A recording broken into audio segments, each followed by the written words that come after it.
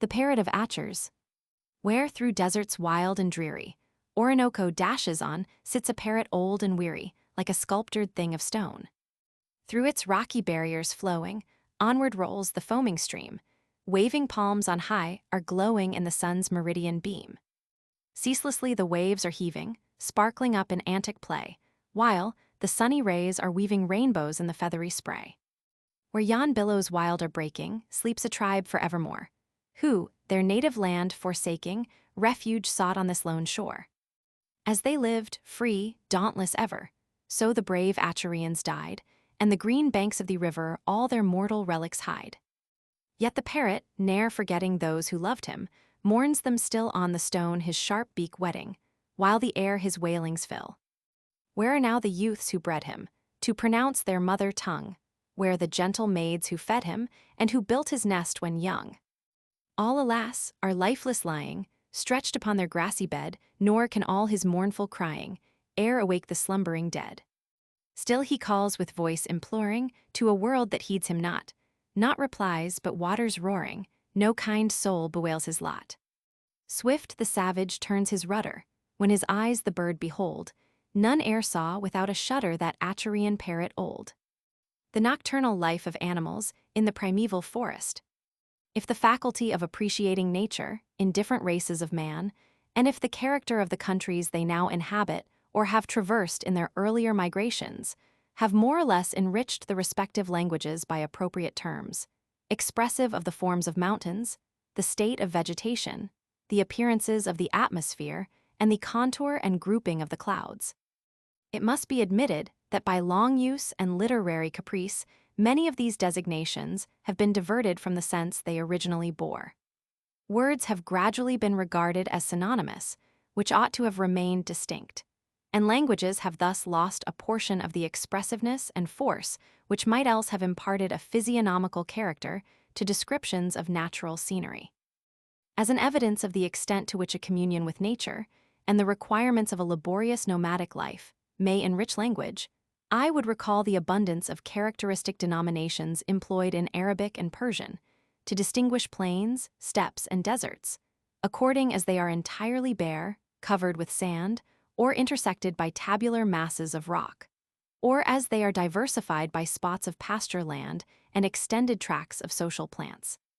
The old Castilian dialects are no less remarkable for the copiousness of their terms descriptive of the physiognomy of mountains, especially in reference to those features which recur in all regions of the earth, and which proclaim afar off the nature of the rock.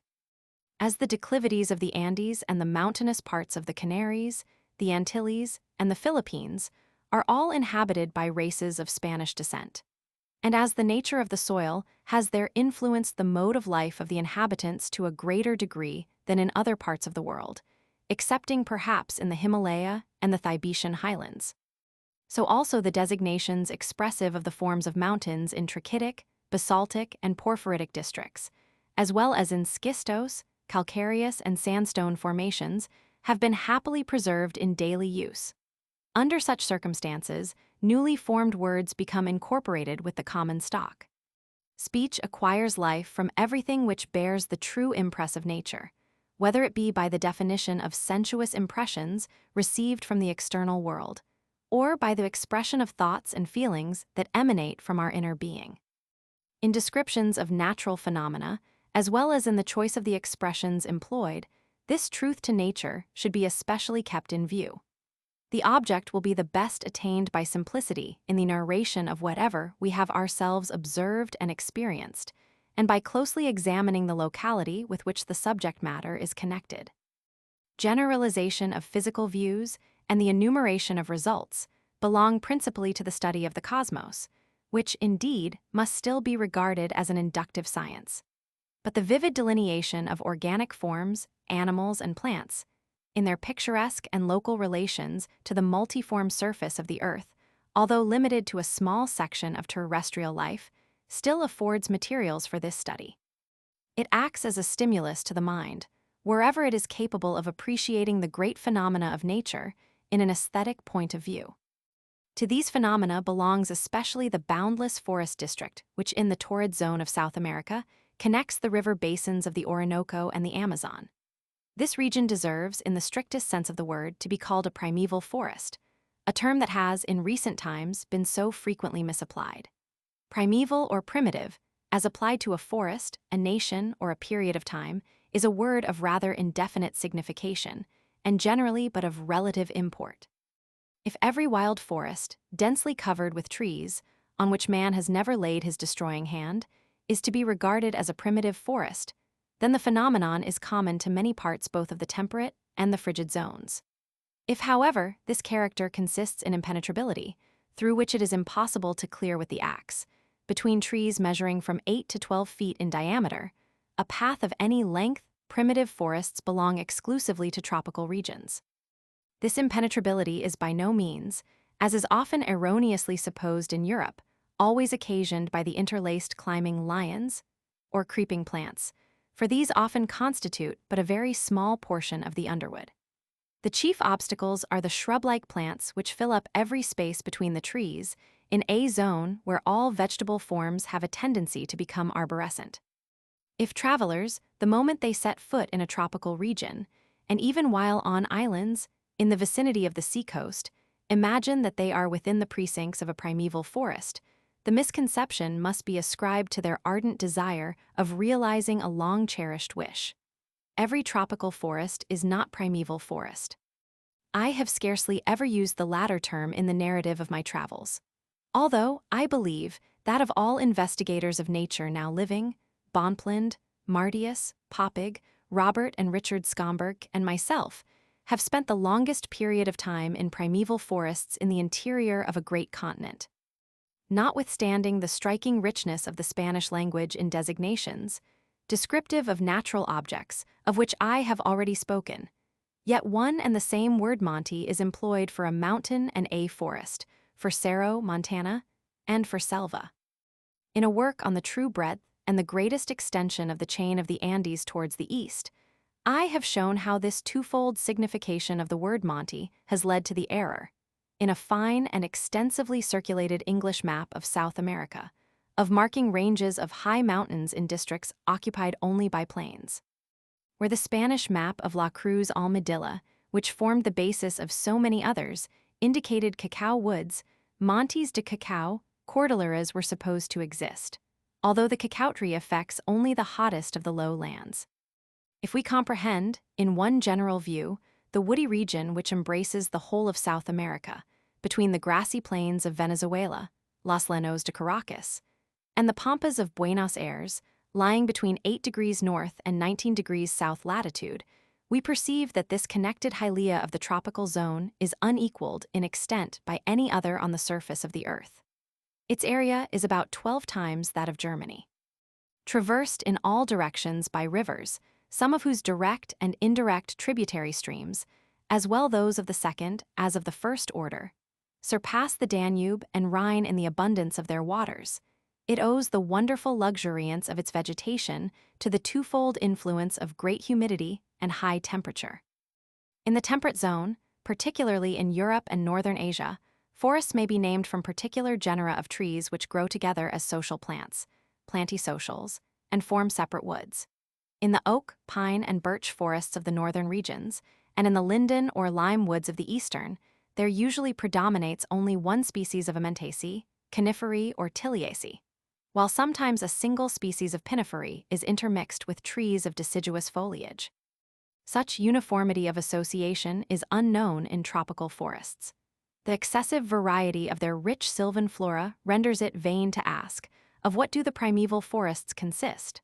Numberless families of plants are here crowded together, and even in small spaces, plants of the same species are rarely associated. Every day, and with every change of place, new forms present themselves to the traveler's attention. Often flowers, beyond his reach, although the shape of the leaf and the ramifications of the plant excite his curiosity. The rivers, with their innumerable branches, are the only means of traversing the country. Astronomical observations, or in the absence of these, determinations by compass of the bends of the rivers, between the Orinoco, the Cassiquiare, and the Rio Negro, have shewn that 2 lonely mission stations might be situated only a few miles apart, and yet the monks thereof, in visiting each other would require a day and a half to make the passage in their hollow tree canoes, along the windings of small streams. The most striking evidence of the impenetrability of some portions of these forests is afforded by a trait in the habits of the American tiger or panther-like jaguar. While the introduction of European horned cattle, horses, and mules has yielded so abundant a supply of food to the beasts of prey in the extensive grassy and treeless plains of Varinas, Meta, and Buenos Aires, that these animals, owing to the unequal contest between them and their prey, have considerably increased since the discovery of America. Other individuals of the same species lead a toilsome life in the dense forests contiguous to the sources of the Orinoco. The distressing loss of a large mastiff, the faithful companion of our travels, while we were bivouacking near the junction of the Cassequire with the Orinoco, induced us on our return from the insect-swarming Esmeralda to pass another night on the same spot, uncertain whether he was devoured by a tiger, where we had already long sought him in vain. We again heard in the immediate neighborhood the cries of the jaguar, probably the very same animal to which we owed our loss. As the cloudy state of the sky rendered it impossible to conduct astronomical observations, we made our interpreter, Langeraz, repeat to us what the natives, our boatmen, related of the tigers of the country. The so-called black jaguar is, as we learnt, not unfrequently found among them. It is the largest and most bloodthirsty variety, and has a dark brown skin marked with scarcely distinguishable black spots. It lives at the foot of the mountain ranges of Mariguaca and Unturan. The love of wandering and the rapacity of the jaguars, said our Indian narrator, one of the Duraman tribe, often lead them into such impenetrable thickets of the forest that they can no longer hunt on the ground and then live for a long time in the trees, the terror of the families of monkeys and of the prehensile-tailed vivera. Circleps. The journal which I wrote at the time in German, and from which I borrow these extracts, was not entirely exhausted in the narrative of my travels, published in French. It contains a circumstantial description of the nocturnal life of animals, I might say, of their nocturnal voices in the tropical forests. And this sketch seems to me to be especially adapted to constitute one of the chapters of the views of nature. That which is written down on the spot, or soon after the impression of the phenomena has been received, may at least claim to possess more freshness than what is produced by the recollection of long past events. We reached the bed of the Orinoco by descending from west to east along the Rio Apure, whose inundations I have noticed in the sketch of the deserts and steppes. It was the period of low water, and the average breadth of the Apure was only a little more than 1,200 feet, while the Orinoco, at its confluence with the Apure near the granite rocks of Curaquima, where I was able to measure a baseline, was still upwards of 180 feet. Yet this point, the rock of Curaquima, is 400 miles in a straight line from the sea and from the delta of the Orinoco. Some of the plains, watered by the Apure and the Parrot, are inhabited by Yaruros and Achaguas, who are called savages in the mission villages established by the monks, because they will not relinquish their independence. In reference to social culture, they however occupy about the same scale as those Indians, who, although baptized and living under the bell, Baxo la Campana, have remained strangers to every form of instruction and cultivation. On leaving the island del Diamante, where the Zambos, who speak Spanish, cultivate the sugar cane, we entered into a grand and wild domain of nature.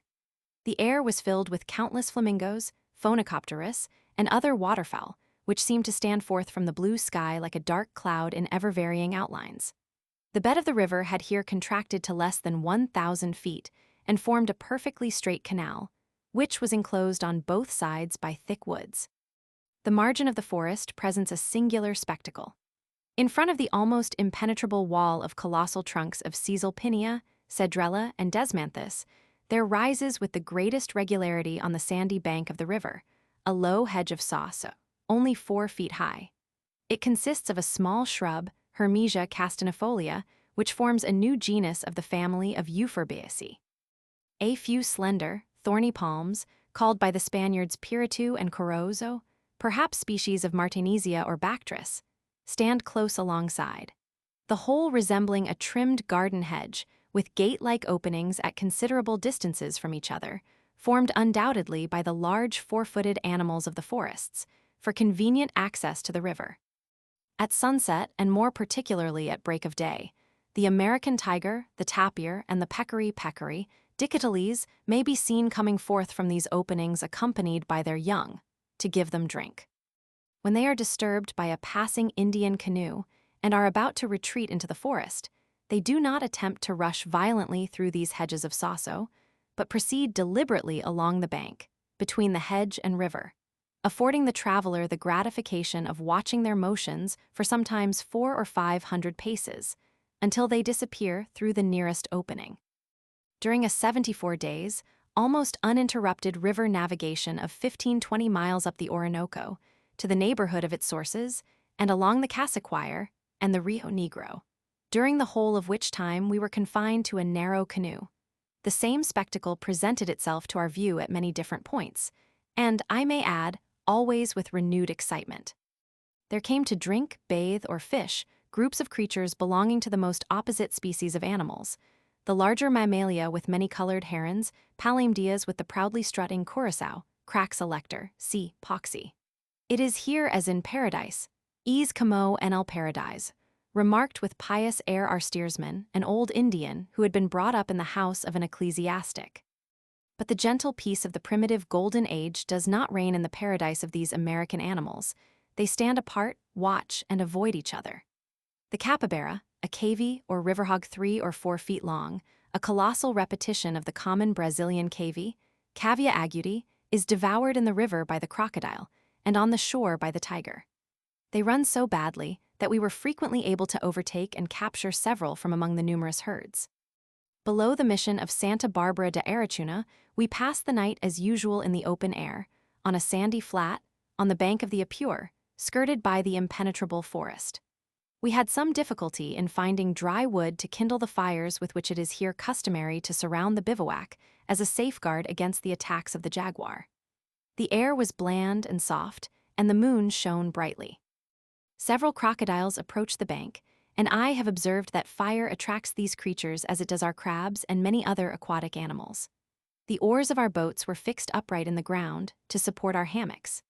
Deep stillness prevailed, only broken at intervals by the blowing of the freshwater dolphins, which are peculiar to the river network of the Orinoco, as, according to Colebrook, they are also to the Ganges, as high up the river as Benares. They followed each other in long tracks. After 11 o'clock, such a noise began in the contiguous forest that for the remainder of the night all sleep was impossible. The wild cries of animals rung through the woods. Among the many voices which resounded together, the Indians could only recognize those which, after short pauses, were heard singly. There was the monotonous, plaintive cry of the Alouettes, howling monkeys, the whining, flute-like notes of the small sapajus, the grunting murmur of the striped nocturnal ape, Nyctopithecus trivirgatus, which I was the first to describe, the fitful roar of the great tiger, the cuguar or maneless American lion, the peccary, the sloth, and a host of parrots, paraquas, ortolides, and other pheasant-like birds. Whenever the tigers approached the edge of the forest, our dog, who before had barked incessantly, came howling to seek protection under the hammocks. Sometimes the cry of the tiger resounded from the branches of a tree, and was then always accompanied by the plaintive piping tones of the apes, who were endeavoring to escape from the unwanted pursuit. If one asks the Indians why such a continuous noise is heard on certain nights, they answer, with a smile, that the animals are rejoicing in the beautiful moonlight and celebrating the return of the full moon. To me, the scene appeared rather to be owing to an accidental, long-continued, and gradually increasing conflict among the animals. Thus, for instance, the jaguar will pursue the peccaries and the tapirs, which, densely crowded together, burst through the barrier of tree-like shrubs which opposes their flight. Terrified at the confusion, the monkeys on the tops of the trees join their cries with those of the larger animals. This arouses the tribes of birds who build their nests in communities, and suddenly the whole animal world is in a state of commotion. Further experience taught us that it was by no means always the festival of moonlight that disturbed the stillness of the forest. For we observed that the voices were loudest during violent storms of rain, or when the thunder echoed and the lightning flashed through the depths of the woods. The good-natured Franciscan monk, who, notwithstanding the fever from which he had been suffering for many months, accompanied us through the cataracts of ATURES and Mapiers to San Carlos, on the Rio Negro, and to the Brazilian coast, used to say, when apprehensive of a storm at night, "May heaven grant a quiet night both to us and to the wild beasts of the forest." A singular contrast to the scenes I have here described, and which I had repeated opportunities of witnessing, is presented by the stillness which reigns within the tropics at the noontide of a day unusually sultry. I borrow from the same journal the description of a scene at the Narrows of Barraguen. Here the Orinoco forms for itself a passage through the western part of the mountains of the Paraíba. That which is called at this remarkable Passo Narrow, Angostura del Barraguen, is, however, a basin almost 5,700 feet in breadth. With the exception of an old withered stem of Abulsia, Apeba tiburbu, and a new Apocynea, Alamanda salicifolia, the barren rocks were only covered with a few silvery croton shrubs. A thermometer observed in the shade, but brought within a few inches of the lofty mass of granite rock, rose to more than 122 degrees far.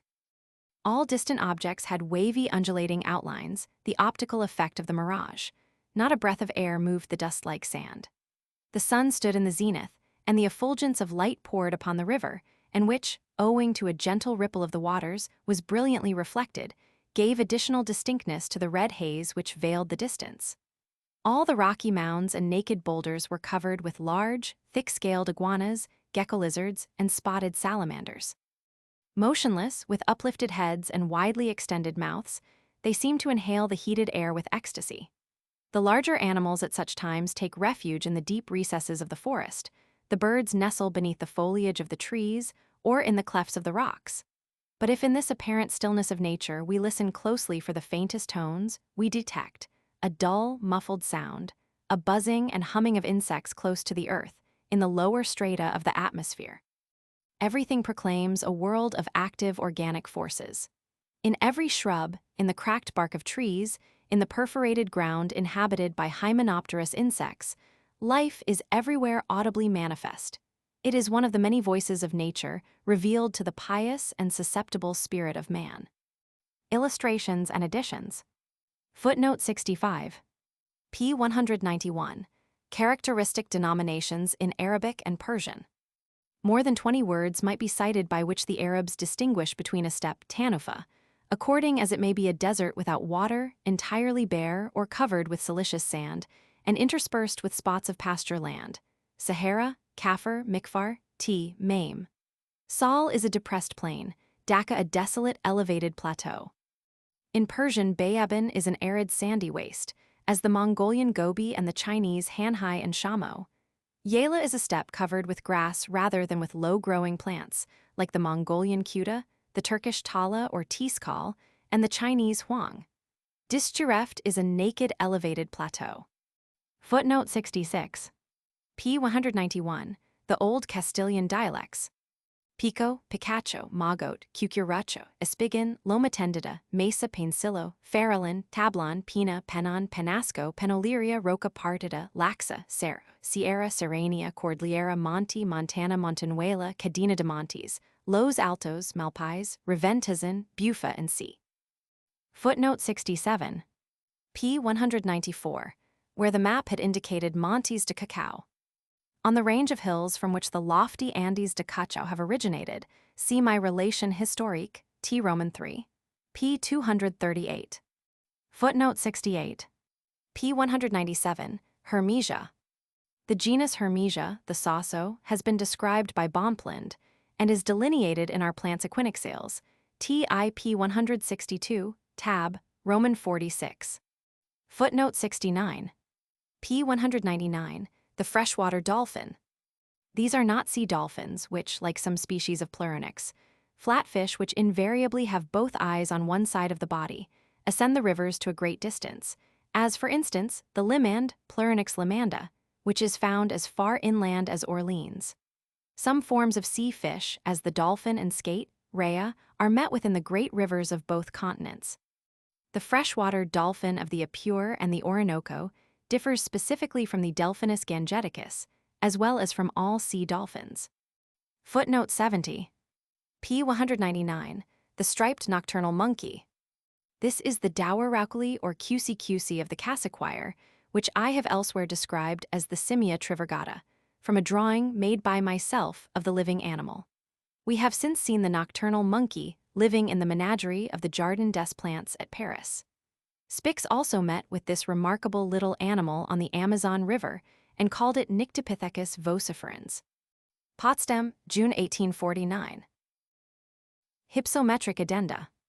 I am indebted to Mr. Pentland, whose scientific labors have thrown so much light on the geology and geography of Bolivia, for the following determinations of position, which he communicated to me in a letter from Paris, October 1848, subsequent to the publication of his great map.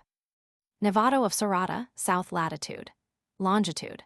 Height, or Encohuma, South Peak degrees 51 33 degrees 30 355 286, North Peak degrees 49 18 degrees 30 352 0 43.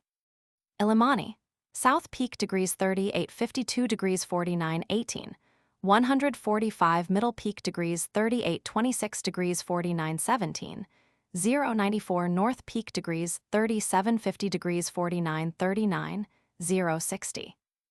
The numbers representing the heights are, with the exception of the unimportant difference of a few feet in the South Peak of Illimani, the same as those in the map of the Lake of Titicaca.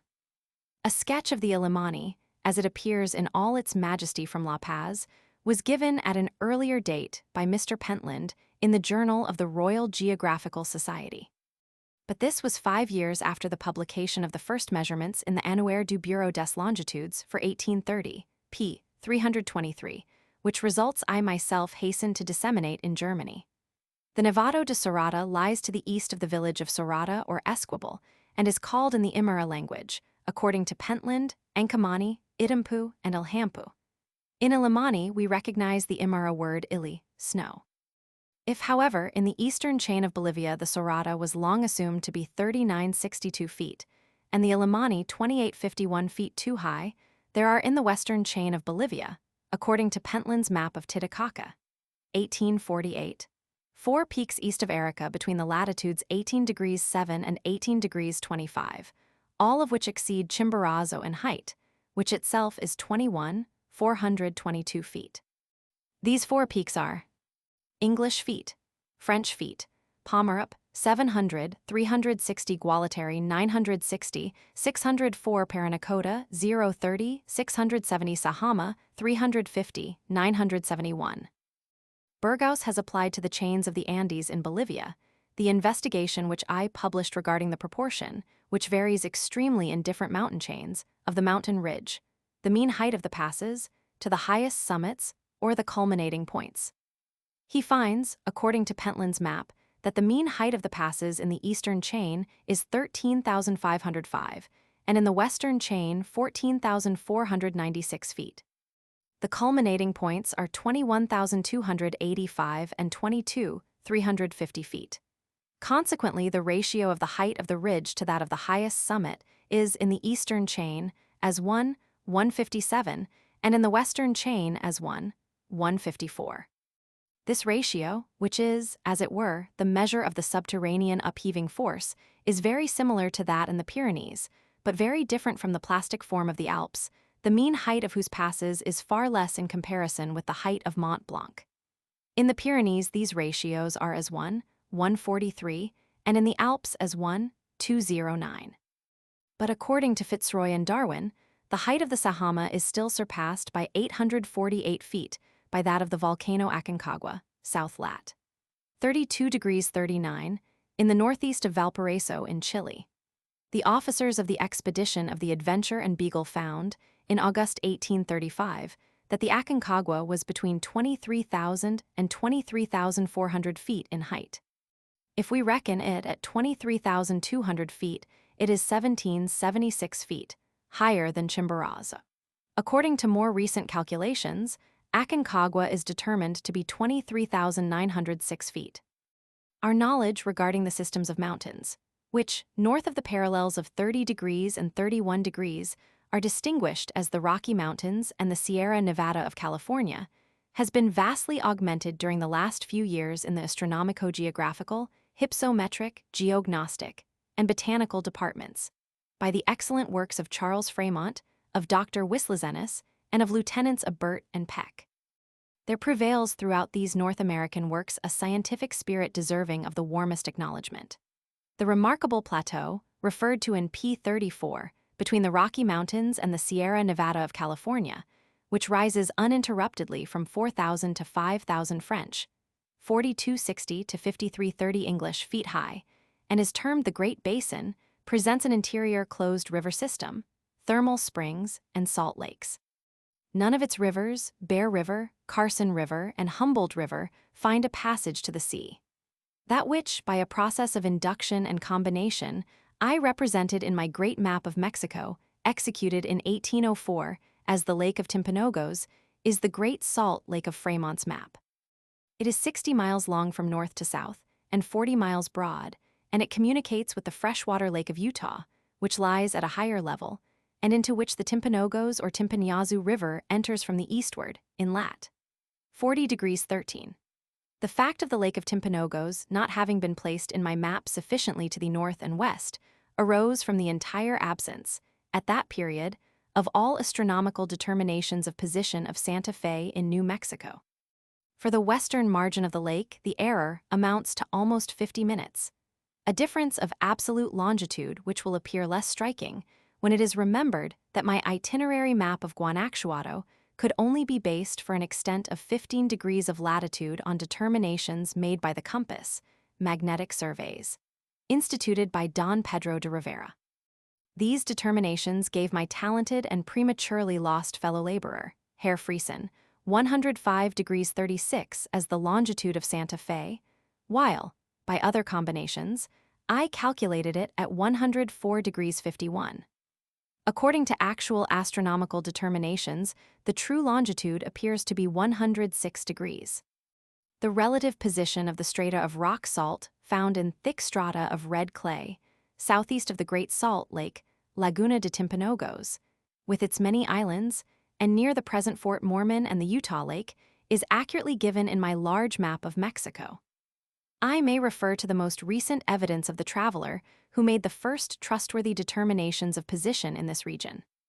The mineral or rock salt, of which a specimen is placed in Congress Library, was found in the place marked by Humboldt in his map of New Spain, northern half. As derived from the journal of the missionary Father Escalante, who attempted, 1777, to penetrate the unknown country from Santa Fe of New Mexico to Monterey of the Pacific Ocean. Southeast of the Lake Timpanogos is the chain of the Wasatch Mountains, and in this, at the place where Humboldt has written Montagnes de Sel Gem, this mineral is found. A great historical interest is attached to this part of the highland, especially to the neighborhood of the Lake of Timpanogos, which is probably identical with the Lake of Tegueo, the ancestral seat of the Aztecs. This people, in their migration from Aztlán to Tula and to the valley of Tenochtitlan in Mexico, made 3 stations at which the ruins of Casas Grandes are still to be seen.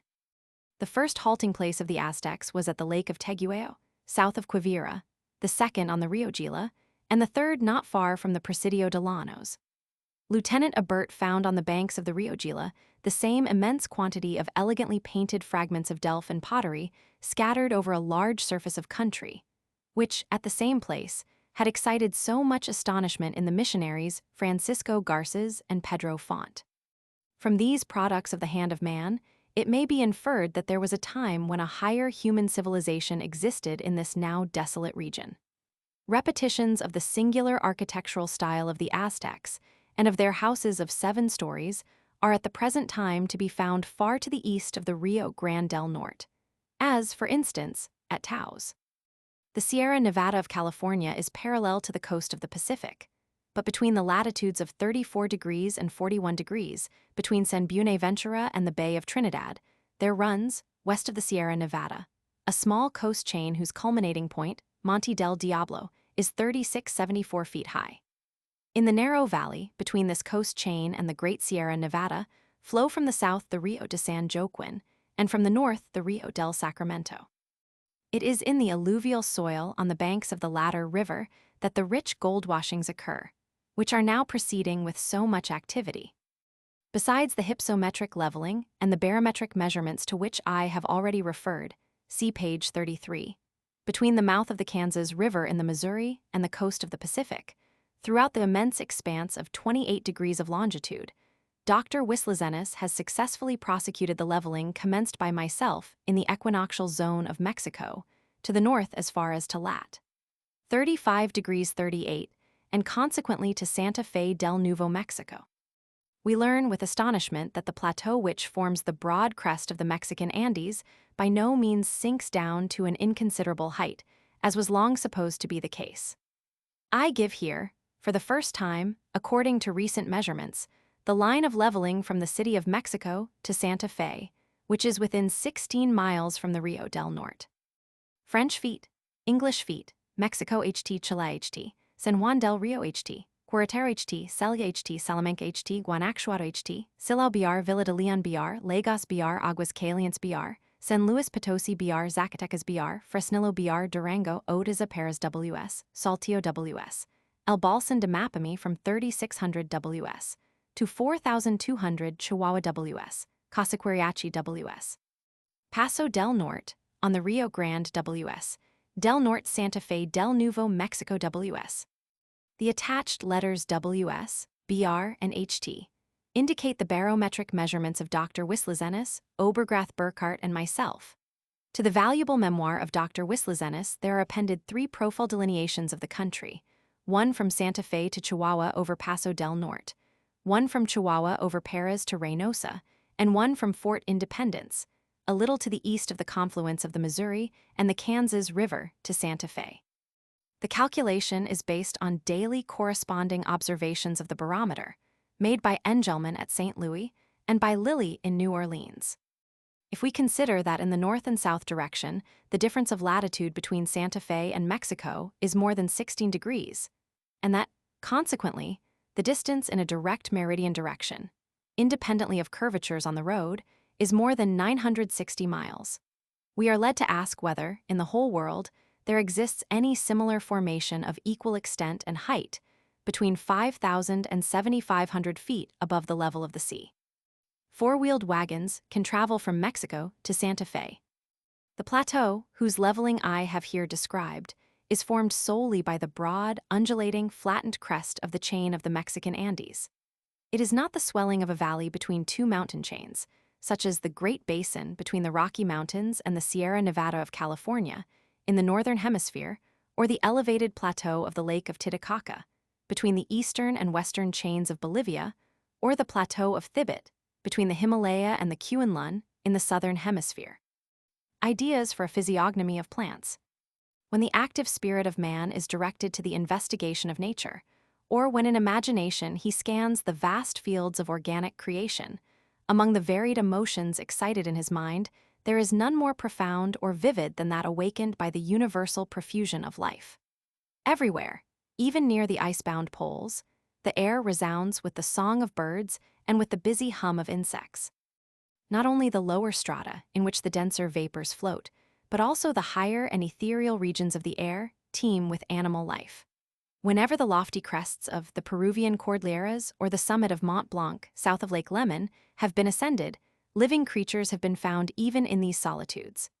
On the Chimborazo, which is upwards of 8,000 feet higher than Mount Etna, we saw butterflies and other winged insects. Even if they are strangers carried by ascending currents of air to those lofty regions, whither a restless spirit of inquiry leads the toilsome steps of man, their presence nevertheless proves that the more pliant organization of animals may subsist far beyond the limits of the vegetable world. The condor, that giant among the vultures, often soared above us at a greater altitude than the summits of the Andes, and even higher than would be the peak of Tenerife were it piled upon the snow-crowned summits of the Pyrenees. Rapacity and the pursuit of the soft-wooled vicunas, which herd, like the chamois, on the snow-covered pastures, allure this powerful bird to these regions. But if the unassisted eye shows that life is diffused throughout the whole atmosphere, the microscope reveals yet greater wonders.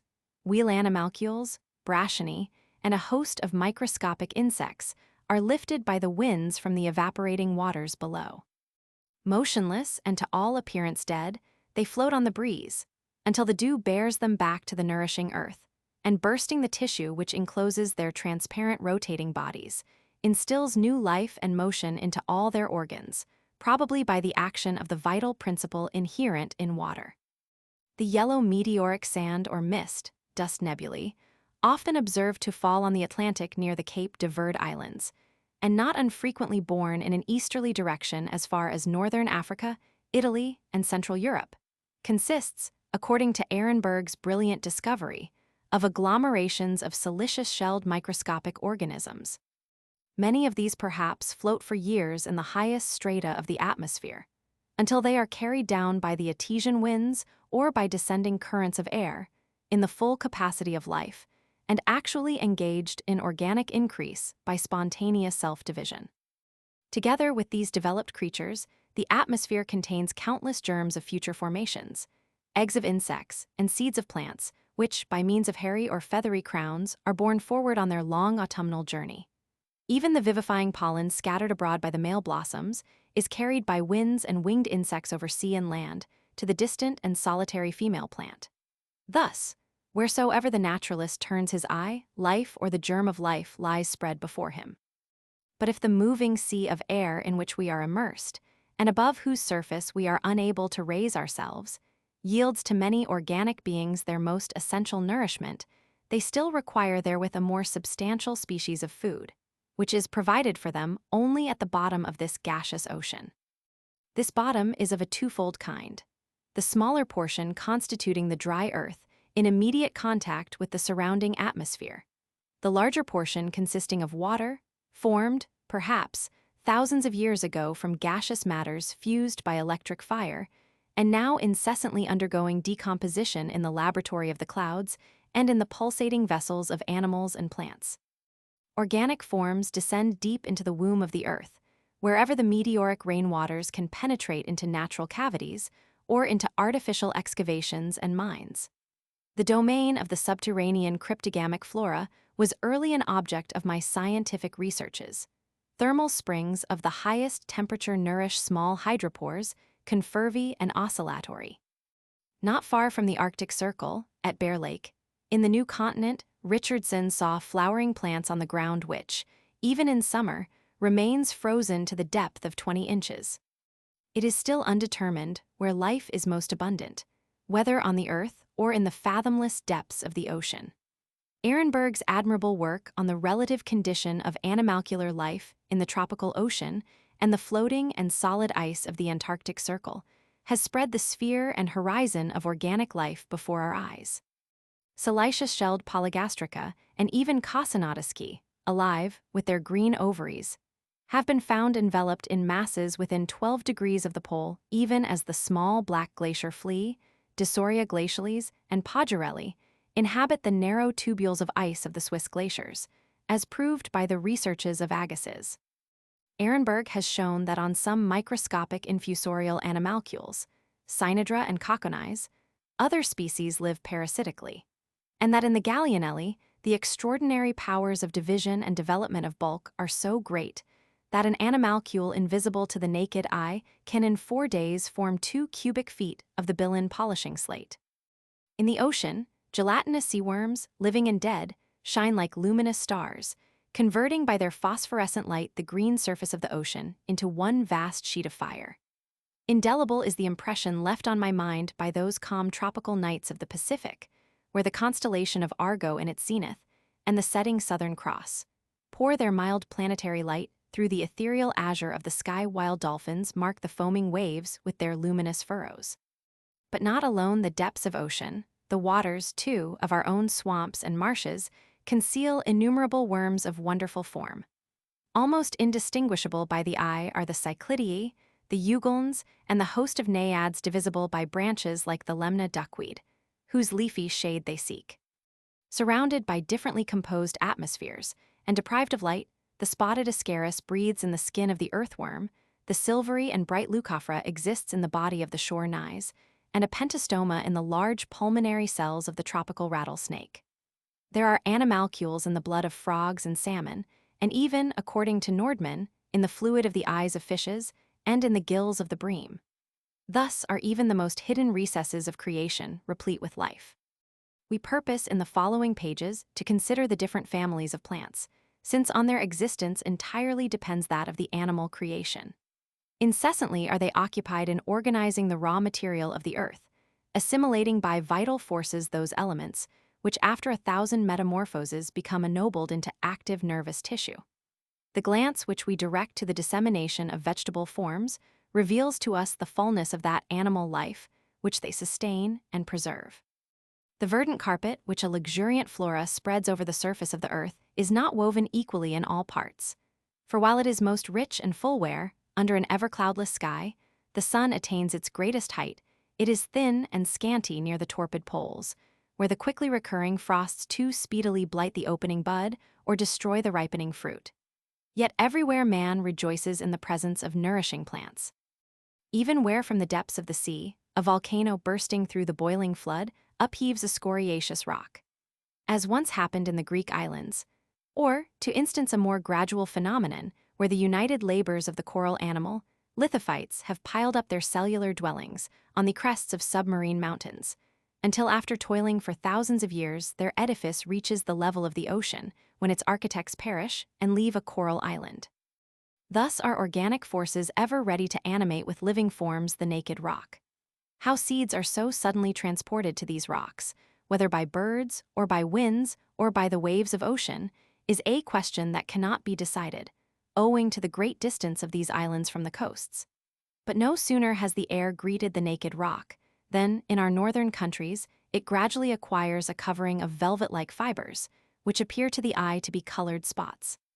Some of these are bordered by single and others by double rows, while others again are traversed by furrows and divided into compartments. As they increase in age, their color darkens. The bright glittering yellow becomes brown, and gradually the bluish-gray mass of the leprarii changes to a dusty black. As the outlines of this vegetable surface merge into each other with increasing age, the dark ground acquires a new covering of fresh circular spots of dazzling whiteness. Thus one organic tissue rises, like strata, over the other. And as the human race in its development must pass through definite stages of civilization, so also is the gradual distribution of plants dependent on definite physical laws. In spots where lofty forest trees now rear their towering summits, the sole covering of the barren rock was once the tender lichen. The long and immeasurable interval was filled up by the growth of grasses, herbaceous plants, and shrubs. The place occupied in northern regions by mosses and lichens is supplied in the tropics by portulacas, gomphrena, and other low and oleaginous marine plants. The history of the vegetable covering and of its gradual extension over the barren surface of the earth has its epochs, as well as that of the migratory animal world. But although life is everywhere diffused, and although the organic forces are incessantly at work in combining into new forms those elements which have been liberated by death, yet this fullness of life and its renovation differ according to difference of climate. Nature undergoes a periodic stagnation in the frigid zones, for fluidity is essential to life. Animals and plants, excepting indeed mosses and other cryptogamia, here remain many months buried in a winter sleep. Over a great portion of the earth, therefore, only those organic forms are capable of full development, which have the property of resisting any considerable abstraction of heat, or those which, destitute of leaf organs, can sustain a protracted interruption of their vital functions. Thus, the nearer we approach the tropics, the greater the increase in variety of structure, grace of form, and mixture of colors, as also in perpetual youth and vigor of organic life. This increase may readily be doubted by those who have never quitted our own hemisphere, or who have neglected the study of physical geography. When in passing from our thickly foliated forests of oak, we cross the Alps or the Pyrenees and enter Italy or Spain, or when the traveler first directs his eye to some of the African coasts of the Mediterranean, he may easily be led to adopt the erroneous inference that absence of trees is a characteristic of hot climates. But they forget that southern Europe wore a different aspect when it was first colonized by Pelasgian or Carthaginian settlers. They forget, too, that an earlier civilization of the human race sets bounds to the increase of forests, and that nations, in their change-loving spirit, gradually destroy the decorations which rejoice our eye in the north, and which, more than the records of history, attest the youthfulness of our civilization. the great catastrophe by which the Mediterranean was formed, when the swollen waters of an inland sea burst their way through the Dardanelles and the Pillars of Hercules, appears to have stripped the contiguous lands of a large portion of their alluvial soil. The records of the Samothracian traditions preserved by Greek writers seem to indicate the recent date of this great convulsion of nature. Moreover, in all the lands bathed by the Mediterranean, and which are characterized by the Tertiary and Cretaceous formations, nummulites and neocomian rocks, a great portion of the Earth's surface is naked rock. The picturesque beauty of Italian scenery depends mainly on the pleasing contrast between the bare and desolate rock and the luxuriant vegetation which, island-like, is scattered over its surface.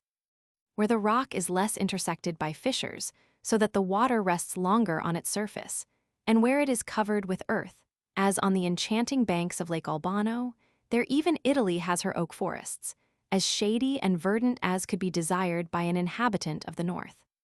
The boundless plains or steppes of South America and the deserts beyond the Atlas range of mountains can only be regarded as mere local phenomena. The former are found to be covered, at least in the rainy season, with grasses and low, almost herbaceous mimicry, while the latter are seas of sand in the interior of the old continent, vast arid tracts surrounded by borders of evergreen forests. Here and there only a few isolated fan palms remind the wanderer that these dreary solitudes are a portion of animated nature. Amid the optical delusions occasioned by the radiation of heat, we see the bases of these trees at one moment hovering in the air, at the next their inverted image reflected in the undulating strata of the atmosphere.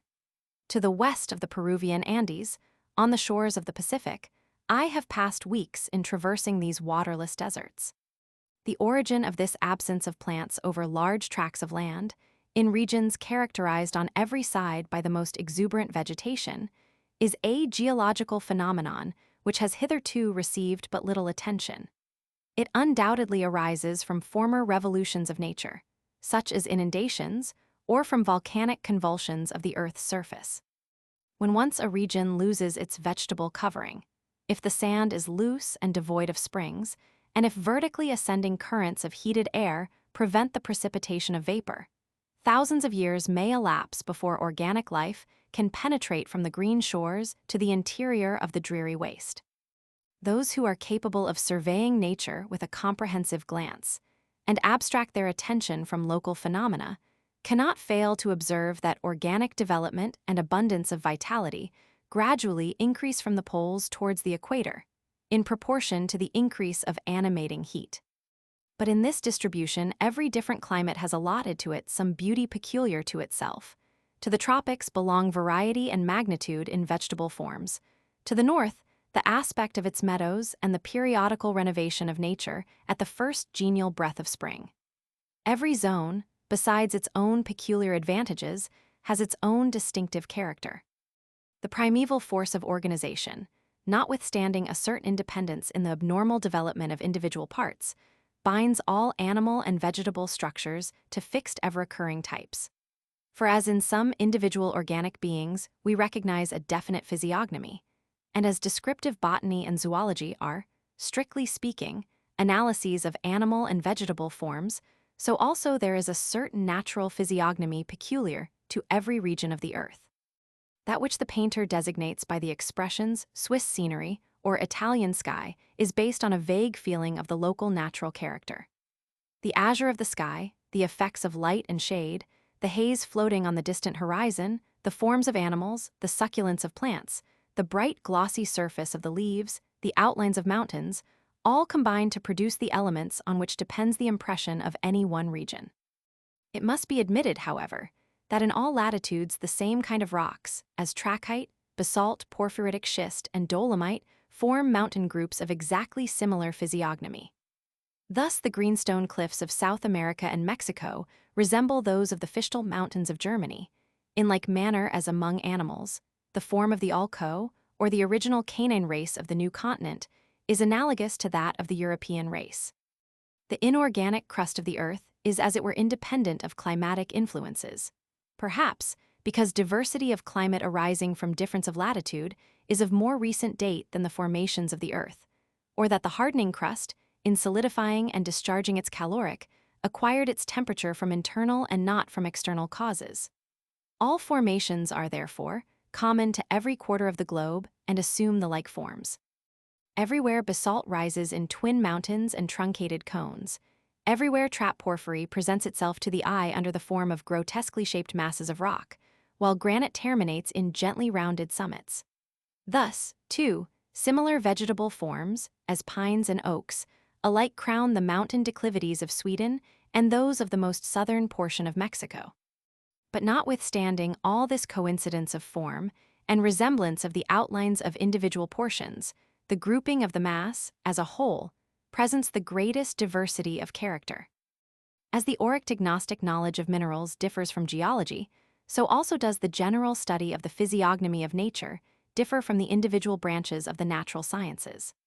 The character of certain portions of the Earth's surface has been described with inimitable truthfulness by George Forster in his travels and smaller works, by Goethe in the descriptive passages which so frequently occur in his immortal writings, by Buffon, Bernardin de Saint-Pierre, and Chateaubriand. Such descriptions are not only calculated to yield an enjoyment of the noblest kind, but the knowledge of the character of nature in different regions is also most intimately associated with the history of the human race and its mental culture. For although the dawn of this culture cannot have been determined solely by physical influence, climatic relations have at any rate to a great extent influenced its direction, as well as the character of nations and the degree of gloom or cheerfulness in the dispositions of men. How powerfully did the skies of Greece act on its inhabitants? Was it not among the nations who settled in the beautiful and happy region between the Euphrates, the Halys, and the Aegean Sea, that social polish and gentler feelings were first awakened? And was it not from these genial climes that our forefathers, when religious enthusiasm had suddenly opened to them the holy lands of the East, brought back to Europe, then relapsing into barbarism, the seeds of a gentler civilization? The poetical works of the Greeks and the ruder songs of the primitive northern races owe much of their peculiar character to the forms of plants and animals, to the mountain valleys in which their poets dwelt, and to the air which surrounded them. To revert to more familiar objects, who is there that does not feel himself differently affected beneath the embowering shade of the beechen grove, or on hills crowned with a few scattered pines, or in the flowering meadow where the breeze murmurs through the trembling foliage of the birch? A feeling of melancholy, or solemnity, or of light buoyant animation is in turn awakened by the contemplation of our native trees. This influence of the physical on the moral world, this mysterious reaction of the sensuous on the ideal, gives to the study of nature, when considered from a higher point of view, a peculiar charm which has not hitherto been sufficiently recognized. However much the character of different regions of the earth may depend upon a combination of all these external phenomena, and however much the total impression may be influenced by the outline of mountains and hills, the physiognomy of plants and animals, the azure of the sky, the form of the clouds, and the transparency of the atmosphere, still it cannot be denied that it is the vegetable covering of the earth's surface which chiefly conduces to the effect. The animal organism is deficient in mass, while the mobility of its individual members and often their diminutiveness remove them from the sphere of our observation. Vegetable forms, on the other hand, act on the imagination by their enduring magnitude, for here massive size is indicative of age, and in the vegetable kingdom alone are age and the manifestation of an ever-renewed vigor linked together. The colossal dragon tree, which I saw in the Canary Isles, and which measured more than 16 feet in diameter, still bears, as it then did, the blossoms and fruit of perpetual youth. When the French adventurers, the Bethencourts, conquered these fortunate isles in the beginning of the 15th century, the dragon tree of Orotava, regarded by the natives with a veneration equal to that bestowed on the olive tree of the Acropolis at Athens or the elm at Ephesus, was of the same colossal magnitude as at present. In the tropics, a grove of Hymenae and Caesalpinii is probably a memorial of more than 1,000 years. On taking one general view of the different phanerogamic species which have already been collected into our herbariums, and which may now be estimated at considerably more than 80,000, we find that this prodigious quantity presents some few forms to which most of the others may be referred. In determining those forms on whose individual beauty, distribution, and grouping the physiognomy of a country's vegetation depends, we must not ground our opinion, as from other causes is necessarily the case in botanical systems, on the smaller organs of propagation, that is, the blossoms and fruit, but must be guided solely by those elements of magnitude and mass from which the total impression of a district receives its character of individuality. Among the principal forms of vegetation, there are, indeed, some which constitute entire families, according to the so-called natural system of botanists. Bananas and palms, casuarini and coniferae form distinct species in this mode of arrangement. The systematizing botanist, however, separates into different groups many plants which the student of the physiognomy of nature is compelled to associate together. Where vegetable forms occur in large masses, the outlines and distribution of the leaves and the form of the stems and branches lose their individuality and become blended together. The painter, and here his delicate artistical appreciation of nature comes especially into play, distinguishes between pines or palms and beeches in the background of a landscape, but not between forests of beech and other thickly foliated trees. The physiognomy of nature is principally determined by 16 forms of plants. I merely enumerate such as I have observed in my travels through the Old and New World during many years, study of the vegetation of different latitudes, between the parallels of 60 degrees north and 12 degrees south. The number of these forms will no doubt be considerably increased by travelers penetrating further into the interior of continents and discovering new genera of plants.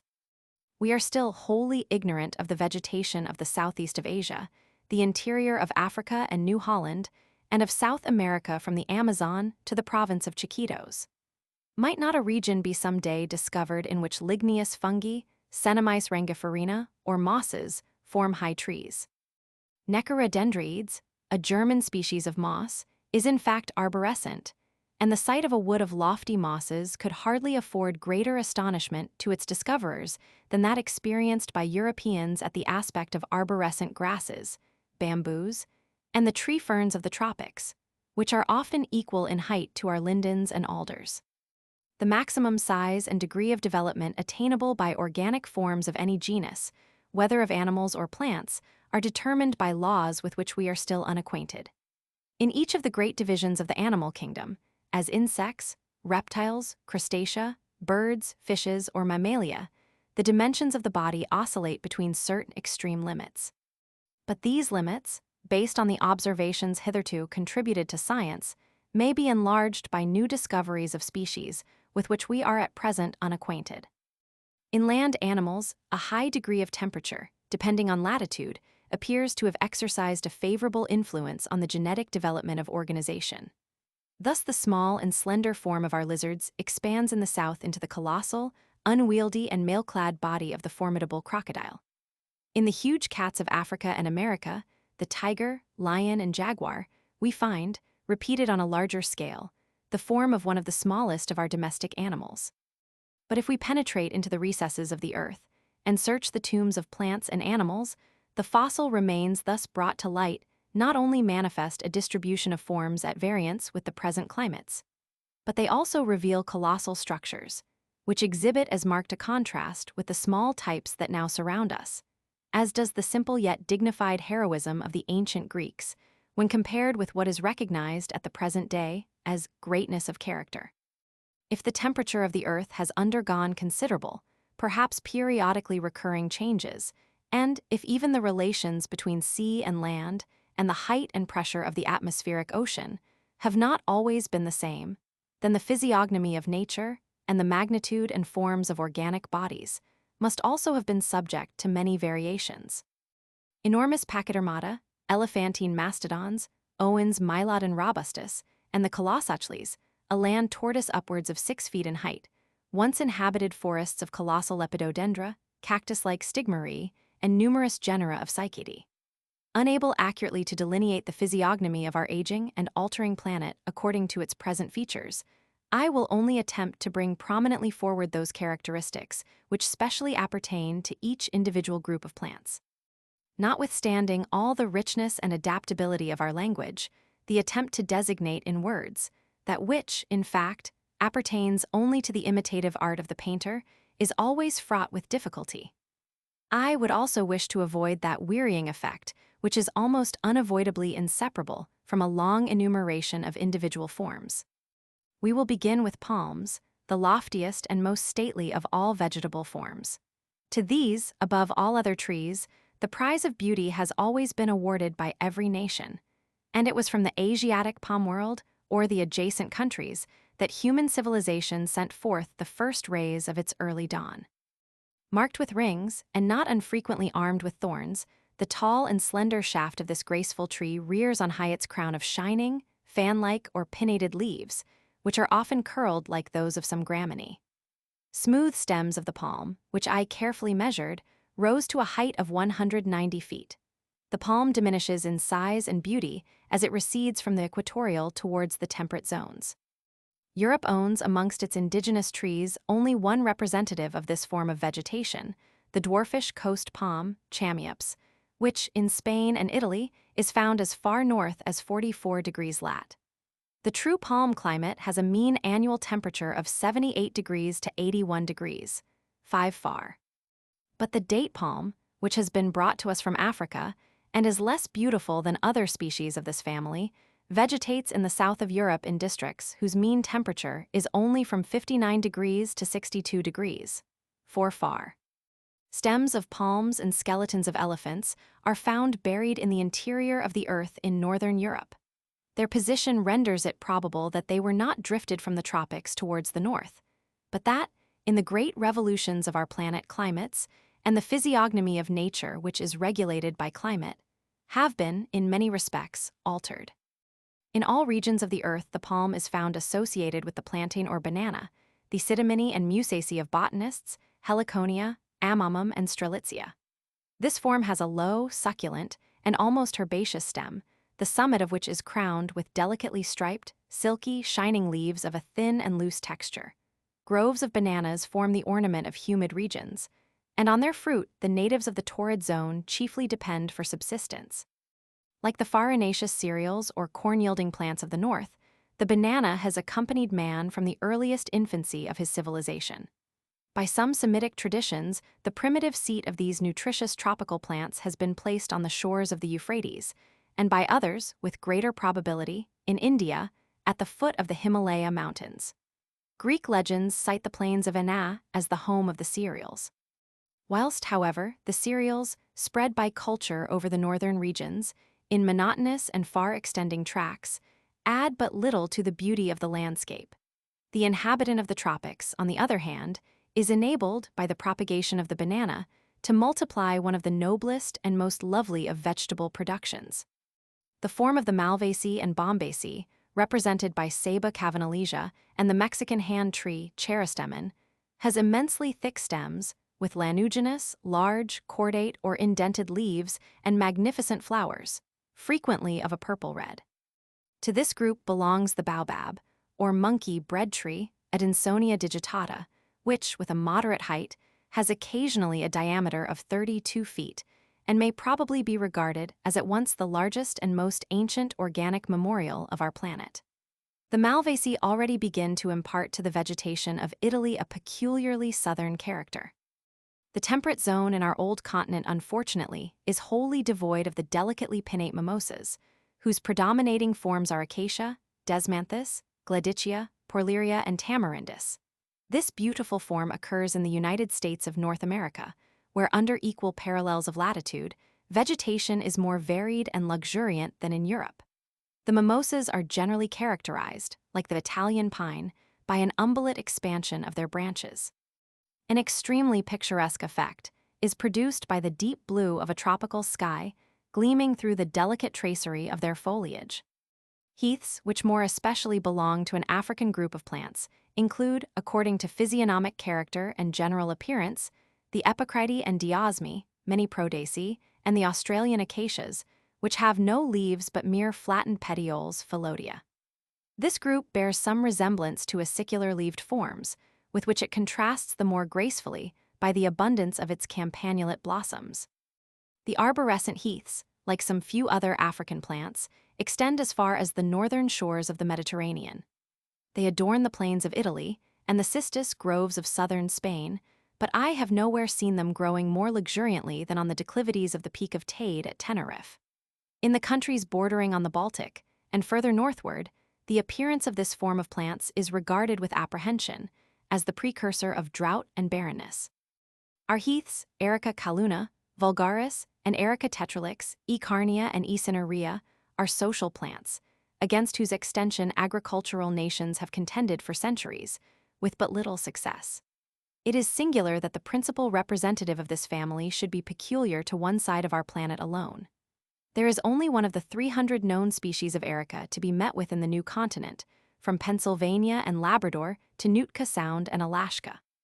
The cactus form, on the other hand, is almost peculiar to the new continent. It is sometimes globular, sometimes articulated, sometimes rising in tall polygonal columns not unlike organ pipes.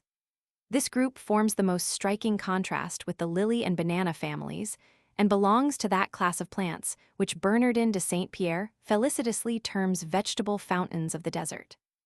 In the parched arid plains of South America, the thirsting animals eagerly seek the melon cactus, a globular plant half buried in the dry sand, whose succulent interior is concealed by formidable prickles. The stems of the columnar cactus attain a height of more than 30 feet, their candelabra-like ramifications, frequently covered with lichens, reminding the traveler, by some analogy in their physiognomy, of certain of the African euphorbias. While these plants form green oases in the barren desert, the orchidae shed beauty over the most desolate rocky clefts, and the seared and blackened stems of those tropical trees which have been discolored by the action of light. The vanilla form is distinguished by its light green succulent leaves, and by its variegated and singularly shaped blossoms. Some of the orchideous flowers resemble in shape winged insects, while others look like birds, attracted by the fragrance of the honey vessels. An entire life would not suffice to enable an artist, although limiting himself to the specimens afforded by one circumscribed region, to depict the splendid orchidae which embellish the deep alpine valleys of the Peruvian Andes. The form of the casuarinae, leafless, like almost all the species of cactus, comprises a group of trees having branches resembling the equisetum, and is peculiar to the islands of the Pacific and to the East Indies. Traces of this type, which is certainly more singular than beautiful, may however be found in other regions of the earth. Plumier's Equisetum altissimum, Forscal's Ephedra ephylla of North Africa, the Peruvian Calicia, and the Siberian Caligonum palasia are nearly allied to the form of the casuarinas. While the banana form presents us with the greatest degree of expansion, the casuarinas and the acicular-leaved trees exhibit the greatest contraction of the leaf vessels. Pines, thujas, and cypresses constitute a northern form but rarely met with in the tropics, and in some coniferae, Damara salisburia, the leaves are both broad and acicular. Their evergreen foliage enlivens the gloom of the dreary winter landscape, while it proclaims to the natives of the polar regions that, although snow and ice cover the surface, the inner life of plants, like the Promethean fire, is never wholly extinct on our planet.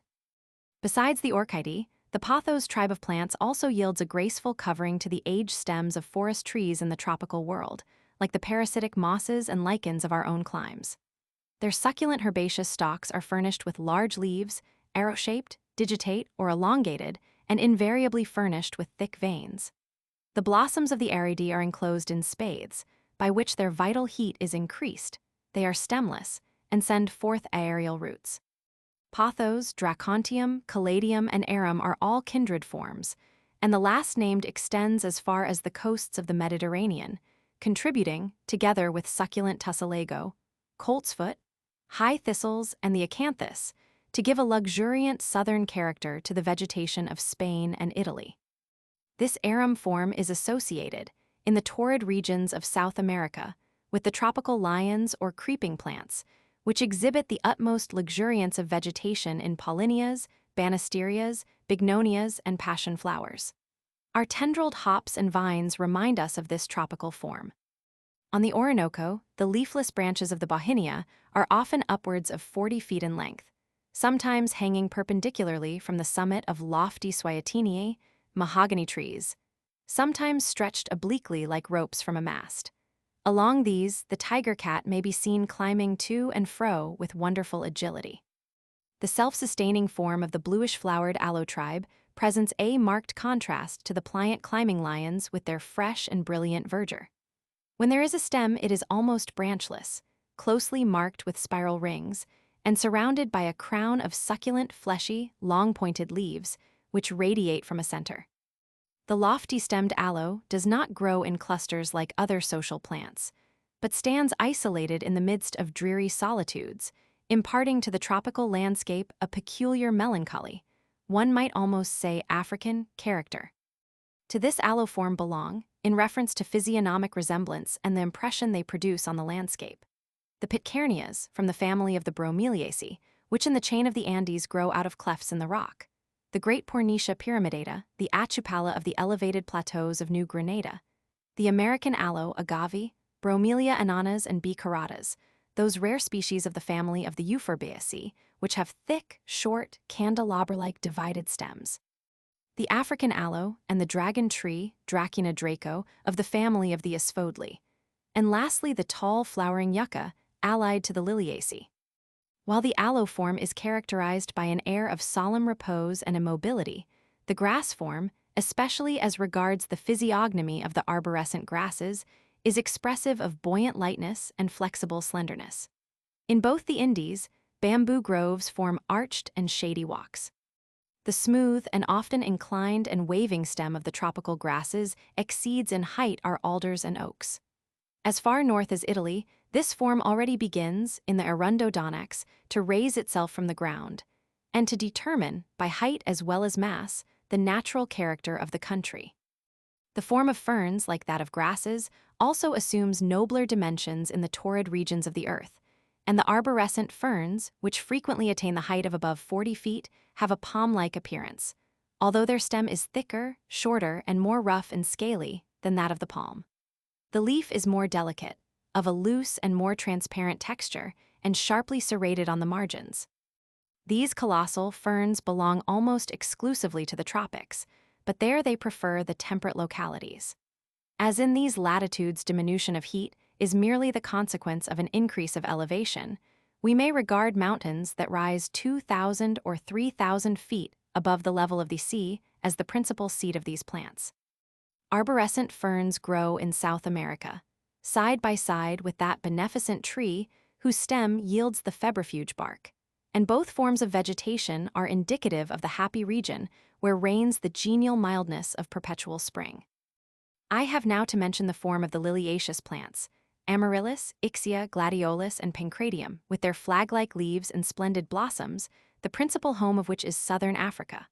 Also the willow form, which is indigenous in all latitudes, and is represented in the plateaus of Quito, not by the shape of its leaves, but in the form of its ramification in Scinis mall. Also the myrtle form, Metrosideros, Eucalyptus, Escallonia meatelloides, Melastamaceae, and the laurel form. It would be an undertaking worthy of a great artist to study the character of all these vegetable groups, not in hothouses or from the descriptions of botanists, but on the grand theater of tropical nature. How interesting and instructive to the landscape painter would be a work that should present to the eye accurate delineations of the 16 principal forms enumerated, both individually and in collective contrast. What can be more picturesque than the arborescent ferns, which spread their tender foliage above the Mexican laurel oak? What more charming than the aspect of banana groves, shaded by those lofty grasses, the guadua and bamboo? It is peculiarly the privilege of the artist to separate these into groups, and thus the beautiful images of nature, if we may be permitted the simile, resolve themselves beneath his touch, like the written works of man, into a few simple elements. It is beneath the glowing rays of a tropical sun that the noblest forms of vegetation are developed. In the cold north, the bark of trees is covered only with dry lichens and mosses, while beneath the tropics the cymbidium and the fragrant vanilla adorn the trunks of the anacardias and the gigantic fig tree. The fresh green of the pothos leaves and of the draconchas contrast with the many-colored blossoms of the orchidae. Climbing bauhinias, passion flowers, and golden-flowered banisterias encircle every tree of the forest. Delicate blossoms unfold themselves from the roots of the theobroma and from the thick and rough bark of the crescentia and gustavia. amid this luxuriant abundance of flowers and foliage, amid this exuberance and tangled web of creeping plants, it is often difficult for the naturalist to recognize the stems to which the various leaves and blossoms belong. A single tree, adorned with paulinias, bignonias, and dendrobias, forms a group of plants, which, separated from each other, would cover a considerable space of ground. In the tropics, plants are more succulent, of a fresher green, and have larger and more glossy leaves than in the northern regions. Social plants, which give such a character of uniformity to European vegetation, are almost wholly absent in the equatorial zone. Trees, almost twice as high as our oaks, there bloom with flowers as large and splendid as our lilies. On the shady banks of the Magdalena River in South America grows a climbing aristolochia, whose blossoms, measuring 4 feet in circumference, the Indian children sportively draw on their heads as caps. In the South Indian archipelago, the flower of the Rafflesia is nearly 3 feet in diameter and weighs above 14 pounds. The extraordinary height to which not only individual mountains, but even whole districts rise in tropical regions, and the consequent cold of such elevations, affords the inhabitant of the tropics a singular spectacle. For besides his own palms and bananas, he is surrounded by those vegetable forms which would seem to belong solely to northern latitudes. Cypresses, pines, and oaks, barberry shrubs and alders, nearly allied to our own species, cover the mountain plains of southern Mexico and the chain of the Andes at the equator. Thus nature has permitted the native of the torrid zone to behold all the vegetable forms of the earth without quitting his own clime, even as are revealed to him the luminous worlds which spangle the firmament from pole to pole. These and many other of the enjoyments which nature affords are denied to the nations of the north. Many constellations and many vegetable forms, including more especially the most beautiful productions of the earth, palms, tree ferns, bananas, arborescent grasses, and delicately feathered mimosas, remain forever unknown to them, for the puny plants pent up in our hothouses give but a faint idea of the majestic vegetation of the tropics. But the rich development of our language, the glowing fancy of the poet, and the imitative art of the painter afford us abundant compensation, and enable the imagination to depict in vivid colors the images of an exotic nature. In the frigid north, amid barren heaths, the solitary student may appropriate all that has been discovered in the most remote regions of the earth, and thus create within himself a world as free and imperishable as the spirit from which it emanates. Footnote 76. P. 213, which inhabits the lungs of the rattlesnake of the tropics. The animal which I formerly named an Echinorhynchus, and to which I even applied the term Porosphalus, appears, on a closer inspection, according to Rudolph's better grounded opinion, to belong to the division of Pentastoma. It is found in the abdominal cavity and the wide-celled lungs of a species of Crotalus, which, in Cumana occasionally infests even the interior of houses and preys on mice. The Ascaris lumbrici lives beneath the skin of the common earthworm and is the smallest of all the species of Ascaris. Leucophora nodulata, Gleiken's pearl animalcule, has been observed by Otto Friedrich Müller in the interior of the reddish Gneiss littoralis. It is probable that these microscopic animals are, in their turn, inhabited by others. All are surrounded by air, deficient in oxygen, and copiously charged with hydrogen and carbonic acid.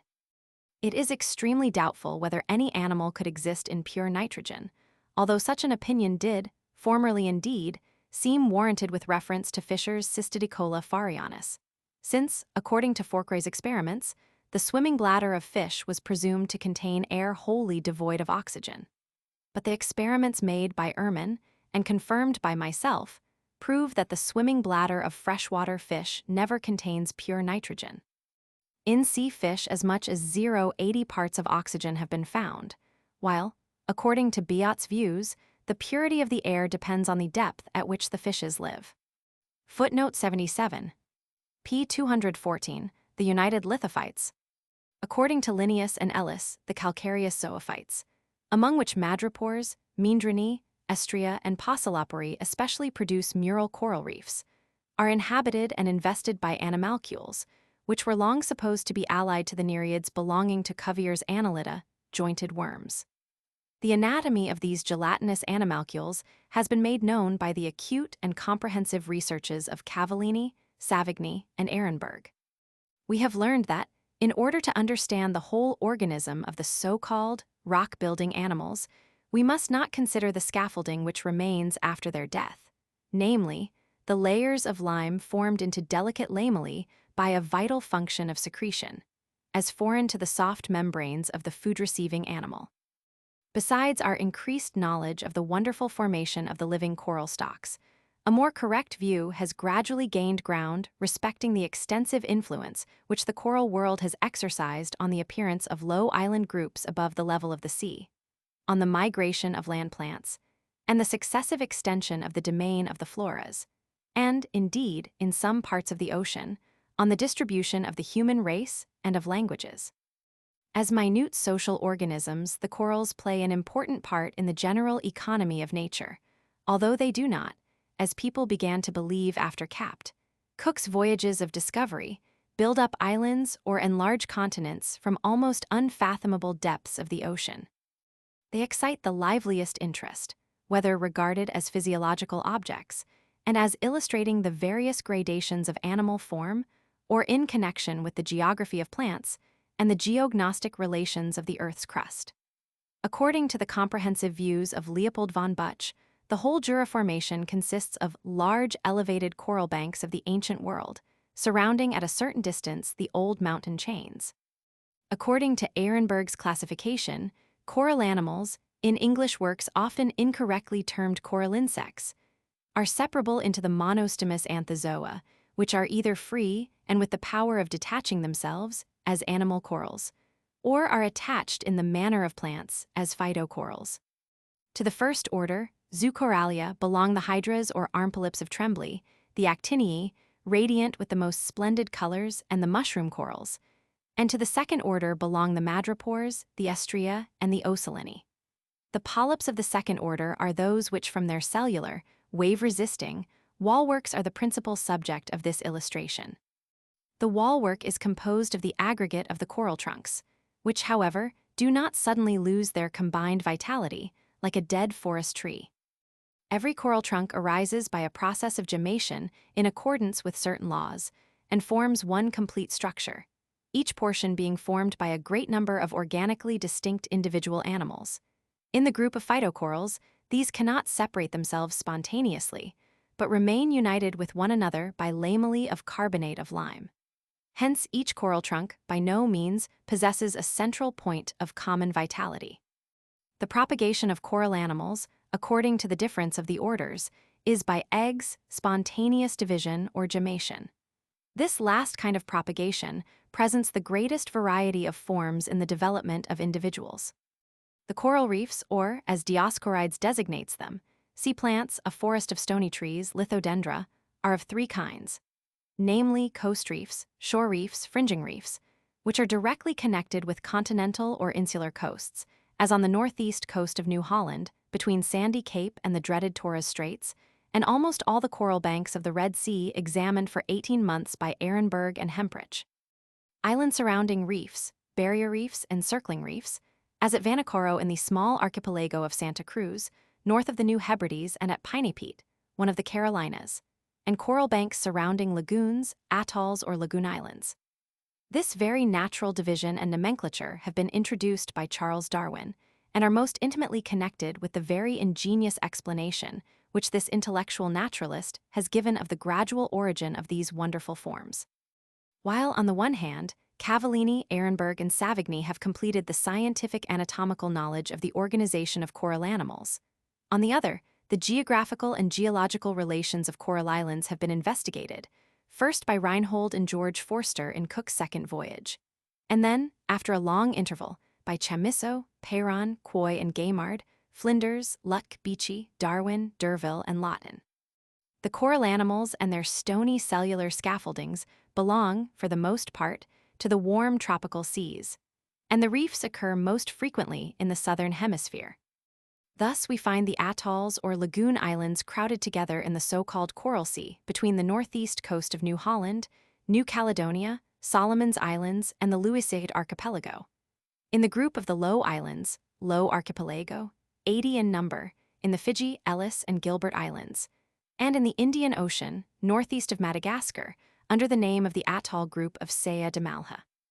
The Great Chagos Bank, whose structure and dead coral trunks have been thoroughly investigated by Captains Moresby and Powell, is the more interesting to us, because we may regard it as a prolongation of the more northern Laccadive and Maldive Islands. I have previously directed attention in another work to the importance of the order of succession of the atolls, which are exactly in the direction of a meridian as far as 7 degrees south lat. In reference to the general mountain system and the form of the Earth's surface in Central Asia. The meridian chains, which mark the intersection of many mountain systems running from east to west at the great bend of the Thibetian River Tizangbo, correspond with the great meridian mountain rampart of the Ghats and of the more northern Balar in further or Transgangetic India. Here lie the parallel chains of Cochin China, Siam, and Malacca, as well as those of Ava and Arakan, which, after courses of unequal length, all terminate in the gulfs of Siam, Martaban, and Bengal. The Bay of Bengal appears like an arrested effort of nature to produce an inland sea. A deep inbreak of the waters, between the simple western system of the Ghats and the very complex eastern Transgangetic system, has swallowed up a great part of the eastern lowlands, but met with an impediment not so easily overcome in the early existing and extensive tableland of Mysore. An oceanic inbreak of this nature has given rise to 2 almost pyramidal peninsulas of very different length and narrowness. And the prolongation of 2 opposing meridian systems, the mountain system of Malacca in the east and the Ghats of Malabar in the west, manifests itself in submarine symmetrical series of islands, on the one side in the Andaman and Nicobar Islands, which are poor in corals, and on the other in 3 long-extended archipelagos of atolls, the Laccadives, the Maldives, and Chagos. The last, called by mariners the Chagos Bank, forms a lagoon, belted by a narrow and already much broken coral reef. The length of this lagoon is 88, and its breadth 72 miles. Whilst the enclosed lagoon is only from 17 to 40 fathoms deep, bottom was scarcely found at a depth of 210 fathoms at a small distance from the outer margin of the coral wall, which appears to be now sinking. At the coral lagoon, known as Kiling Atoll, south of Sumatra, Captain Fitzroy states that at only 2,000 yards from the reef, no soundings were found with 7,200 feet of line. The forms of coral, which in the Red Sea rise in thick wall-like masses, are Meandrini, Astrea, Favia, Madrepores porates, Pocillopora, Hemperchi, Millipores, and Heteropores. The latter are among the most massive, although they are branched.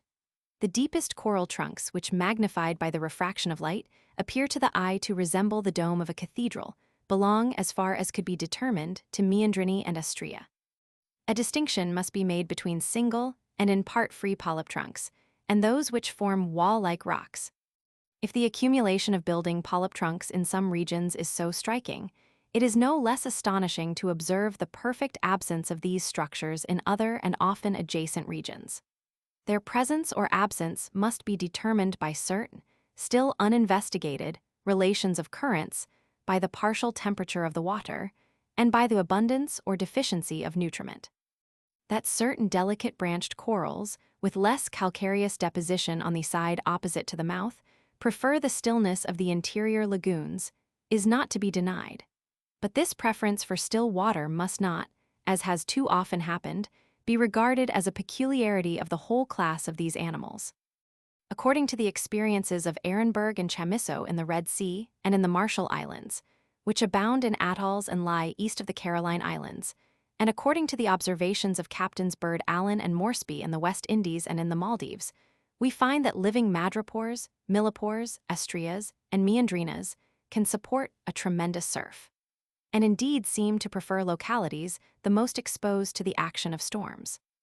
The vital forces of the organism regulating the cellular structure, which with age acquires a rocky hardness, resist most triumphantly the mechanical forces, the shock of moving waters.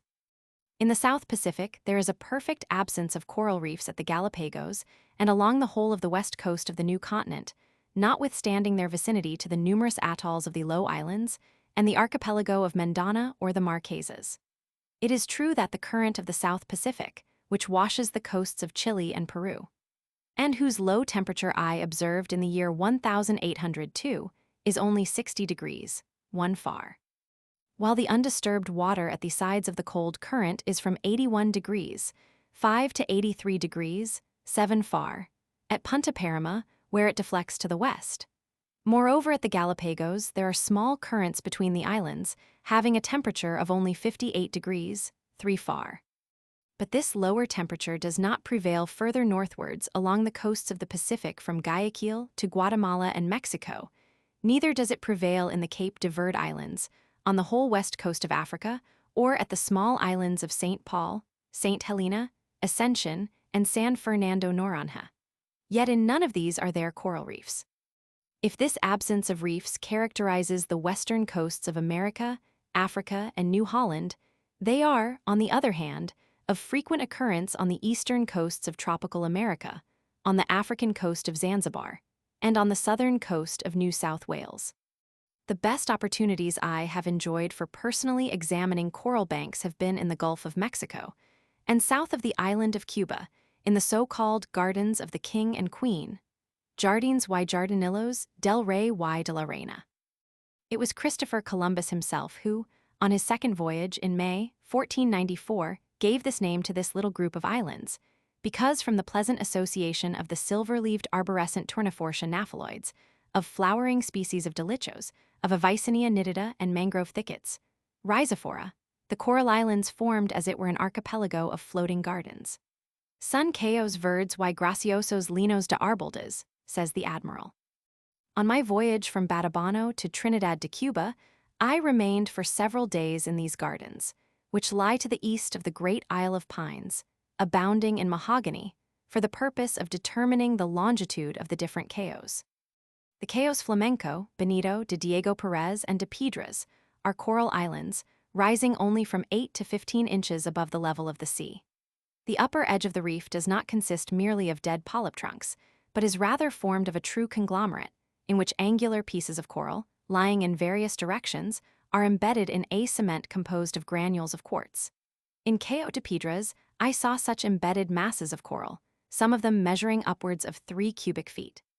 Several of the West Indian smaller coral islands have fresh water, a phenomenon which merits a careful investigation wherever it occurs, as for instance near Radak in the South Sea, since it has sometimes been ascribed to hydrostatic pressure, acting from a distant coast, as in Venice, and in the Bay of Zagua, east of Batabano, and sometimes to the filtration of rainwater.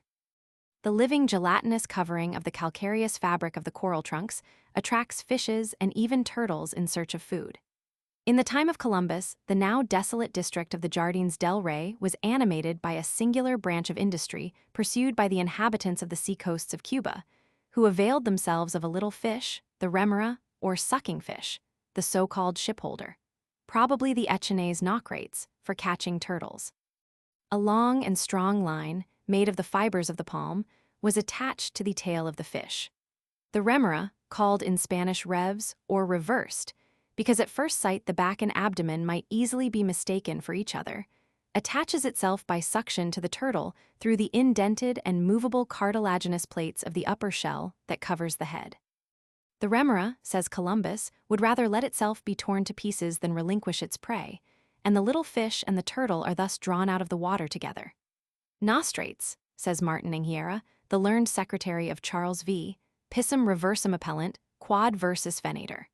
Non-aliter ac nos cannabis gallicis per equora campi lepores insectamer, illi, incali cubi insuli, venatorio pis pisces alios capabint. We learn from Dampier and Commerson that this artifice of employing a sucking fish to catch other fishes is very common on the eastern coasts of Africa, near Cape Natal and Mozambique, as well as on the island of Madagascar. In acquaintance with the habits of animals and the same necessities, lead to similar artifices and modes of capture amongst tribes having no connection with one another.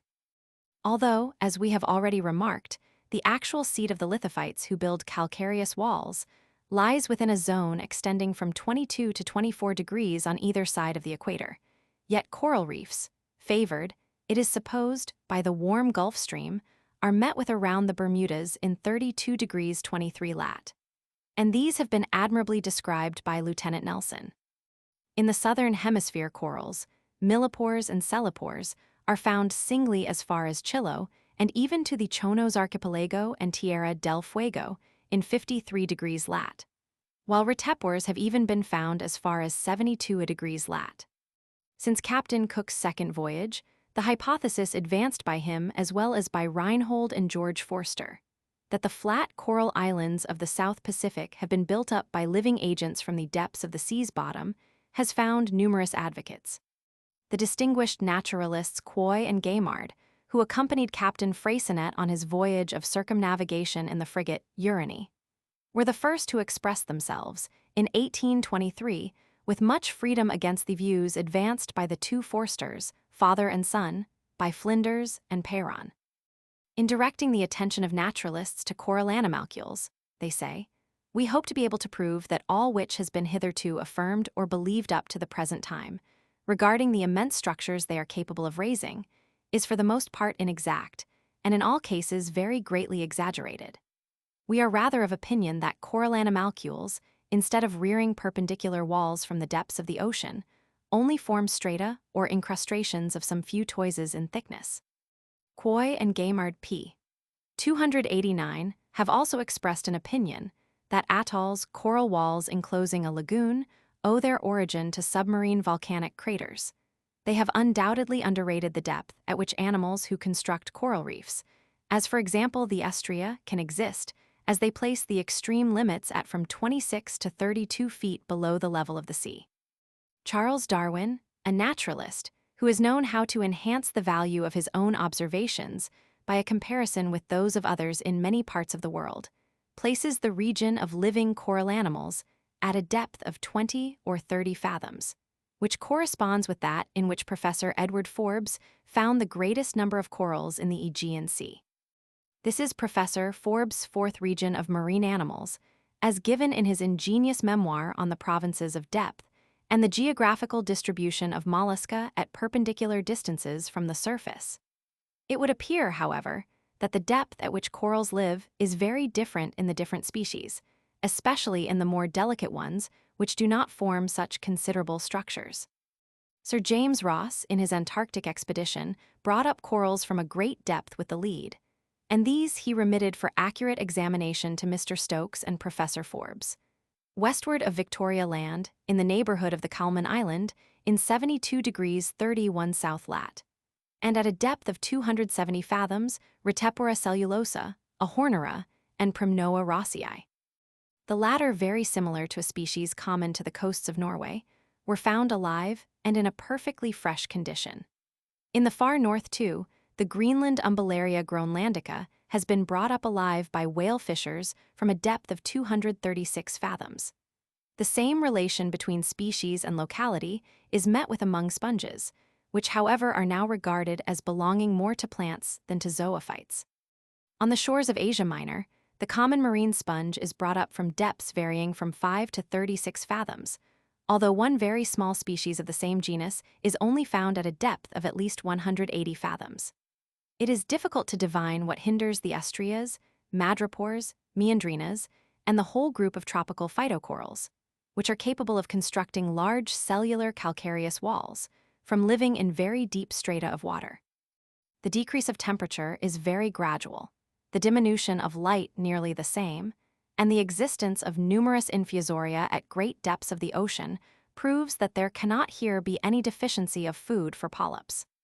In opposition to the hitherto generally adopted opinion respecting the absence of all organisms and living creatures in the Dead Sea, it is worthy of notice that my friend and fellow laborer, M. Valenciennes, has received, through the Marquis Charles de l'Escalopier, and through the French consul Botta, beautiful specimens of Porrates elongata from the Dead Sea. This fact is the more interesting, because this species is not found in the Mediterranean, but only in the Red Sea, which, according to Valenciennes, has but few organisms in common with the Mediterranean. As a sea fish, a species of Pleuronix, advances far into the interior of France and accustoms itself to gill respiration in fresh water, so also does a remarkable flexibility of organization exist in the above-mentioned coral animal, Porrates elongata of Lamarck. As the same species lives both in the Dead Sea, which is supersaturated with salt, and in the open ocean near the Seychelles Islands. According to the most recent chemical analyses of the younger Silliman, the genus Porrhates, like many other cellular coral trunks, madrepores, estrias, and meandrinas of Ceylon and the Bermudas, contains besides from 92 to 95% of carbonate of lime and magnesia, a portion of fluorine and phosphoric acid. The presence of fluorine in the hard skeleton of the polyps reminds us of the fluoride of calcium found in fish bones according to Morcini, S. and Gay-Lussac's experiments at Rome. Silex is mixed only in very small quantities, with the fluoride of calcium and phosphate of lime found in the coral trunks. But one coral animal allied to the horn corals, Gray's hyaloma, glass thread, has an axis of fibers of pure silex, resembling a hanging tuft of hair. Professor Forchhammer, who has recently been engaged in a thorough analysis of seawater in the most opposite parts of the Earth's surface, finds the quantity of lime in the Caribbean Sea remarkably small, it being only 2, whilst in the Kattegat it amounts to 3. He is disposed to ascribe this difference to the numerous coral banks near the West India Islands, which appropriate the lime to themselves and thus exhaust the seawater. Charles Darwin has with great ingenuity developed the genetic connection between shore reefs, island-encircling reefs, and lagoon islands, i.e., narrow, annular coral banks which surround inner lagoons. According to his views, these 3 kinds of structure depend upon the oscillating condition of the bottom of the sea, or on periodical elevations and subsidences. The often advanced hypothesis, according to which the lagoon islands or atolls mark by their circularly enclosed coral reefs, the outline of a submarine crater raised on a volcanic crater margin, is opposed by the great extent of their diameters, which are in some instances upwards of 30, 40, or even 60 miles. Our fire-emitting mountains have no such craters, and if we would compare the lagoon, with its submerged mural surface and narrow encircling reef, with one of the annular lunar mountains, we must not forget that these annular mountains are not volcanoes, but tracts of land enclosed by walls. According to Darwin, the following is the process of formation. An island mountain closely encircled by a coral reef subsides, while the fringing reef that had sunk with it is constantly recovering its level owing to the tendency of the coral animals to regain the surface by renewed perpendicular structures. These constitute first a reef encircling the island at a distance, and subsequently, when the enclosed island has wholly subsided, an atoll. According to this view, which regards islands as the most prominent parts, or the culminating points of the submarine land, the relative position of the coral islands would disclose to us what we could scarcely hope to discover by the sounding line, viz., the former configuration and articulation of the land. This attractive subject, to the connection of which with the migrations of plants and the distribution of the races of men we drew attention at the beginning of this note, can only be fully elucidated when we shall succeed in acquiring further knowledge of the depth and nature of the different rocks, which serve as a foundation for the lower strata of the dead polyp trunks. Footnote 78. p. 216 of the Samothracian traditions. Diodorus has preserved to us these remarkable traditions, the probability of which has invested them with almost historical certainty in the eyes of geologists. The island of Samothrace, once also named Ethiopia, Dardania, and Lucania or Leucosia in the scholiast of Apollonius Rhodius, the seat of the ancient mysteries of the Kabiri, was inhabited by the remnant of an aboriginal people, several words of whose vernacular language were preserved in later times in sacrificial ceremonies. The position of Samothrace, opposite to the Thracian Hebrus, and near the Dardanelles, explains why a more circumstantial tradition of the great catastrophe of an outburst of the waters of the Pontus, Euxine, should have been especially preserved in this island. Sacred rites were here performed at altars erected on the supposed limits of this inundation. And among the Samothracians, as well as the Boeotians, a belief in the periodical destruction of the human race, a belief which also prevailed among the Mexicans in their myth of the 4 destructions of the world, was associated with historical recollections of individual inundations. According to Diodorus, the Samothracians related that the Black Sea had been an inland lake, which, swelled by the influx of rivers, long prior to the inundations which had occurred among other nations, had burst, first through the Straits of the Bosphorus and subsequently through those of the Hellespont.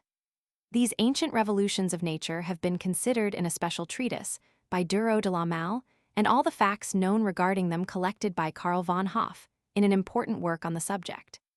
The Samothracian traditions seem reflected, as it were, in the sluice theory of Strato of Lampsacus, according to which the swelling of the waters in the Euxine first formed the passage of the Dardanelles, and next the opening through the Pillars of Hercules. Strabo, in the first book of his Geography, has preserved among the critical extracts from the works of Eratosthenes a remarkable fragment of the lost work of Strato, which presents views that embrace almost the whole circumference of the Mediterranean. Strato of Lampsacus, says Strabo, enters more fully than the Lydian Xanthus, who has described the impressions of shells far from the sea, into a consideration of the causes of these phenomena. He maintains that the Euxine had formerly no outlet at Byzantium, but that the pressure of the swollen mass of waters caused by the influx of rivers had opened a passage, whereupon the water rushed into the Propontis and the Hellespont. The same thing also happened to our sea, the Mediterranean. For here too a passage was opened through the isthmus at the Pillars of Hercules, in consequence of the filling of the sea by currents, which in flowing off left the former swampy banks uncovered and dry. In proof of this, Strato affirms, first, that the outer and inner bottoms of the sea are different.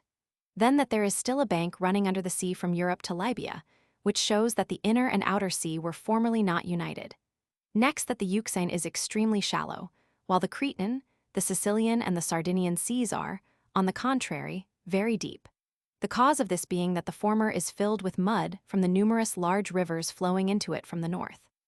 Hence, too, the Euxine is the freshest, and the streams flowing from it are directed towards the parts where the bottom is deepest. It would also appear that if these rivers continue to flow into the Euxine, it will someday be completely choked with mud. For even now, its left side is becoming marshy in the direction of Salmidesis, the Thracian Apollonia, at the part called by mariners the breasts, before the mouth of the Ister and the desert of Scythia. Perhaps, therefore, the Libyan temple of Ammon may also have once stood on the seashore, its present position in the interior of the country being in consequence of such off-flowings of rivers.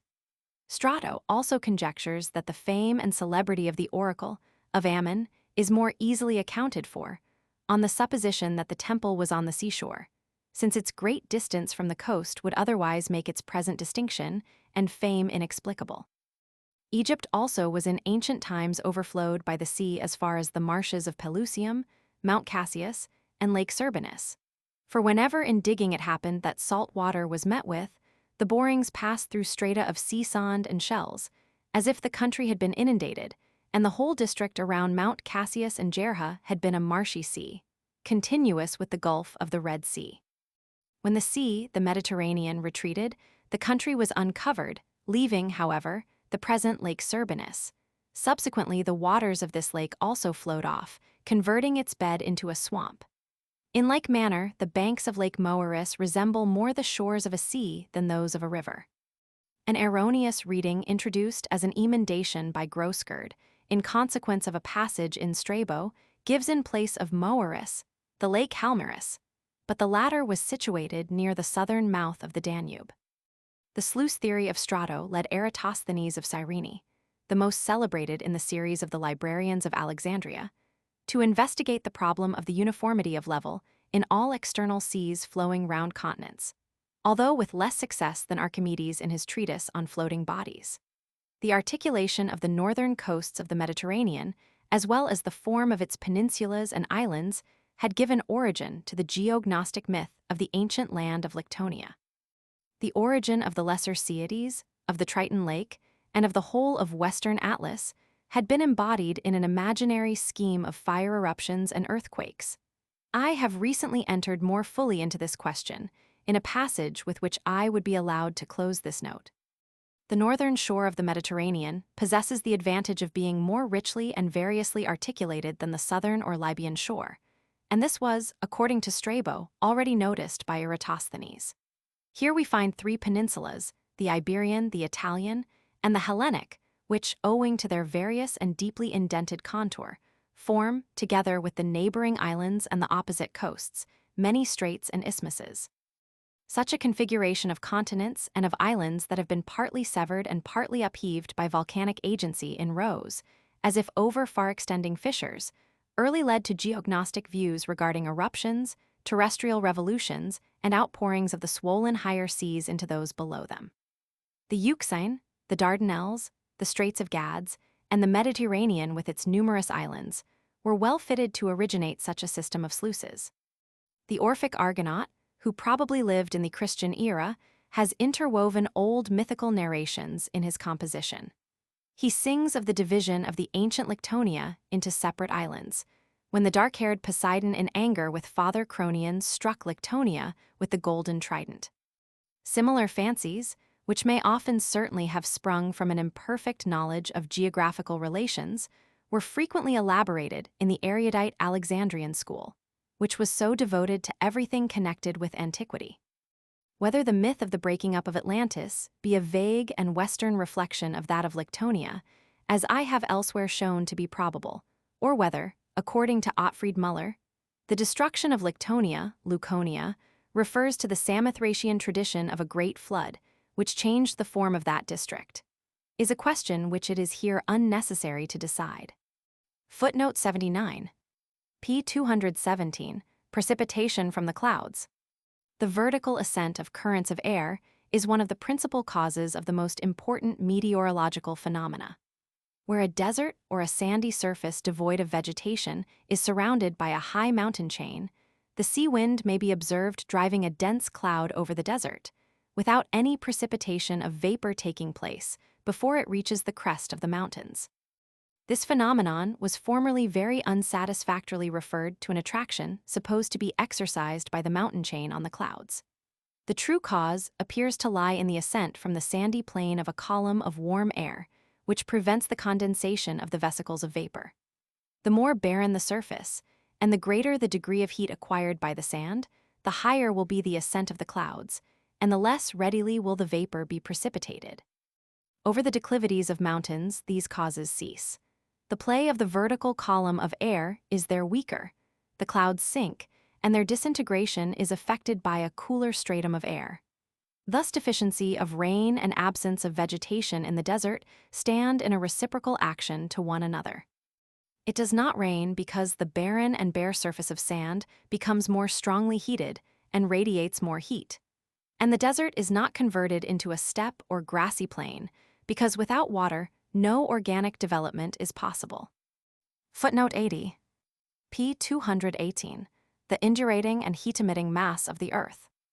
If according to the hypothesis of the Neptunists, now long since obsolete, the so-called primitive rocks were also precipitated from a fluid, the transition of the Earth's crust from a condition of fluidity to one of solidity must have been followed by the liberation of an enormous quantity of caloric, which would have given rise to new evaporation and new precipitations. The more recent these precipitations, the more rapid, the more tumultuous, and the more uncrystalline would they have been. Such a sudden liberation of caloric from the indurating crust of the Earth, independent of the latitude and the position of the Earth's axis, might indeed occasion local elevations of temperature in the atmosphere, which would influence the distribution of plants. The same cause might also occasion a kind of porosity, which seems to be indicated by many enigmatical geological phenomena in floats rocks. I have developed my conjectures on this subject in detail in a small memoir on primitive porosity. According to the views I have more recently adopted, it appears to me that the variously shattered and fissured earth, with its fused interior, may long have continued in the primeval period, to impart to its oxidized surface a high degree of temperature, independent of its position with respect to the sun and to latitude.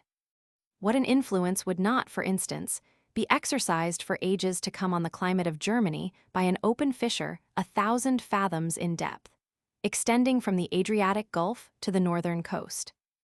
Although in the present condition of the Earth, long-continued radiation has almost entirely restored the stable equilibrium of temperature, first calculated by Fourier in his Théorie analytique de la chaleur.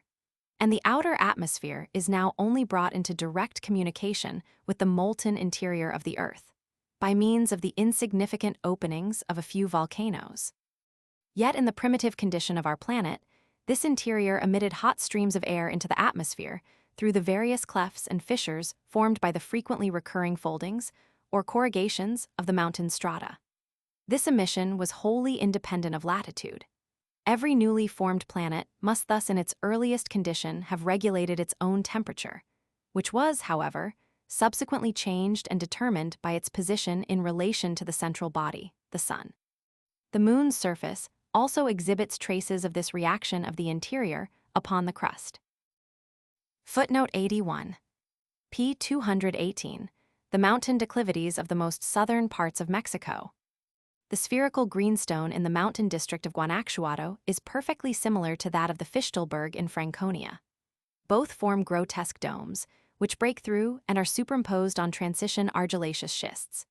In the same manner, pearlstone, porphyritic schist, trachyte, and pitchstone porphyry present analogous forms in the Mexican mountains, near Sinop-Cuaro and Morin in Hungary, Bohemia, and in northern Asia.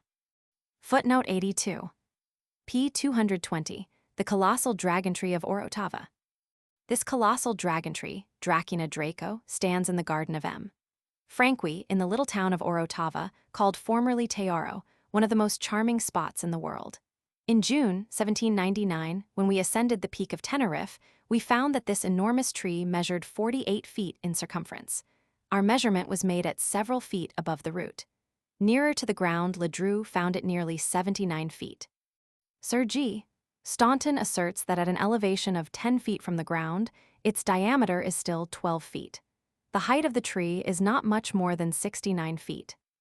According to tradition, it would appear that this tree was venerated by the Guanches, as was the ash tree of Ephesus by the Greeks, the plantain of Lydia, which Xerxes decorated with ornaments, also the sacred banyan tree of Ceylon, and that in the year 1402, which was the period of Bethencourt's first expedition, it was as large and as hollow as in the present day. When it is remembered that the dragon tree is everywhere of very slow growth, we may conclude that the one at Orotava is of extreme antiquity. Berthollet says, in his description of Tenerife, on comparing the young dragon trees which grows near this colossal tree, the calculations we are led to make on the age of the latter strike the mind with astonishment. The dragon tree has been cultivated from the most ancient times in the Canary Isles, in Madeira, and Porto Santo, and that accurate observer, Leopold von Buch, found it growing wild near Egesti in Tenerife. Its original habitat is not therefore the East Indies, as has long been believed, and its appearance does not afford any refutation of the opinion of those who regard the Guanches as a wholly isolated primitive Atlantic race, having no intercourse with African or Asiatic nations. The form of the Dracænae is repeated on the southern extremity of Africa, in the Isle of Bourbon, in China, and in New Zealand. In these remotely distant regions, we recognize species of the same genus, but none are to be found in the new continent, where this form is supplied by the yucca. The Dracæna borealis of Ayton is a true convallaria, the nature of both being perfectly identical. I have given a representation, in the last plate of the picturesque atlas of my American journey, of the dragon tree of Orotava, taken from a drawing made in 1776 by F. Dozon, and which I found among the posthumous papers of the celebrated Borda, in the still unprinted journal entrusted to me by the Dépôt de la Marine, and from which I have borrowed important astronomically determined geographical data besides many barometrical and trigonometrical notices. The measurement of the dragon tree in the Villa Franqui was made in Borda's first voyage with Pingré in 1771, and not in the second, made 1776 with Verla. It is asserted that in the 15th century, during the early periods of the Norman and Spanish conquests, Mass was performed at a small altar erected in the hollow trunk of this tree. Unfortunately, the Dracæna of Orotava lost one side of its leafy top in the storm of the 21st of July, 1819. There is a fine large English copperplate engraving which gives an exceedingly true representation of the present condition of the tree. The monumental character of these colossal living forms, and the impression of reverence which they have created among all nations, have led, in modern times, to a more careful study of the numerical determination of their age and of the size of their trunks. The results of such investigations induced the elder de Candolle, the author of the important treatise entitled De la longévité des arbres, Endlicher, Unger, and other distinguished botanists to conjecture that the age of many existing vegetable forms may extend to the earliest historical times, if not to the records of the Nile, at least to those of Greece and Italy. In the Bibliothèque universelle de Genève, T. Roman 47. 1831, p. 50, we find the following passage.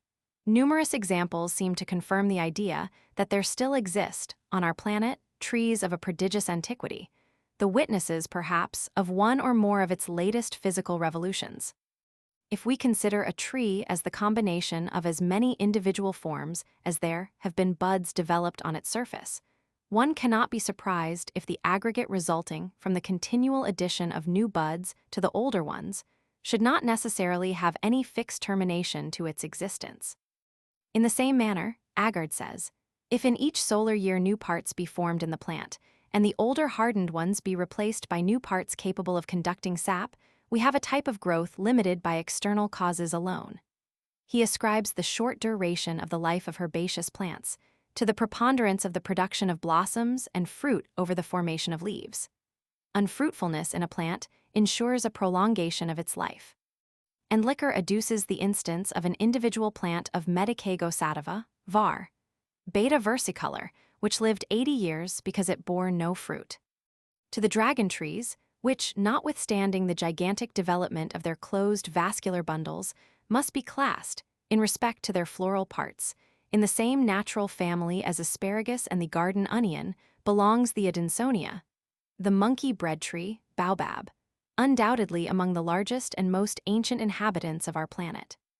In the earliest voyages of discovery made by Catalans and Portuguese, the sailors were accustomed to carve their names on these two species of trees, not always from a mere wish of perpetuating their memory, but also as marcos, or signs of possession, and of the rights which nations assume in virtue of first discovery. The Portuguese mariners often selected for carving on the trees, as a marco, or mark of possession, the elegant French motto Talent de Bienfaire, so frequently employed by the Infante Don Henrique, the discoverer. Thus Manuel de Feria y Sousa says expressly, Era uso de los primeros navegantes de dexar inscrito el motto del Infante Talent de Bienfaire en la corteza de los árboles. It was the custom of the early navigators to inscribe the motto of the Infante in the bark of the trees. The above-named motto, cut on the bark of 2 trees by Portuguese navigators in the year 1435, and therefore 28 years before the death of the Infante Don Henrique, Duke of Viseu, is singularly connected, in the history of discoveries, with the discussions that have arisen from a comparison of Vespucci's 4th voyage with that of Gonzalo Silho, 1503. Vespucci relates that the admiral's ship of Silho's squadron was wrecked on an island which was sometimes supposed to be that of San Fernando Noronha, sometimes Penido de San Pedro, and sometimes the problematical island of St. Matthew. The last-named island was discovered on the 15th of October, 1525, by Garcia Joffer de Loisa in 2½ south lat, in the meridian of Cape Palmas and almost in the Gulf of Guinea. He remained there 18 days at anchor, and found crosses, orange trees that had become wild, and 2 trunks of trees having inscriptions that bore the date of 90 years back. I have in another place, in an inquiry regarding the trustworthiness of Amerigo Vespucci, more fully considered this problem. The oldest description of the baobab, Adansonia digitata, is that of the Venetian Aloysius Cadamosto, whose real name was Alvise de Cada Mosto in 1454, he found at the mouth of the Senegal, where he joined Antoniato Euzidimere, trunks, whose circumference he estimated at 17 fathoms or 112 feet. He might have compared them to dragon trees, which he had already seen. Parrotet says that he had seen monkey-bread fruit trees, which had a diameter of about 32 feet, with a height of only from 70 to 85 feet. The same dimensions had been given by a Danson in his voyage, 1748. The largest trunks of the monkey-bread fruit trees, which he himself saw in 1749, some on one of the small Magdalena Islands near Cape de Verde, and others at the mouth of the Senegal, were from 26 to nearly 29 feet in diameter, with a height of little more than 70 feet and a top measuring upwards of 180 feet across. Adanson, however, makes the remark that other travelers had found trunks having a diameter of about 32 feet. French and Dutch sailors had carved their names on the trunks in characters 6 inches in length. One of these inscriptions was of the 15th century, while all the others were of the 16th. From the depth of the cuts, which are covered with new layers of wood, and from a comparison of the thickness of trunks, whose various ages were known, Adanson computed the age of trees having a diameter of 32 feet at 5150 years. He, however, cautiously subjoins the following remarks, in a quaint mode of spelling which I do not alter. Le calcul de l'âge de chaque couche n'a pas d'exactitude géométrique. In the village of Grand Galerx, also in Senegambia, the Negroes have adorned the entrance of a hollow baobab with carvings cut out of wood still green. The inner cavity serves as a place of general meeting in which the community debate on their interests. This hall reminds us of the hollow specus in the interior of a plantain in Lycia, in which the Roman ex-consul Licinius Mucianus entertained 21 guests. Pliny, Roman 12:3, gives to a cavity of this kind the somewhat ample breadth of 80 Roman feet. The baobab was seen by René Caillier in the valley of the Niger near Gien, by Cailliaud in Nubia, and by Wilhelm Peters along the whole eastern coast of Africa, where this tree, which is called mulapa, i.e. Nlapa tree, or more correctly Muti Nlapa, advances as far as Lorenzo marks, almost to 26 degrees south lat. The oldest and thickest trunk seen by Peters measured from 60 to 75 feet in circumference. Although Cadamosto observed in the 15th century eminentia non quadrat magnitudini, and although Galbary found in the Vallée d'Estu Gagnax trunks only 64 feet in height whose diameter was 36 feet, this disproportion between thickness and height must not be assumed to be general. Very old trees, says the learned traveler Peters, lose their crowns by gradual decay, while they continue to increase in circumference. On the eastern coast of Africa, one not unfrequently meets with trees having a diameter of more than 10 feet, which reach the height of nearly 70 feet. While therefore the bold calculations of Adanson and PARROT assign to the Adansonias measured by them an age of 5150 or even 6,000 years, which would make them coeval with the builders of the pyramids, or even with Menes, and would place them in an epoch when the Southern Cross was still visible in northern Germany.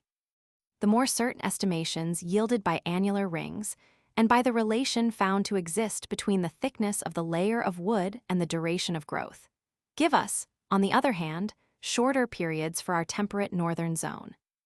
De Candolle finds that of all European species of trees, the yew attains the greatest age, and according to his calculations, 30 centuries must be assigned as the age of the Taxus baccata of Brabourne in Kent, from 25 to 26 to the Scotch yew of Fordingle, and 14.5 and 12, respectively, to those of Crowhurst in Surrey and Ripon, Fountains Abbey in Yorkshire. And Licker remarks that another yew tree in the churchyard of Grasford, North Wales, which measures more than 50 feet in girth below the branches, is more than 1,400 years old, whilst one in Derbyshire is estimated at 2096 years. In Lithuania, linden trees have been felled which measured 87 feet round, and in which 815 annular rings have been counted. In the temperate zone of the southern hemisphere, some species of the eucalyptus attain an enormous girth, and as they at the same time attain a height of nearly 250 feet, they afford a singular contrast to our yew trees, which are colossal only in thickness. Mr. Backhouse found in Emu Bay, on the shore of Van Diemen's Land, eucalyptus trunks which, with a circumference of 70 feet at the base, measured as much as 50 feet at a little more than 5 feet from the ground. It was not Malpighi, as has been generally asserted, but the intellectual Michel-Montaigne, who had the merit of first showing, in 1581, in his voyage en Italy, the relation that exists between the annual rings and the age of the tree. An intelligent artisan, engaged in the preparation of astronomical instruments, first drew Montaigne's attention to the significance of the annual rings, asserting that the part of the trunk directed towards the north had narrower rings. Jean-Jacques Rousseau entertained the same opinion, and his Émile, when he loses himself in the forest, is made to direct his course in accordance with the deposition of the layers of wood. Recent phytoanatomical observations teach us, however, that the acceleration of vegetation as well as the remission of growth, and the varying production of the circles of the ligneous bundles, annual deposits, from the cambium cells, depend on other influences than position with respect to the quarter of the heavens. Trees which in the case of some examples attain a diameter of more than 20 feet and an age of many centuries belong to very different natural families. We may here instance baobabs, dragon trees, various species of eucalyptus, Taxodium distichum, Rich, Pinus lambertiana, Douglasii, Hymenaea kerbarrel, Caesalpinii, Bombax, Swietenia mahogany, the banyan tree, Ficus religiosa, Liriodendron chalipifera, Platanus orientalis, and our lindens, oaks, and yews. The celebrated Taxodium distichum, the ahuehuet of the Mexicans, Cupressus disticha, Linn. Schubertia disticha, Merble, of Santa Maria del Tuli in the state of Oaxaca, has not a diameter of 60 feet, as stated by de Candolle, but exactly 40.5 feet. The two beautiful ahuehuets which I have frequently seen at Chapultepec, growing in what was probably once a garden or pleasure ground of Montezuma, measure, according to the instructive account in Burckhardt's Travels, B.D. IS 268, only 36 and 38 feet in circumference, and not in diameter, as has often been erroneously maintained. The Buddhists of Ceylon venerate the colossal trunk of the sacred fig tree of Anuradhapura. The banyan, which takes root by its branches, often attains a thickness of 30 feet, and forms, as Onesicritus truly expresses himself, a leafy roof resembling a many-pillared tent. On the Bombax, Saba see early notices from the time of Columbus in Bembo. Among those oak trees which have been very accurately measured, the largest in Europe is undoubtedly the one near Saints on the road to Cozes, in the Departement de la Charente Inférieure. This tree, which has an elevation of 64 feet, measures very nearly 30 feet in diameter near the ground, while 5 feet higher up it is nearly 23 feet, and where the main branches begin more than 6 feet.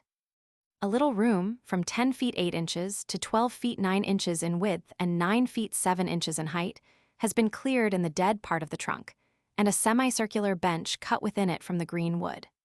A window gives light to the interior, and hence the walls of this little room, which is closed by a door, are gracefully clothed with ferns and lichens.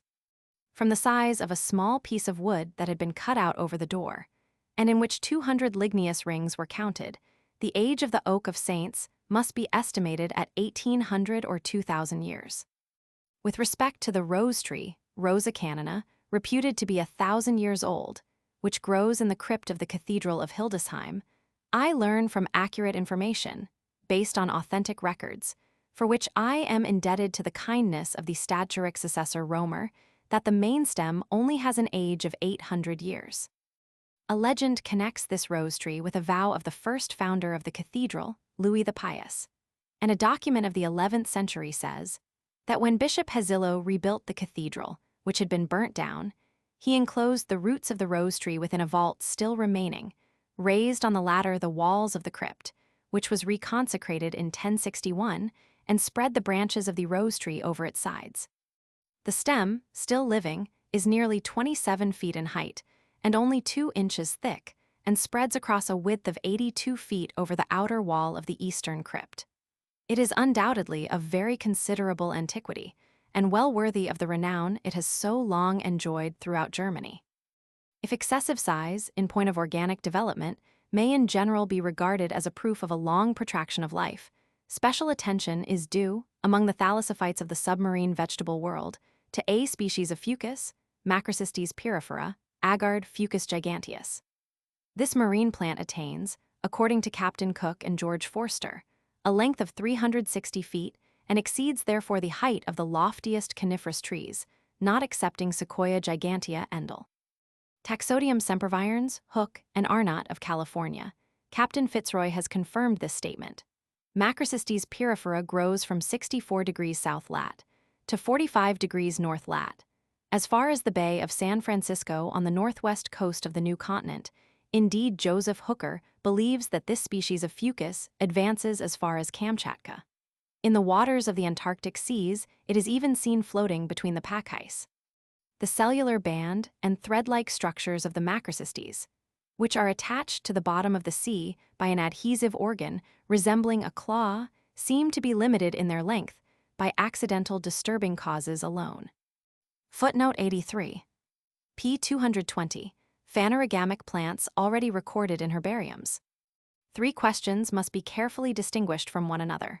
1. How many species of plants have been described in printed works? 2. How many of those discovered, that is to say included in herbariums, still remain undescribed? 3. How many species probably exist on the surface of the Earth? Murray's edition of the Linnean system contains, including cryptogamic plants, only 10,042 species. Willdenow, in his edition of the species Plantarum from 1797 to 1807, has described as many as 17,457 species of phanerogamia, reckoning from Menandria to Polygamia dioica. If to these we add 3,000 species of cryptogamic plants, we shall bring the number as given by Willdenow to 20,000. More recent investigations have shown how far this estimate of the species described, and of those preserved in herbariums, falls short of the truth. Robert Brown first enumerated above 37,000 phanerogamia, and I at that time attempted to describe the distribution of 44,000 species of phanerogamic and cryptogamic plants over the different portions of the world already explored. De Candolle finds, on comparing Persoon's Enchiridium with his universal system divided into 12 families, that more than 56,000 species of plants may be enumerated from the writings of botanists and European herbariums. If we consider how many new species have been described by travelers since that time, my expedition alone afforded 3,600 of the 5,800 collected species of equinoctial plants. And if we bear in mind that there are assuredly upwards of 25,000 phanerogamic plants, cultivated in all the different botanical gardens, we shall soon see how much de Candolle's estimate is below the truth. From our complete ignorance of the interior of South America, Mato Grosso, Paraguay, the eastern declivity of the Andes, Santa Cruz de la Sierra, and all the countries lying between the Orinoco, the Rio Negro, the Amazon and Puras, of Africa, of Madagascar and Borneo, and of Central and Eastern Asia, the idea involuntarily presents itself to the mind that we are not yet acquainted with 1/3, or probably even with 1/5 part of the plants existing on the Earth. Drege has collected 92 phanerogamic species in southern Africa alone, and he believes that the flora of that region consists of more than 11,000 phanerogamic species, seeing that in Germany and Switzerland, on an equal area, 192,000 square miles, Koch has described only 3,300, and de Candolle only 3,645 phanerogamia in France. I would here also instance the new genera, consisting partly of high forest trees, which are still being discovered in the neighborhood of large commercial towns in the Lesser Antilles, although they have been visited by Europeans for the last 300 years.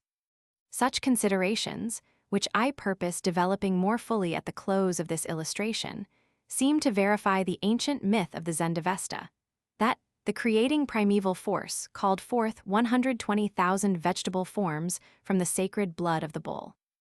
If therefore no direct scientific solution can be afforded to the question, how many vegetable forms, leafless cryptogamia, water algae, fungi, and lichens, cheraceae, liverworts, foliaceous mosses, marcelaceae, lycopodiaceae, and ferns, exist on the dry land, and in the wide basin of the sea, in the present condition of the organic terrestrial life of our planet. It only remains for us to employ an approximative method for ascertaining with some degree of probability extreme limits, numerical data of minima.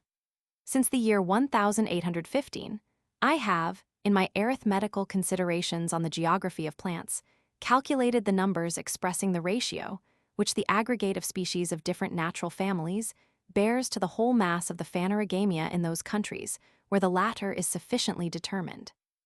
Robert Brown, the greatest botanist of our age, had, prior to my researches, already determined the numerical proportion of the principal divisions of vegetable forms, as for instance of acotyledons, agami, cryptogamic or cellular plants, to cotyledons, phanerogamia, or vascular plants, and of monocotyledons, endogeny, to dicotyledons, exogeny. He finds the ratio of monocotyledons to dicotyledons in the tropical zone as in the proportion of 1 to 5, and in the frigid zone, in the parallels of 60 degrees north and 55 degrees south lat, as 1 to 2 1/2. The absolute numbers of the species are compared together in the three great divisions of the vegetable kingdom, according to the method developed in Brown's work. I was the first who passed from these principal divisions to the individual families, and considered the number of the species contained in each, in their ratio to the whole mass of phanerogamia belonging to one zone. The numerical relations of the forms of plants, and the laws observed in their geographical distribution, admit of being considered from two very different points of view. When we study plants in their arrangement according to natural families, without regard to their geographical distribution, the question arises: what are the fundamental forms or types of organization in accordance with which the greater number of their species are formed? Are there more glumaceae than compositae on the Earth's surface? Do these two orders of plants combined constitute 1/4 of the phanerogamia? What numerical relation do monocotyledons bear to dicotyledons? These are questions of general phytology, a science that investigates the organization of plants and their mutual connection, and therefore has reference to the now existing state of vegetation. If, on the other hand, the species of plants that have been connected together according to their structural analogy are considered not abstractedly, but in accordance with their climatic relations and their distribution over the Earth's surface, these questions acquire a totally different interest. We then examine what families of plants predominate in the torrid zone more than towards the polar circle over other phanerogamia. We inquire whether the compositae are more numerous in the New than in the Old World, under equal geographical latitudes or between equal isothermal lines. Whether the forms which gradually lose their predominance in advancing from the equator to the poles follow a similar law of decrease in ascending mountains situated in the equatorial region. Whether the relations of the different families to the whole mass of the phanerogamia differ under equal isothermal lines in the temperate zones on either side of the equator.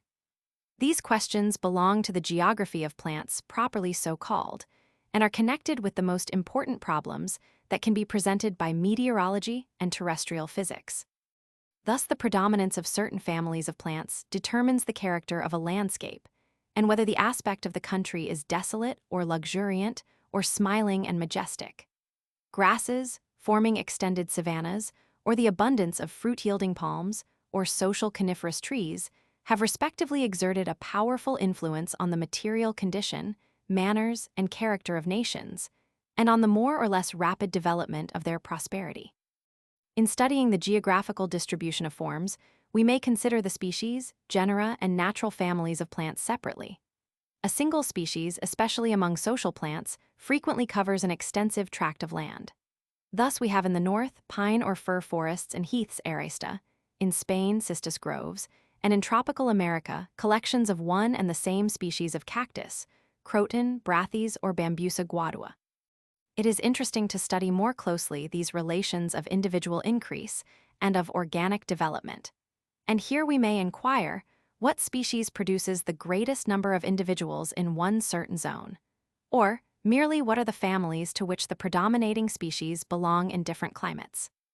In a very high northern latitude, where the compositae and the ferns stand in the ratios of 1, 13 and 1, 25 to the sum of all the phanerogamia, i.e., where these ratios are found by dividing the sum total of all phanerogamia by the number of species included in the family of the compositae, or in that of the ferns. One single species of fern may, however, cover 10 times more space than all the species of the compositae taken together. In this case, the ferns predominate over the compositae by their mass, and by the number of the individuals belonging to the same species of pteris or polypodium. But they will not be found to predominate if we only compare the number of the different specific forms of the phyllises and of the compositae with the sum total of all phanerogamia.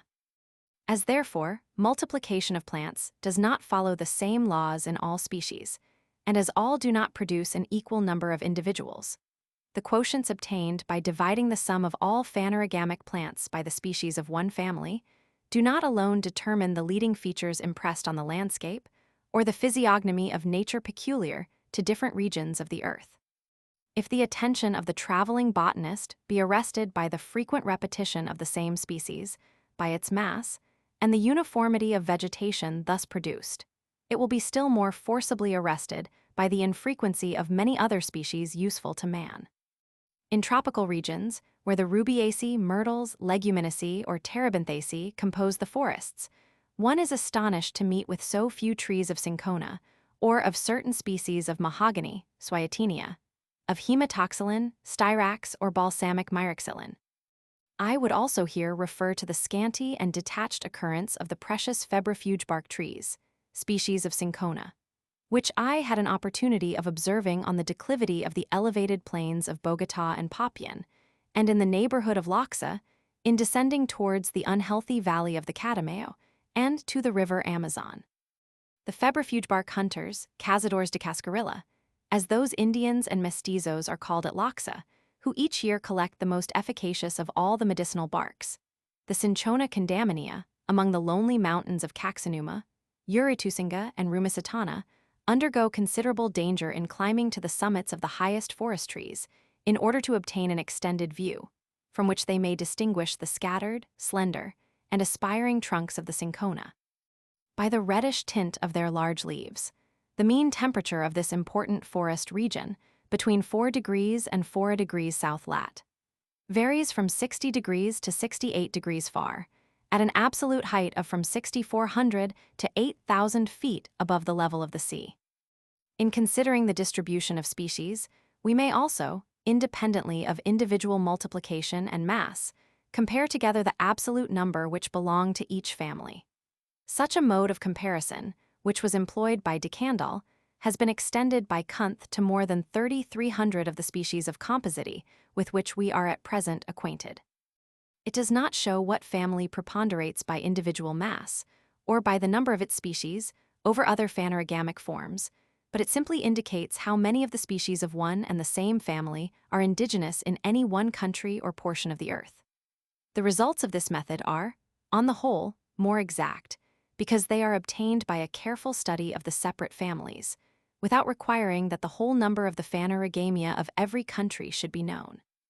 Thus, for instance, the most varied forms of ferns are found in the tropical zone, each genus presenting the greatest number of species in the temperate, humid, and shaded mountainous parts of islands. While these species are less numerous in passing from tropical regions to the temperate zone, their absolute number diminishes still more in approaching nearer to the poles. Although the frigid zone, as for instance, Lapland, supports species of the families which are best able to resist the cold, ferns predominate more over other phanerogamia in Lapland than either in France or Germany, notwithstanding the absolute inferiority of the gross number of ferns indigenous to the northern zone when compared with other countries. These relations are, in France and Germany, as and, while in Lapland they are as.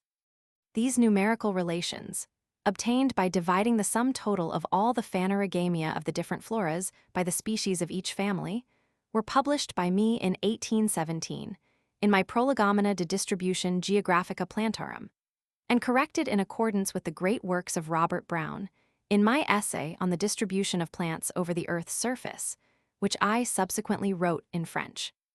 These relations, as we advance from the equator towards the poles, necessarily vary from the ratios obtained by a comparison of the absolute number of the different species belonging to each family.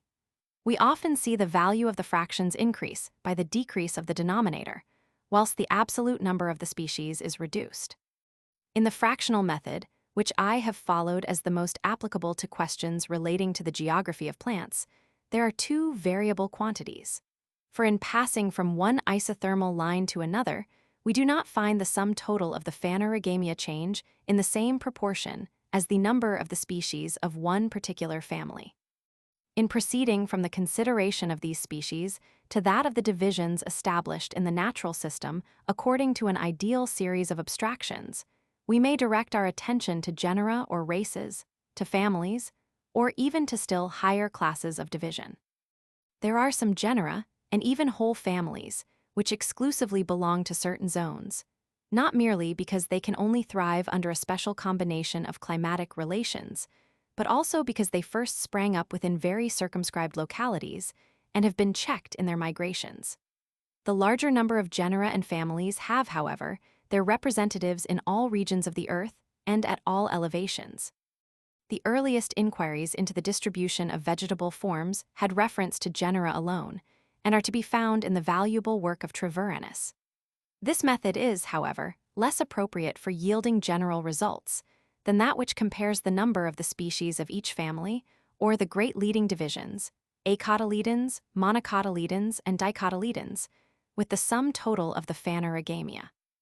In the frigid zone, the variety of forms, or the number of the genera, does not decrease in an equal degree with that of the species, there being in these regions relatively more genera and fewer species. The case is almost the same on the summits of high mountain chains, where are sheltered individual members of many different genera, which one would be disposed to regard as belonging exclusively to the vegetation of the plain. I have deemed it expedient to indicate the different points of view from which the laws of the distribution of vegetable forms may be considered. It is only when these points of view are confounded together that we meet with contradictions, which have been unjustly attributed to uncertainty of observation. When expressions like the following are employed: this form or this family diminishes as it approaches towards the cold zone, or the true habitat of this form is in such or such a parallel of latitude, or this is a southern form, or, again, it predominates in the temperate zone. It should be definitely stated whether reference is made to the absolute number of the species and the proportion of their predominance according to the increase or decrease of latitude, or whether the meaning conveyed is that a family, when compared with the whole number of the phanerogamia of a flora, predominates over other families of plants. The impression conveyed to the mind of the predominance of forms depends literally on the conception of relative quantity. Terrestrial physics have their numerical elements as well as the cosmical system, and it is only by the united labors of botanical travelers that we can hope gradually to arrive at a knowledge of the laws which determine the geographical and climatic distribution of vegetable forms. I have already observed that in the temperate zone of the northern hemisphere, the Compositae, Cynantherae, and the Glumaceae, in which latter division I place the three families of the Gramineae, the Cyparoideae, and the Juncaceae, constitute the fourth part of all phanerogamia. The following numerical relations are the result of my investigations for 7 great families of the vegetable kingdom in one and the same temperate zone. Glumaceae, grasses alone, Compositae leguminosae, Labiatae umbelliferae amentaceae, Cupuliferae, Bichellinae, and Salicinae, Cruciferae. The forms of organic beings are reciprocally dependent on one another. Such is the unity of nature, that these forms limit each other in obedience to laws which are probably connected with long periods of time. When we have ascertained the number of the species on any particular part of the Earth's surface belonging to one of the great families of the Glumaceae, the Leguminosae, or the Compositae, we may with some degree of probability form approximative conclusions regarding the number of all the phanerogamia, as well as of the species belonging to the other families of plants growing in the country. The number of the Cyparoideae determines that of the Compositae, and the number of the latter determines that of the Leguminosae. And these estimates, moreover, enable us to ascertain in what classes and orders the floras of a country are still incomplete, teaching us what harvests may still be reaped in the respective families, if we guard against confounding together very different systems of vegetation. The comparison of the numerical proportions of families in the different zones which have as yet been well explored has led me to a knowledge of the laws which determine the numerical increase or decrease of vegetable forms constituting a natural family, in proceeding from the equator to the poles, when compared, for instance, with the whole mass of phanerogamia peculiar to each zone. We must here have regard not only to the direction, but also to the rapidity or measure of the increase. We see the denominator of the fraction, which expresses the ratio, increase, or diminish. Thus, for instance, the beautiful family of the Leguminosae diminishes in proportion as it recedes from the equinoctial zone to the North Pole. If we find its ratio for the torrid zone, from 0 degrees to 10 degrees of latitude, we shall have for the part of the temperate zone, lying between 45 degrees and 52 degrees, and for the frigid zone, between 67 degrees and 70 degrees lat. Only, the direction followed by the great family of the Leguminosae, viz. Increase towards the equator, is also that of the Rubiaceae, the Euphorbiaceae, and especially the Malvaceae. On the other hand, The Graminae and the Juncaceae, the latter more than the former, the Araceae and Amentaceae, diminish towards the torrid zone. The Compositae, Labiatae, Umbelliferae, and Cruciferae diminish from the temperate zone towards the pole and the equator, and the two latter families most rapidly in the direction of the equatorial region, whilst in the temperate zone the Cruciferae are 3 times more abundant in Europe than in the United States of North America. In Greenland, the Labiatae are reduced to only 1 species, and the Umbelliferae to 2, while the whole number of the Phanerogamia still amounts, according to Horneman, to 315 species. It must at the same time be observed that the development of plants of different families and the distribution of their forms do not depend alone on the geographical or even on the isothermal latitude, the quotients not being always equal on one and the same isothermal line in the temperate zone, as for instance in the plains of America and in those of the old continent. Within the tropics, there is a very marked difference between America, the East Indies, and the western coast of Africa. The distribution of organic beings over the surface of the Earth does not depend solely on the great complication of thermic and climatic relations, but also on geological causes which continue almost wholly unknown to us, since they have been produced by the original condition of the Earth, and by catastrophes which have not affected all parts of our planet simultaneously. The large pachydermata are no longer found in the new continent, while they still exist under analogous climates in Asia and Africa. These differences, instead of deterring us from the investigation of the laws of nature, should rather stimulate us to study them in all their intricate modifications. The numerical laws of families, the frequently striking agreement between the ratios, where the species constituting these families are for the most part different, lead us into that mysterious obscurity which envelopes everything connected with the fixing of organic types in the different species of animals and plants, and with all that refers to formation and development. I will take as examples 2 neighboring countries, France and Germany, which have both been long since explored. In France, many species of Graminae, Umbelliferae, Cruciferae, Compositae, Leguminosae, and Labiatae are wanting, which are some of the commonest in Germany, and yet the ratios of these 6 large families are almost identical in both countries. Their relations, which I here give, are as follows. Families Germany, France, Graminae, Umbelliferae, Cruciferae, Compositae, Leguminosae, Labiatae. This correspondence in the number of species of one family compared to the whole mass of the Phanerogamia of Germany and France would not exist if the absent German species were not replaced in France by other types of the same families. Those who delight in conjectures respecting the gradual transformation of species, and who regard the different parrots, peculiar to islands situated near each other, as merely transformed species, will ascribe the remarkable uniformity presented by the above numerical ratios to a migration of the same species, which having been altered by climatic influences, continuing for thousands of years, appear to replace each other.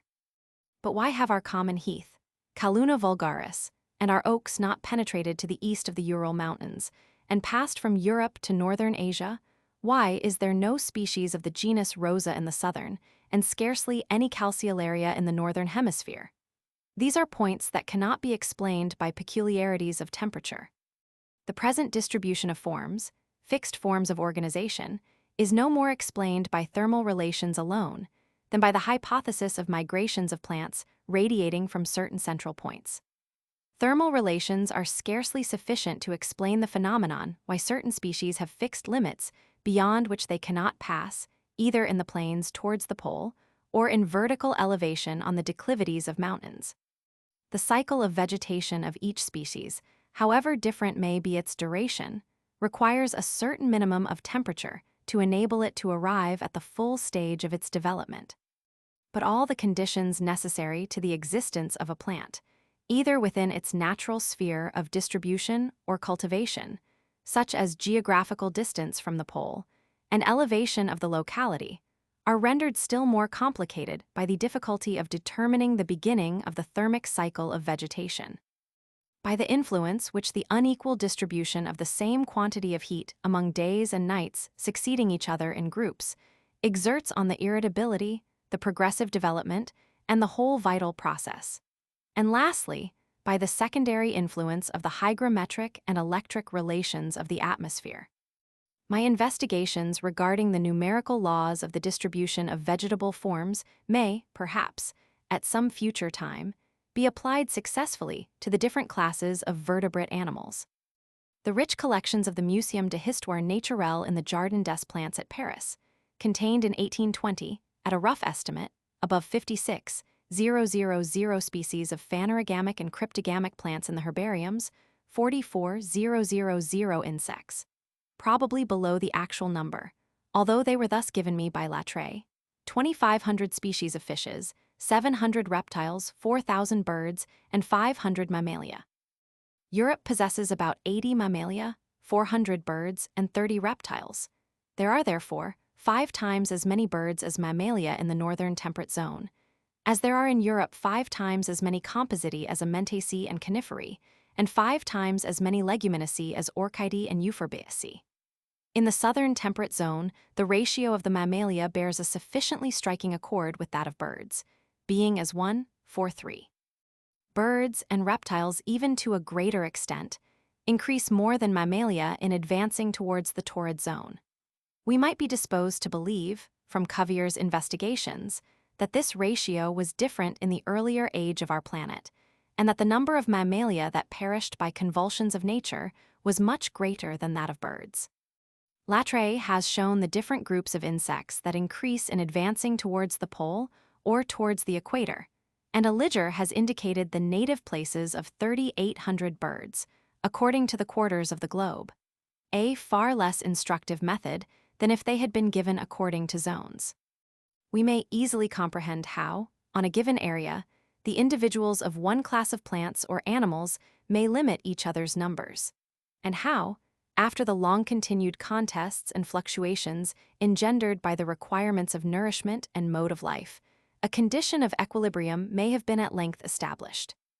But the causes which have determined their typical varieties, and have circumscribed the sphere of the distribution of the forms themselves, no less than the number of individuals of each form, are shrouded in that impenetrable obscurity which still conceals from our view all that relates to the beginning of things and the first appearance of organic life. If, therefore, as I have already observed at the beginning of this illustration, we attempt to give an approximative estimate of the numerical limit, le nombre limite, of the French mathematicians, below which we cannot place the sum of all the phanerogamia on the surface of the earth, we shall find that the surest method will be by comparing the known ratios of the families of plants with the number of the species contained in our herbariums or cultivated in large botanical gardens. As I have just remarked, the herbariums of the Jardin des Plantes at Paris were, in 1820, already estimated at 56,000 species. I will not hazard a conjecture as to the number that may be contained in the herbariums of England, but the great Paris herbarium, which Benjamin de Lessart with the noblest disinterestedness has given up to free and general use, was estimated at the time of his death to contain 86,000 species, a number almost equal to that which Linley, even in 1835, regarded as the probable number of all the species existing on the whole earth. Few herbariums are numbered with care, according to a complete, severe, and methodical separation of the different varieties, while, moreover, we often find no inconsiderable number of plants wanting in the large so-called general herbariums, which are contained in some of the smaller ones. Dr. Klotz estimates the whole number of phanerogamic plants in the Great Royal Herbarium at Schönberg, near Berlin, of which he is curator, at 74,000 species. Laudon's useful work, Hortus Britannicus, gives a general view of the species which now are or recently have been cultivated in English gardens. The edition of 1832 enumerates, including indigenous plants, exactly 26,660 phanerogamia. We must not confound with this large number of plants that either have been, or still, are cultivated in Great Britain, all the living plants which may simultaneously be found in an individual botanic garden. In this last respect, the Botanic Garden of Berlin has long been regarded as one of the richest in Europe.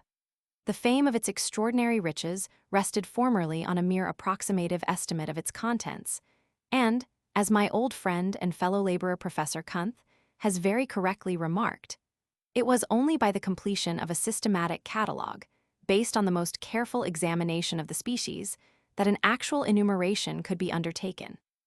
This enumeration gave somewhat more than 14,060 species.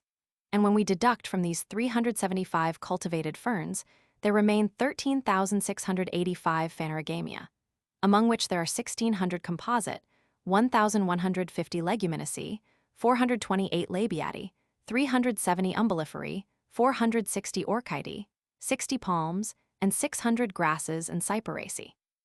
If we compare with these numbers the number of species given in recent works, as for instance compositae, according to DeCandle and Walpers, at about 10,000, leguminosae 8,070, labiati bentham, 2190, umbelliferae 1620, grasses 3544, and cyperaceae 2,000, we shall perceive that the Botanic Garden at Berlin cultivates only, and of the very large families, compositae, leguminosae, and grasses, and as many as and a quarter of the already described species belonging to the small families, labiati and umbelliferae. If we estimate the number of all the different species of phanerogamia simultaneously cultivated in all the botanical gardens of Europe at 20,000, we shall find, as they appear to constitute about the eighth part of those already described and contained in herbariums, that the whole number of phanerogamia must amount to nearly 160,000. This estimate need not be regarded as too high, since scarcely the 100th part of many of the larger families, as, for instance, Guttiferae, Malpighiaceae, Melastomae, Myotaceae, and Rubiaceae, belong to our gardens. If we take the number, 26,660 species, given in Laudon's Hortus Britannicus, as the basis, we shall find, from the well-grounded series of inferences drawn by Professor Kunth, and which I borrow from his manuscript notice above referred to, that the estimate of 160,000 will increase to 213,000 species. And even this is still very moderate, since Heinhold, in his Nomenclator Botanicus Hortensis, 1846, estimates the species of phanerogamia already cultivated at 35,600. On the whole, therefore, and the conclusion is at first sight sufficiently striking, the number of species of phanerogamia at present known by cultivation in gardens, by descriptions, and in herbariums is almost greater than that of known insects. According to the average estimates of several of the most distinguished entomologists, whose opinion I have been able to obtain, the number of insects at present described, or contained in collections without being described, may be stated as between 150,000 and 170,000 species. The rich collection at Berlin contains fully 90,000, among which there are about 32,000 beetles. Travelers have collected an immense quantity of plants in remote regions, without bringing with them the insects living upon them or in the neighborhood. If, however, we limit these numerical estimates to a definite portion of the Earth's surface that has been the best explored in regard to its plants and insects, as, for instance, Europe, we find the ratio between the vital forms of phanerogamic plants and those of insects changed to such a degree that while Europe counts scarcely 7,000 or 8,000 phanerogamia, more than 3 times that number of European insects are at present known. According to the interesting contributions of my friend Doan in Stettin, more than 8,700 insects have already been collected from the rich fauna of the neighborhood, and yet there are still many Microlepidoptera wanting, while the number of phanerogamia found there scarcely exceeds 1,000. The insect fauna of Great Britain is estimated at 11,600. Such a preponderance of animal forms will appear less surprising when we remember that several of the large classes of insects live only on animal substances, whilst others subsist on agamic plants, fungi, and even on those which are subterranean. Bomix pinni, the pine spider, the most destructive of all forest insects, is infested, according to Ratzeburg, by no less than 35 parasitical ichneumonidae. These considerations have led us to the proportion borne by the number of species growing in gardens to the gross number of those already described and preserved in herbariums.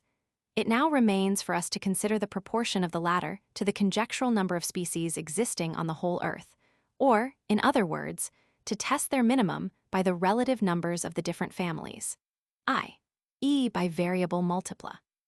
A test of this kind gives, however, such low results for the lower amount, as plainly to show that even in the large families, which appear to have been the most strikingly enriched in recent times by the researches of descriptive botanists, our knowledge is still limited to a very small portion of the treasure actually existing. The Repertorium of Walpers, which completes de Candolle's Prodromus of 1825 to 1846, gives 68 species of the family of the Leguminosae. We may assume the mean ratio to be, since it is in the tropical zone, in the middle temperate zone, and in the cold northern zone. The described Leguminosae would therefore only lead us to assume that there were 169,400 species of Phanerogamia existing on the Earth, whereas the compositae, as already shewn, testify to the existence of more than 160,000 known Phanerogamia, i.e. such as have been described or are contained in herbariums. This discrepancy is instructive and will be further elucidated by the following analogous considerations. The larger number of the compositae, of which Linnaeus knew only 785 species, and which have now increased to 12,000, appear to belong to the Old Continent. At least de Candolle described only 3590 American, while he estimated the European, Asiatic, and African species at 5093. This abundance of compositae in our vegetable systems is, however, deceptive and only apparently considerable. For the quotient of this family, which within the tropical zone is, in the temperate zone, and in the frigid zone, shows that more species of compositae than of Leguminosae have hitherto eluded the diligent research of travelers. For even when multiplied by 12, we only obtain the improbably small number of 144,000 for the sum total of the Phanerogamia. The families of the grasses and of the Cyperaceae give still lower results, because a proportionally smaller number of species have been described and collected. We need only cast a glance at the map of South America and remember that the vast extent of country occupied by the grassy plains of Venezuela, the Apure, and the Meta, as well as to the south of the woody region of the Amazon, in Chaco, in eastern Tucumán, and in the pampas of Buenos Aires and Patagonia, has either been very imperfectly or not at all explored in relation to botany. Northern and Central Asia present an almost equally extensive territory occupied by steppes, but here a larger proportion of dicotyledonous plants is intermixed with the graminae. If we had sufficient grounds for believing that 1/2 of all the phanerogamic plants existing on the surface of the earth are known, and if we estimate this number at only 160,000 or at 213,000 known species, we must give to the family of grasses, whose general ratio appears to be, in the former case at least 26,000, and in the latter 35,000 different species, of which in the first case, and in the second, are known. The following considerations oppose the hypothesis that we are already acquainted with half the Phanerogamia on the Earth's surface. Several thousand species of monocotyledons and dicotyledons, and among them lofty arborescent forms, have recently been discovered. I would remind the reader of my own expedition in districts of a very large extent, which had already been explored by distinguished botanists. Yet that portion of the great continents which has never been visited by botanical observers far exceeds the extent of the parts even superficially traversed. The greatest variety of phanerogamic vegetation, i.e. the greatest number of species on an equal area, is to be met with in the tropical or subtropical zones. It is therefore the more important to bear in mind that we are almost wholly unacquainted, north of the equator, in the new continent, with the floras of Oaxaca, Yucatan, Guatemala, Nicaragua, the Isthmus of Panama, the Choco, Antioquia, and the province de Los Pastos. While south of the equator, we are equally ignorant of the floras of the boundless forest region between the Ucayale, the Rio de la Madre, and the Tocantins, 3 mighty tributaries of the Amazon, as well as of those of Paraguay and the province de las Missions. In Africa, we know nothing of the vegetation of the whole of the interior, between 15 degrees north and 20 degrees south lat. And in Asia, we are unacquainted with the floras of the south and southeast of Arabia, where the highlands rise to an elevation of 6,400 feet, as also with the floras between the Thian Shan, the Kuen-Lun, and the Himalaya, those of western China, and those of the great portion of the countries beyond the Ganges. Still more unknown to botanists are the interior portions of Borneo and New Guinea, and of some districts of Australia. Further to the south, the number of the species decreases in a most remarkable manner, as Joseph Hooker has ably shown from his own observation in his Antarctic flora. The 3 islands which constitute New Zealand extend from 34 degrees to 47 degrees of latitude, and as they have besides snow-crowned mountains more than 50 feet in height, they must exhibit considerable differences of climate. The most northern island has been explored with tolerable accuracy from the time of Banks and Solander's voyage with Capt. Cook to the visits of Lesson, the brothers Cunningham and Colenso, and yet in more than 70 years, the number of Phanerogamia with which we have become acquainted is below 700. This paucity of vegetable species corresponds with the paucity of animal forms. Dr. Joseph Hooker has observed that Iceland, proverbially barren as it is, and upon which no tree, save a few stunted birches, is to be found, possesses 5 times as many flowering plants as Lord Auckland's group and Campbell's Islands together, although these are situated at from 8 degrees to 10 degrees nearer the equator in the southern hemisphere. The Antarctic flora is at once characterized by uniformity and great luxuriance of vegetation, which is attributable to the influence exerted by an uninterruptedly cool and humid climate. In southern Chile, Patagonia, and Tierra del Fuego, from 45 degrees to 56 degrees lat.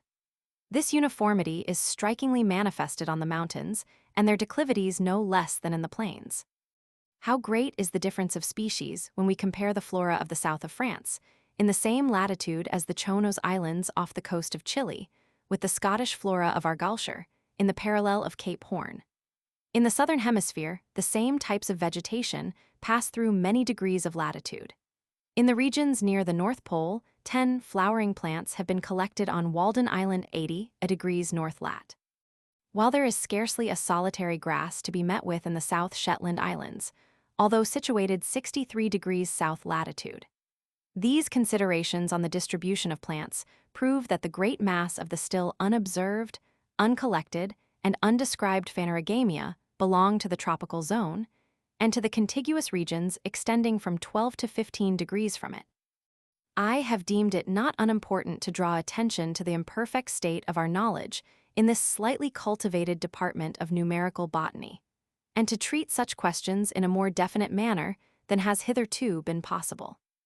In all conjectures regarding relative numbers, we must first examine the practicability of obtaining the lowest limit, as in the question, of which I have treated elsewhere, regarding the ratio of the gold and silver coin to the quantity of the precious metals existing in a wrought state, or as in the question of how many stars, from the 10th to the 12th magnitude, are scattered over the heavens, and how many of the smallest telescopic stars may be contained in the Milky Way.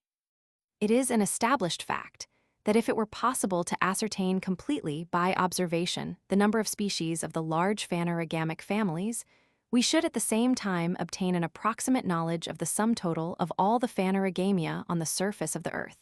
That is, the numbers included in every family.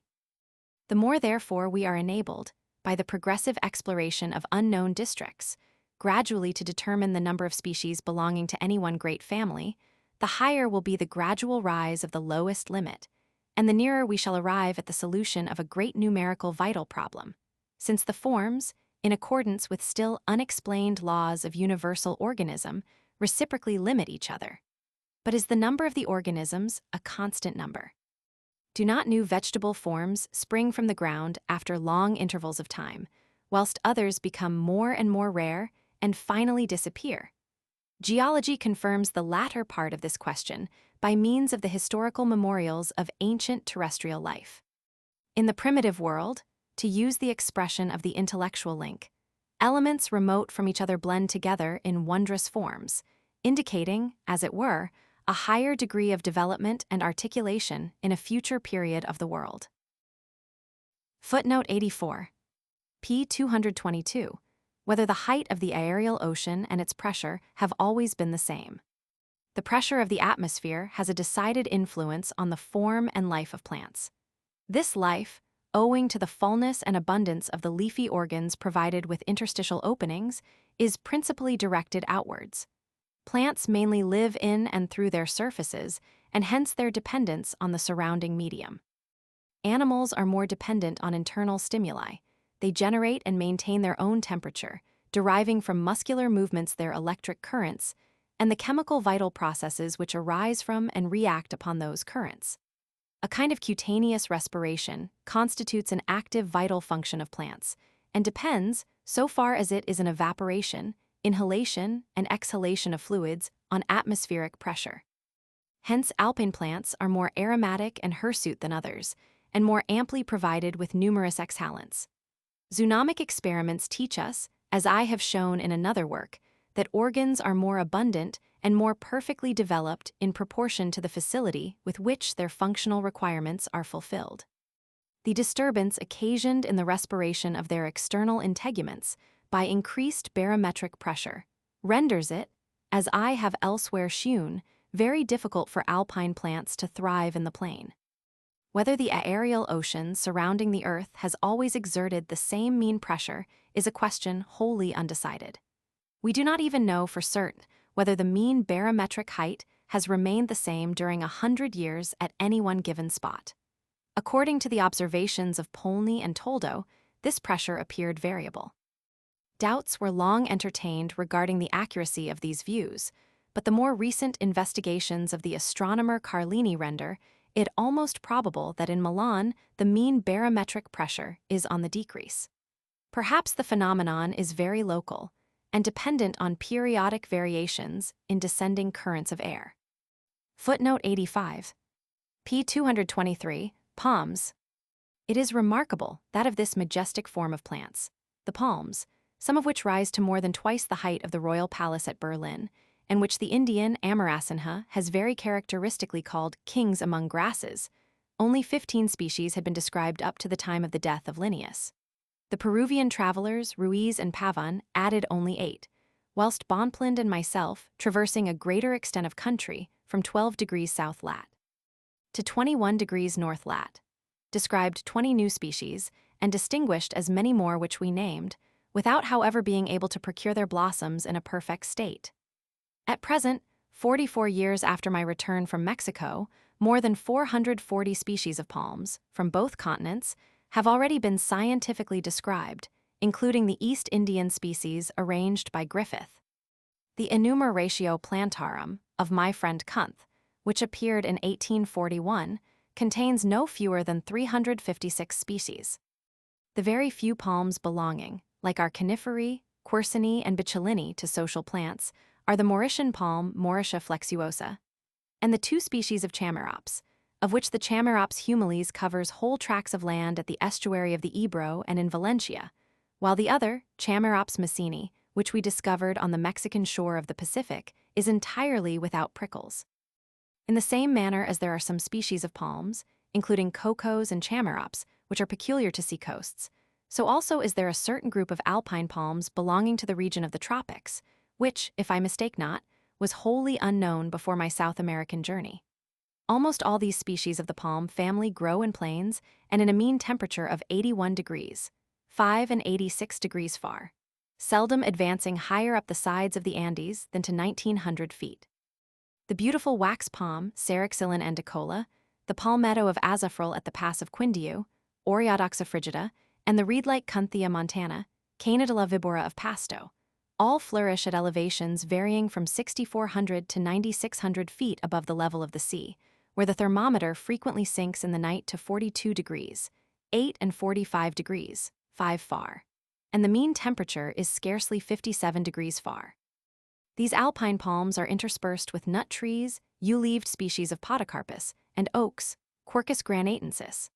I have determined, by accurate barometric measurements, the upper and lower limits of the wax palm. We began to observe it first on the eastern declivity of the Cordilleras of Quindiu, at an elevation of 79.29 feet, from whence it ascended to the Garrida del Paramo and Los Volcancitos as high as about 9,700 feet. The distinguished botanist, Don José Caldas, who was long our companion in the mountains of New Granada, and who fell a victim to Spanish party hatred, found, many years after my departure from the country, 3 species of palms in the Paramo de Guanacos, in the immediate vicinity of the limit of perpetual snow, and therefore probably at an elevation of nearly 14,000 feet, even beyond the tropical region, in lat. 28 degrees. Chamaerops martiana rises on the advanced spurs of the Himalaya range to a height of 5,000 feet. When we consider the extreme geographical, and consequently, also the climatic limits of palms at spots which are but little elevated above the level of the sea, we find that some forms, the date palm, Chamaerops humilis, ch. palmetto, and Areca sapida of New Zealand, advance far within the temperate zone of both hemispheres to districts where the mean annual temperature scarcely reaches from 57 degrees to 60 degrees far. If we form a progressive scale of cultivated plants in accordance with the different degrees of heat they require, and begin with the maximum, we have cacao, indigo, bananas, coffee, cotton, date palms, orange and lemon trees, olives, Spanish chestnuts, and vines. In Europe, date palms, together with Chamaerops humilis, grow in the parallels of 43 degrees and 44 degrees, as, for instance, on the Genus Rivera del Ponente near Bordighera, between Monaco and San Stefano, where there is a palm grove, numbering more than 4,000 trees, also in Dalmatia, near Spalatro. It is remarkable that the Chamaerops humilis is of frequent occurrence in the neighborhood of Nice and in Sardinia, whilst it is not found in the island of Corsica, lying between the two. In the new continent, the Chamaerops palmetto, which is sometimes more than 40 feet high, does not advance further north than 34 degrees, a circumstance that may be explained by the inflection of the isothermal lines. In the southern hemisphere, Robert Brown found that palms, of which there are only very few, 6 or 7 species, advance as far as 34 degrees in New Holland, while Sir Joseph Banks saw an areca in New Zealand as far as 38 degrees.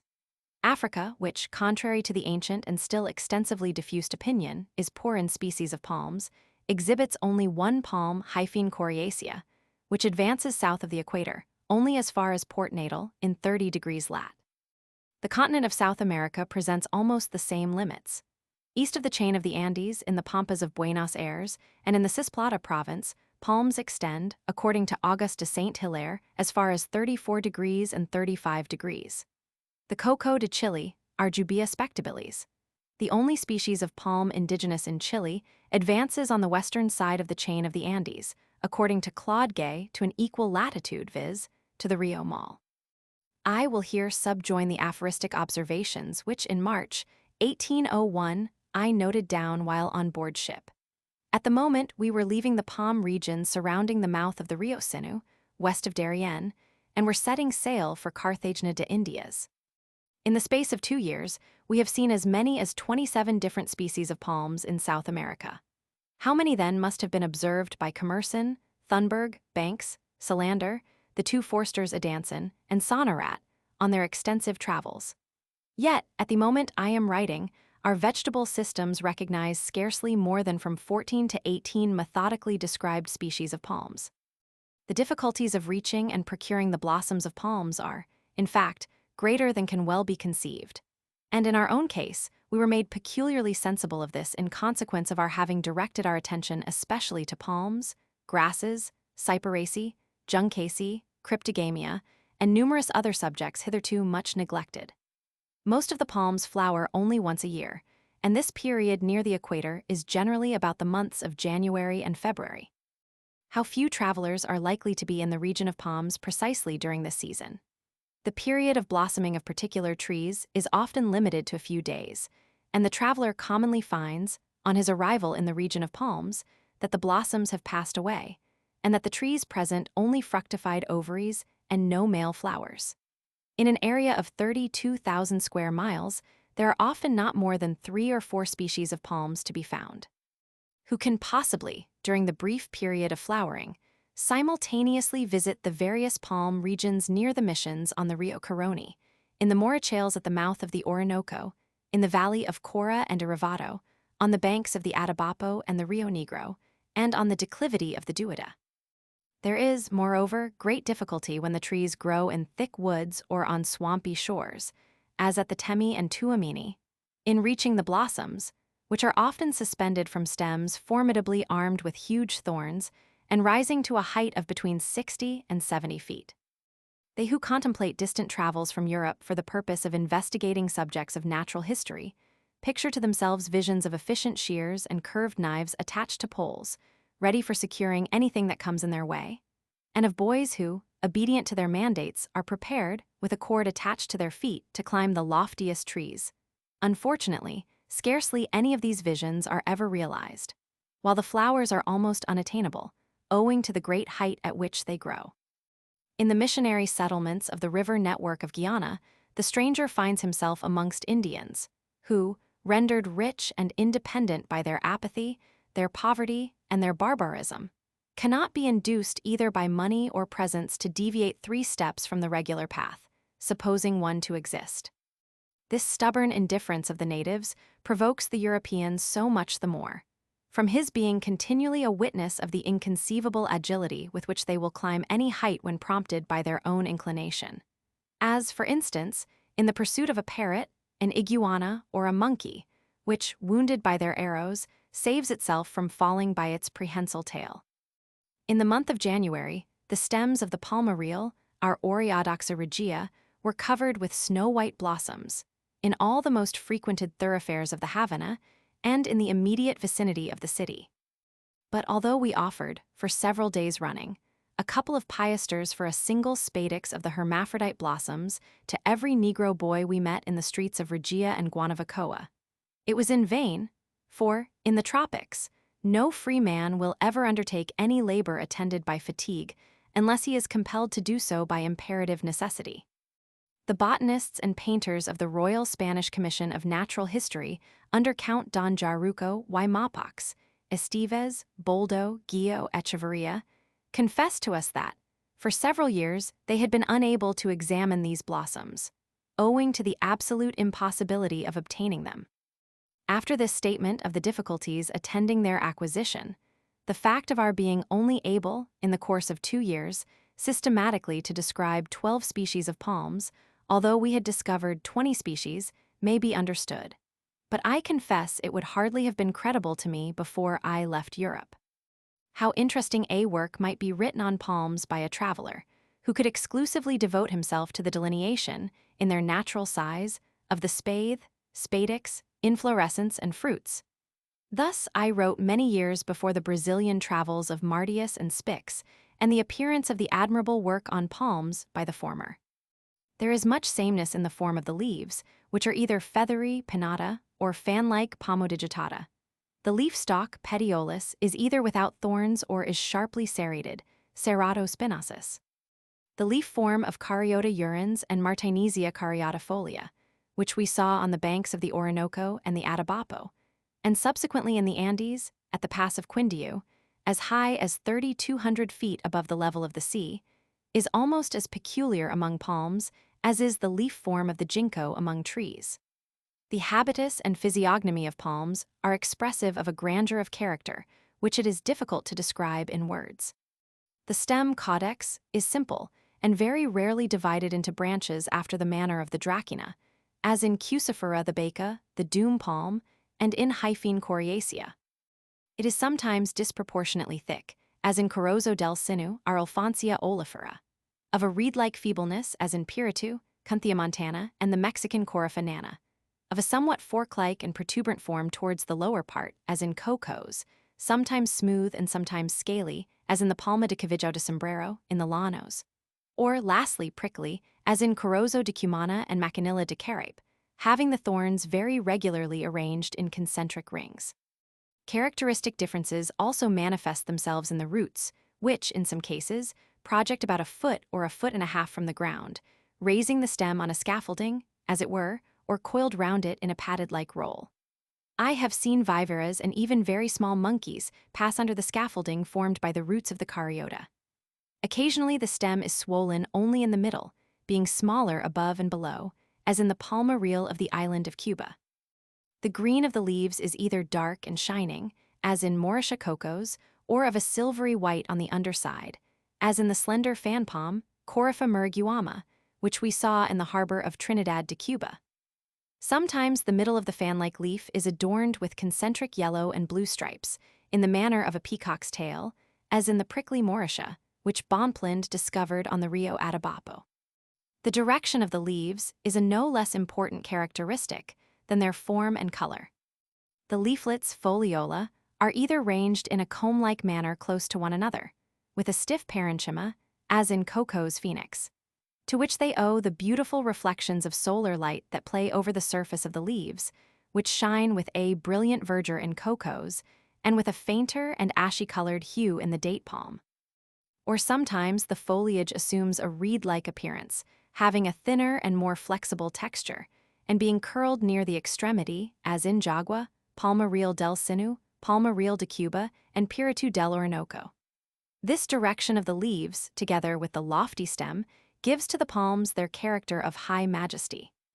It is a characteristic of the physiognomical beauty of the palm that its leaves are directed aspiringly upwards throughout the whole period of its duration, and not only in the youth of the tree, as is the case with the date palm, which is the only one introduced into Europe. The more acute the angle made by the leaves with the upper part of the stem, that is, the nearer they approach the perpendicular, the grander and nobler is the form of the tree. How different is the aspect of the pendant leaves of the Palma de Cavaja del Orinoco y de los Llanos de Calabozo, Corypha tectorum, from the more horizontal leaves of the date and coconut palms, and the lofty heavenward-pointing branches of the jagua, the cucurito, and pirillo. Nature seems to have accumulated all the beauties of form in the jagua palm, which, intermingled with the cucurito or vajai, whose stem rises to a height of 80 or even more than 100 feet, crowns the granite rocks at the cataracts of ATURES and Napiers, and which we also occasionally saw on the lonely banks of the Cassequire.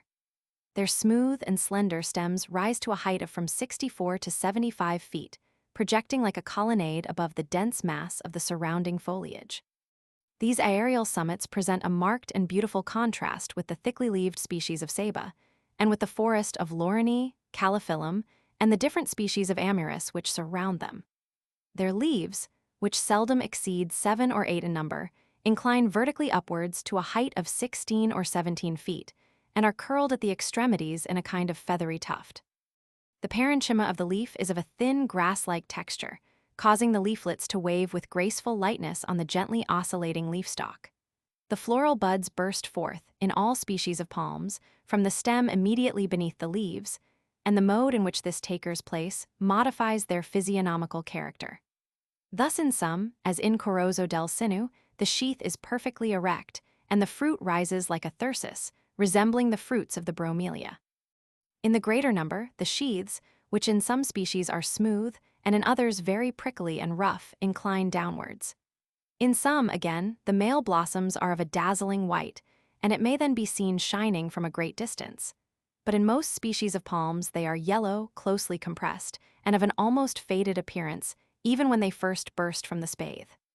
In palms with feathery leaves, the leaf stalks either burst from the dry, rough, ligneous portion of the stem, as in cocoas, phoenix, Palma Real del Sinu, or there rises in the rough part of the stem a grass-green, smooth, and thinner shaft, like one column above another, from which the leaf stalk springs, as in Palma Real de la Havana Oreodoxa regia, which excited the admiration of Columbus. In the fan palms, Foliae palmatis, the leafy crown often rests on a layer of dry leaves, which imparts to the tree a character of melancholy solemnity and grandeur, as in Morich, Palma de Sombrero de la Havana. In some umbrella palms, the crown consists of a very few scattered leaves, raised on slender stalks, as in Muriguama. The form and color of the fruit also present more variety than is generally supposed to be the case in Europe. Mauritia flexuosa has egg-shaped fruits, whose smooth, brown, and scaly surface gives them the appearance of young pine cones. How great is the difference between the large triangular coconut, the berry of the date, and the small stone fruit of the corozo. But of all the fruits of the palm, none can be compared for beauty with those of the pirillo, pihigio, of San Fernando d'Atabapo and of San Balthazar. They are oval and of a golden color, one half being of a purplish red. Are mealy, without seed, 2 or 3 inches in thickness, and hang in clusters like grapes from the summits of their majestic palm trunks. I have already spoken in the earlier part of this work of these beautiful fruits, of which there are 70 or 80 clustered together in one bunch, and which can be prepared in a variety of ways like bananas and potatoes. The spathe enclosing the blossom bursts suddenly open in some species of palms, with an audible report. Richard Schomburg has, like myself, observed this phenomenon in the flowering of the Oreodoxa oleracea. This first opening of the blossoms of the palm, accompanied with noise, reminds us of Pindar's dithyrambic on spring, and of the moment when in the Argive Nemea, the first opening shoot of the date palm announces the coming of balmy spring. Palms, bananas, and arborescent ferns constitute three forms of especial beauty peculiar to every portion of the tropical zone. Wherever heat and moisture cooperate, vegetation is most exuberant and vegetable forms present the greatest diversity. Hence, South America is the most beautiful portion of the palm world. In Asia, the palm form is rare, in consequence perhaps of a considerable part of the Indian continent beneath the equator having been destroyed and covered by the ocean in some earlier revolution of our planet. We know scarcely anything of the African palms between the Bay of Benin and the coast of Aden. And we are, generally speaking, as already observed, acquainted with only a very small number of African palm forms. Palms, next to coniferae, and some species of eucalyptus belonging to the family of the Myrtaceae, afford examples of the loftiest growth. Stems of the cabbage palm, Areca oleracea, have been seen from 160 to 170 feet in height. The wax palm, Arceraxylon andicola, which we discovered in the Montana de Quindiu on the side of the Andes, between Ibague and Carthago, attains the enormous height of 180 to 190 feet. I was able to make an accurate measurement of the trunks of some of these trees, which had been felled in the woods. Next to the wax palm, the Oreodoxa sancona, which we found in flower in the valley of Cauca, and which affords a very hard and admirable wood for building, appeared to me to be the highest of all American palms. The fact that notwithstanding the enormous mass of fruit yielded by some single palms, the number of individuals of each species growing wild is not very considerable, can only be explained by the frequent abortive development of the fruit, and by the voracity of the enemies by whom they are assailed from all classes of animals. In the basin of the Orinoco, however, whole tribes find the means of subsistence for many months together in the fruit of the palm. In Palmetes, Pihigio concitus, singuli trunci quaternis 400 fructus ferent palmiforms, tridumc est verbum inter fraters S. Franciscae, ad ripas orinosae et guinei digens, Meyer pingsir indorum corpora, quatis uberum palmi fructum fundent. Footnote 86. p. 224. From the earliest infancy of human civilization. We find, as far as history and tradition extend, that the banana has constantly been cultivated in all continents within the tropical zone. The fact of African slaves having, in the course of centuries, brought some varieties of the banana fruit to America is as certain as that of the cultivation of this vegetable product by the natives of America prior to its discovery by Columbus. The Guaycurí Indians in Cumana assured us that on the coast of Paria, near the Golfo Triste, the banana will occasionally produce germinating seeds if the fruit be suffered to ripen on the stem. It is from this cause that wild bananas are occasionally found in the recesses of the forests, in consequence of the ripe seeds being scattered abroad by birds.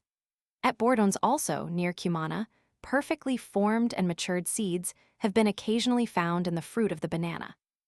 I have already remarked in another work that Onesicritus and other companions of the great Macedonian make no mention of high arborescent ferns, although they speak of the fan-leaved umbrella palms and of the tender evergreen verdure of the banana plantations.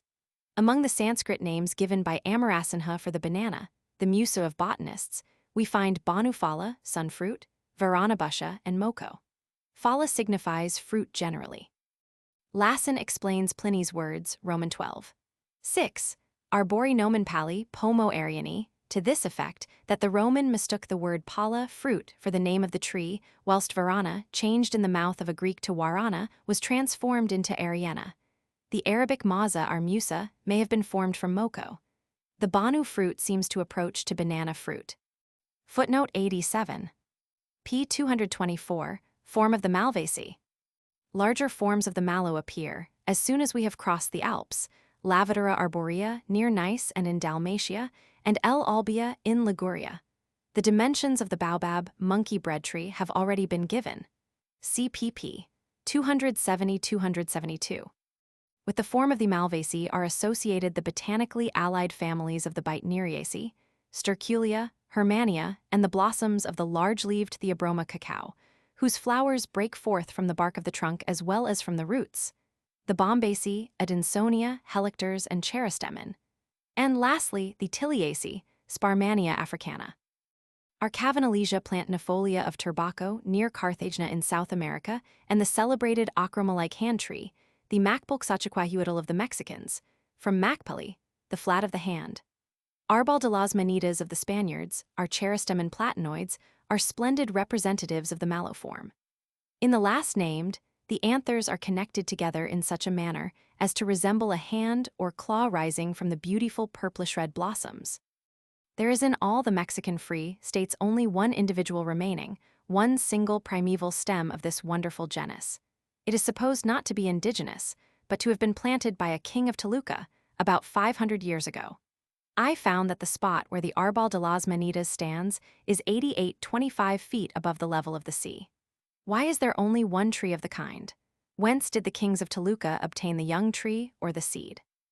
It is equally enigmatical that Montezuma should not have possessed one of these trees in his botanical gardens of Huixtepec, Chapultepec, and Iztapalapan, which were used as late as by Philip II's physician, Hernandez, and of which gardens traces still remain. And it appears no less striking that the hand tree should not have found a place among the drawings of subjects connected with natural history, which Nezahualcoyotl, king of Tezcuco, caused to be made, half a century before the arrival of the Spaniards.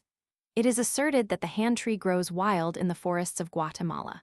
We found 2 Malvaceae, Sida philanthos, Cavan, and Sida pichincensis, rising in the equatorial region to the great height of 13,430 and 15,066 feet on the mountain of Antisana and at the volcano of Rucu Pichincha. The Saxifraga bausinghaltii rises from 600 to upwards of 700 feet higher, on the declivity of Chimborazo. Footnote 88. p. 225, form of the mimicry. The delicate and feathery foliage of the mimicry, Acaceae, Schrankiae, and Desmanthus may be regarded as peculiarly characteristic of tropical vegetation, although some representatives of this form may also be found without the tropics.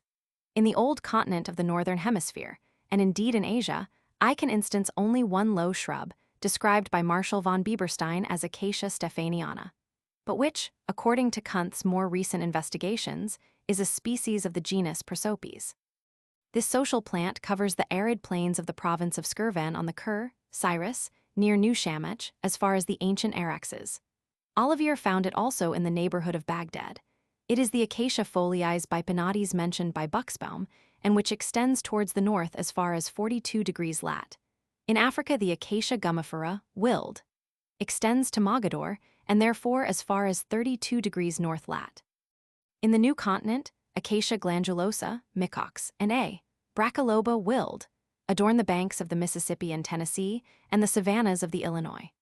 The Schrankia uncinata was found by Micox to penetrate from Florida northwards to Virginia, therefore as far as 37 degrees north lat. Gladicia triacanthos is met with, according to Barton, to the east of the Allegheny Mountains, as far as 38 degrees north lat. And west of the same range, even to 41 degrees north lat. The extreme northern limit of Gladicia monosperma is 2 degrees further southward. Such are the boundaries of the mimosa form in the northern hemisphere, while in the southern hemisphere, beyond the Tropic of Capricorn, simple-leaved Acaceae are found as far as Van Diemen's Land. The Acacia cavinia, described by Claude Gay, being even found in Chile between 30 degrees and 37 degrees south lat. Chile has no true mimosa, but 3 species of acacia, and even in the north of Chile the Acacia cavinia grows only to a height of 12 or 13 feet, whilst in the south, as it approaches the sea coast, it scarcely rises a foot above the ground. The most sensitive of the mimosas which we saw in the northern portion of South America are next to the Mimosa pudica, M. dormiens, M. somnians, and M. somniculosa. The irritability of the African sensitive plant was already noticed by Theophrastus, Roman 4:3, and by Pliny, Roman 13:10, but I find the first description of the South American sensitive plants, Dormidoras, in Herrera Decad, Roman 2, Lib. Roman 3, Cap. 4. The plant first attracted the attention of the Spaniards, in 1518, in the savannas on the isthmus round Nombre de Dios, pers como cosa sensible, and it was pretended that the leaves, duratura de una pluma de pajaros, only contracted together when they were touched with the finger, and not when brought in contact with a piece of wood. In the small swamps which surround the town of Mompox on the Magdalena River, we discovered a very beautiful aquatic mimosa, Desmanthus lacustris, a representation of which is given in our plants equinoxales, TI, P. 55, PL 16. In the chain of the Andes of Caxamarca, we found 2 alpine mimosas, Mimosa montana and Acacia revoluta, growing at elevations of from 9,000 to nearly 9,600 feet above the level of the sea. As yet no true mimosa, in the meaning of the word as established by Willdenow, nor even any Nga, has been found in the temperate zone. Amongst all the acacias, the oriental Acacia julibrisson, which Forscal has confounded with Mimosa arborea, endures the greatest degree of cold. In the botanical garden of Padua, there is a high stem of considerable thickness growing in the open air, although the mean temperature of Padua is below 56 degrees Fahrenheit. Footnote 89. p. 225, Heaths. We do not, in these physiognomical considerations, by any means comprehend, under the name of heaths, the whole natural family of the Ericaceae, which, on account of the similarity and analogy in the flowering parts of the plant, include rhododendron, befaria, gaultheria, and escallonia. We limit ourselves to the very accordant and characteristic form of the species of Erica, including Calluna, Erica vulgaris, L. Whilst in Europe Erica carnea, E. tetralix, E. cinerea, and Calluna vulgaris cover large tracts of country, extending from the plains of Germany and from France and England to the extremity of Norway, southern Africa presents the most varied assortment of species. One single species, Erica umbellata, which is indigenous in the southern hemisphere at the Cape of Good Hope, is again found in northern Africa, Spain, and Portugal. Erica vagans and E. arborea also belong to the opposite coasts of the Mediterranean. The former is met with in northern Africa, in the neighborhood of Marseille, in Sicily and Dalmatia, and even in England, the second in Spain, Istria, Italy, and the Canaries. The common heath, Calluna vulgaris, Salisbury, which is a social plant, covers large tracts from the mouth of the Scheldt to the western declivity of the Ural. Beyond the Ural, both oaks and heaths disappear. Both are wanting in the whole of northern Asia, and in all Siberia as far as the Pacific. G. Mellon and Pallas have expressed their astonishment at this disappearance of Calluna vulgaris, which, on the eastern declivity of the Ural chain, is even more decided and more sudden than one might be led to conclude, from the words of the last-named great naturalist. Pallas merely says, ultra urulens jugum sensum deficit, vix in Eistensibus campis rarissime apparit, et ulteriori Siberii plain deist. Chemisso, Adolf Erman, and Heinrich Kittlitz collected Andromedas but no Calluna in Kamchatka and on the northwest coast of America. The accurate knowledge, which we at present possess of the mean temperature of different portions of northern Asia, as well as of the distribution of annual heat throughout the different seasons, in no way explains the non-advance of the heath to the east of the Ural. Dr. Joseph Hooker has treated with much ingenuity, in a note to his Flora Antarctica, of the 2 contrasting phenomena of the distribution of plants, uniformity of surface accompanied by a similarity of vegetation, and again, instances of a sudden change in the vegetation, unaccompanied with any diversity of geological and other feature. Is there an Erica in Central Asia? That which Saunders, in Turner's Travels to Thibet, has described in the highlands of Nepal, besides other European plants, Vaccinium myotilis, and V. oxycoccus, as Erica vulgaris, is, according to the opinion communicated to me by Robert Brown, probably the Andromeda fastigiata of Wallach.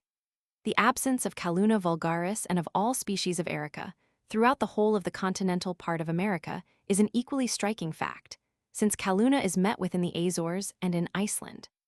It has not hitherto been found in Greenland, but it was discovered some years ago in Newfoundland. The natural family of the Ericaceae is also almost entirely wanting in Australia, where its place is supplied by the Epicridae. Linnaeus described only 102 species of the genus Erica, but, according to Klotzsch's observations, this genus comprises 440 true species, after the varieties have been carefully excluded. Footnote 90. p. 226, the cactus form. when the natural family of the Opuntiaceae is separated from the Grossulariaceae, species ribs, and is confined within the limits indicated by Kunth, we may regard the whole as exclusively American.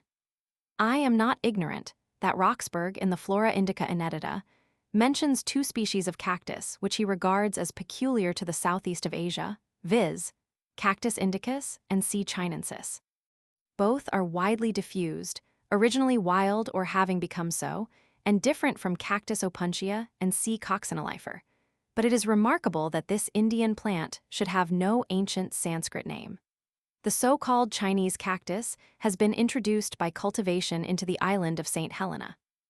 Modern investigations, prosecuted at a period when a more general interest has been awakened in relation to the original distribution of plants, will unquestionably remove the doubts that have frequently been advanced against the existence of Asiatic Opuntiaceae. We see, in a similar manner, certain vital forms appear separately in the animal world.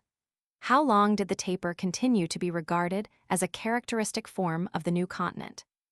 And yet the American tapir is, as it were, repeated in that of Malacca, Tapirus indicus, Cov. Although the cactus form belongs, properly speaking, to the tropical regions, there are some species in the new continent that are indigenous to the temperate zone on the Missouri and in Louisiana, as for instance Cactus missouriensis and C. vivipara.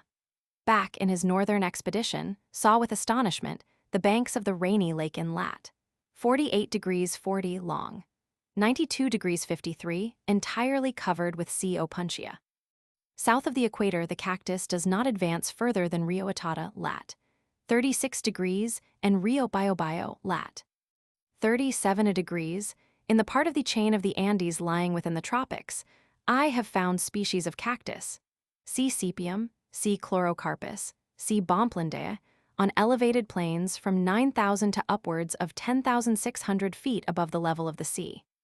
But in Chile, in the temperate zone, a far more strongly marked alpine character is exhibited by Opuntia ovale, whose upper and lower limits have been accurately determined through barometric measurements by the learned botanist Claude Gay.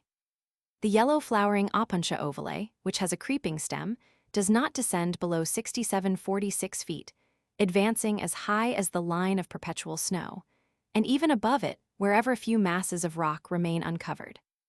These little plants have been gathered at spots lying at an elevation of 13,663 feet above the level of the sea. Some species of echinocactus are also true alpine plants in Chile. A counterpart to the much-admired fine-haired Cactus senilis is presented by the thick-wooled Cereus lanatus, called by the natives piscal, which has a fine red fruit. We found it near Huancabamba, in Peru, on our journey to the Amazon River. The dimensions of the Cactaceae, a group on which the Prince of Salmdic was the first to throw considerable light, present the most striking contrasts. Echinocactus whistlezeni, which has a circumference of 7 feet and a half, with a height of 4 feet and a quarter, is only third in size, being surpassed by E. ingens, Zuck, and E. platyceras, Lem. The Echinocactus steinii attains a diameter of from 2 feet to 2.5. E. visnego, belonging to Mexico, has a diameter of upwards of 3 feet, with a height of more than 4 feet, and weighs as much as from 700 to 2,000 pounds. While the Cactus nanus, which we collected near Sondorillo, in the province of Yin, is so small and so loosely rooted in the sand that it gets between the toes of dogs. The mellicactuses, which are full of juice even in the driest season, as the ravenala of Madagascar, woodleaf in the language of the country from rave, raven, a leaf, and a la, the Javanese hallas, a wood, are vegetable springs, which the wild horses and mules open by stamping with their hoofs, a process in which they frequently injure themselves. Cactus opuntia has spread during the last quarter of a century in a remarkable manner through northern Africa, Syria, Greece, and the whole of southern Europe, penetrating from the coasts of Africa far into the interior, where it associates with the native plants. After being accustomed to see cactuses only in our hothouses, we were astonished at the density of the woody fibers in old cactus stems. The Indians are aware that cactus wood is indestructible and admirably adapted for oars and the thresholds of doors. There is hardly any physiognomical character of exotic vegetation that produces a more singular and ineffaceable impression on the mind of the traveler. than an arid plain densely covered with columnar or candelabra-like stems of cactuses, similar to those near Cumana, New Barcelona, Coro, and in the province of Jaén de Bracamoros. Footnote 91. p. 226, Orchidea. The almost animal-like form occasionally observed in blossoms of the orchidea is most strongly marked in Anguloa grandiflora, celebrated in South America as the torito, in the mosquito, our Restrepo antennifera, in the Flor del Espiritu Santo, likewise in Anguloa, according to Flori Peruviani Prodrom. p. 118, tab. 26, in the ant-like flower of Chiloglades cornuta, in the Mexican Bletia speciosa, and in the whole host of our remarkable European species of Ophrys, O. muscifera, O. epifera, O. arenifera, O. arachnites, and c. The taste for these splendidly flowering plants has so much increased that the number of species cultivated by Messrs. Loddige, which in 1813 was only 115, was upwards of 1650 in 1843, and in 1848 the number was estimated at no fewer than 2360. What a treasure of sumptuously flowering and unknown orchidea may be enclosed in the interior of Africa wherever there is an abundant supply of water. Lindley, in his beautiful work on the genera and species of orchideous plants, 1840, counted exactly 1980 species, whilst Klotz at the close of the year 1848 counted 3545. Whilst the temperate and cold zone possess only terrestrial orchidea, growing close to the ground, both forms, the terrestrial as well as the parasitical, growing on the trunks of trees, are indigenous in the beautiful regions of the tropics. To the former class belong the tropical genera Neodia, Craniches, and most Habnerias. But we have found both these forms as alpine plants on the declivity of the Andes of New Granada and Quito, viz. The parasitical epidendry, Mastivalia uniflora, at an elevation of 10,231 feet, Ceotochelum flexuosum at 10,103 feet, and Dendrobium aggregatum at 9,485 feet, and the terrestrial forms of Altensteinia palacea, near Loa Chiquito, at the foot of the volcano of Pichincha. Claude Gay is of opinion that the orchidea supposed to have been found growing on trees in the island of Juan Fernandez and even at Chilo were probably only parasitical Parretiae, which advance as far south at least as 40 degrees.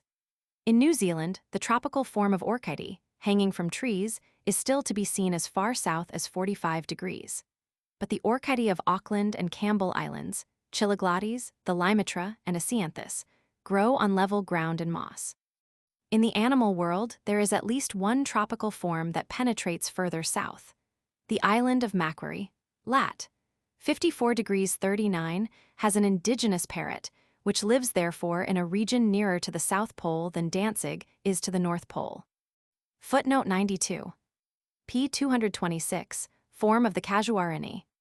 Acacias, in which the place of the leaves is supplied by Phyllodia, Myotaceae, Eucalyptus, Metrosideros, Melaleuca, Leptospermum, and Casuarinae, constitute the sole characteristics of the vegetable world of Australia, New Holland, and Tasmania, Van Diemen's Land.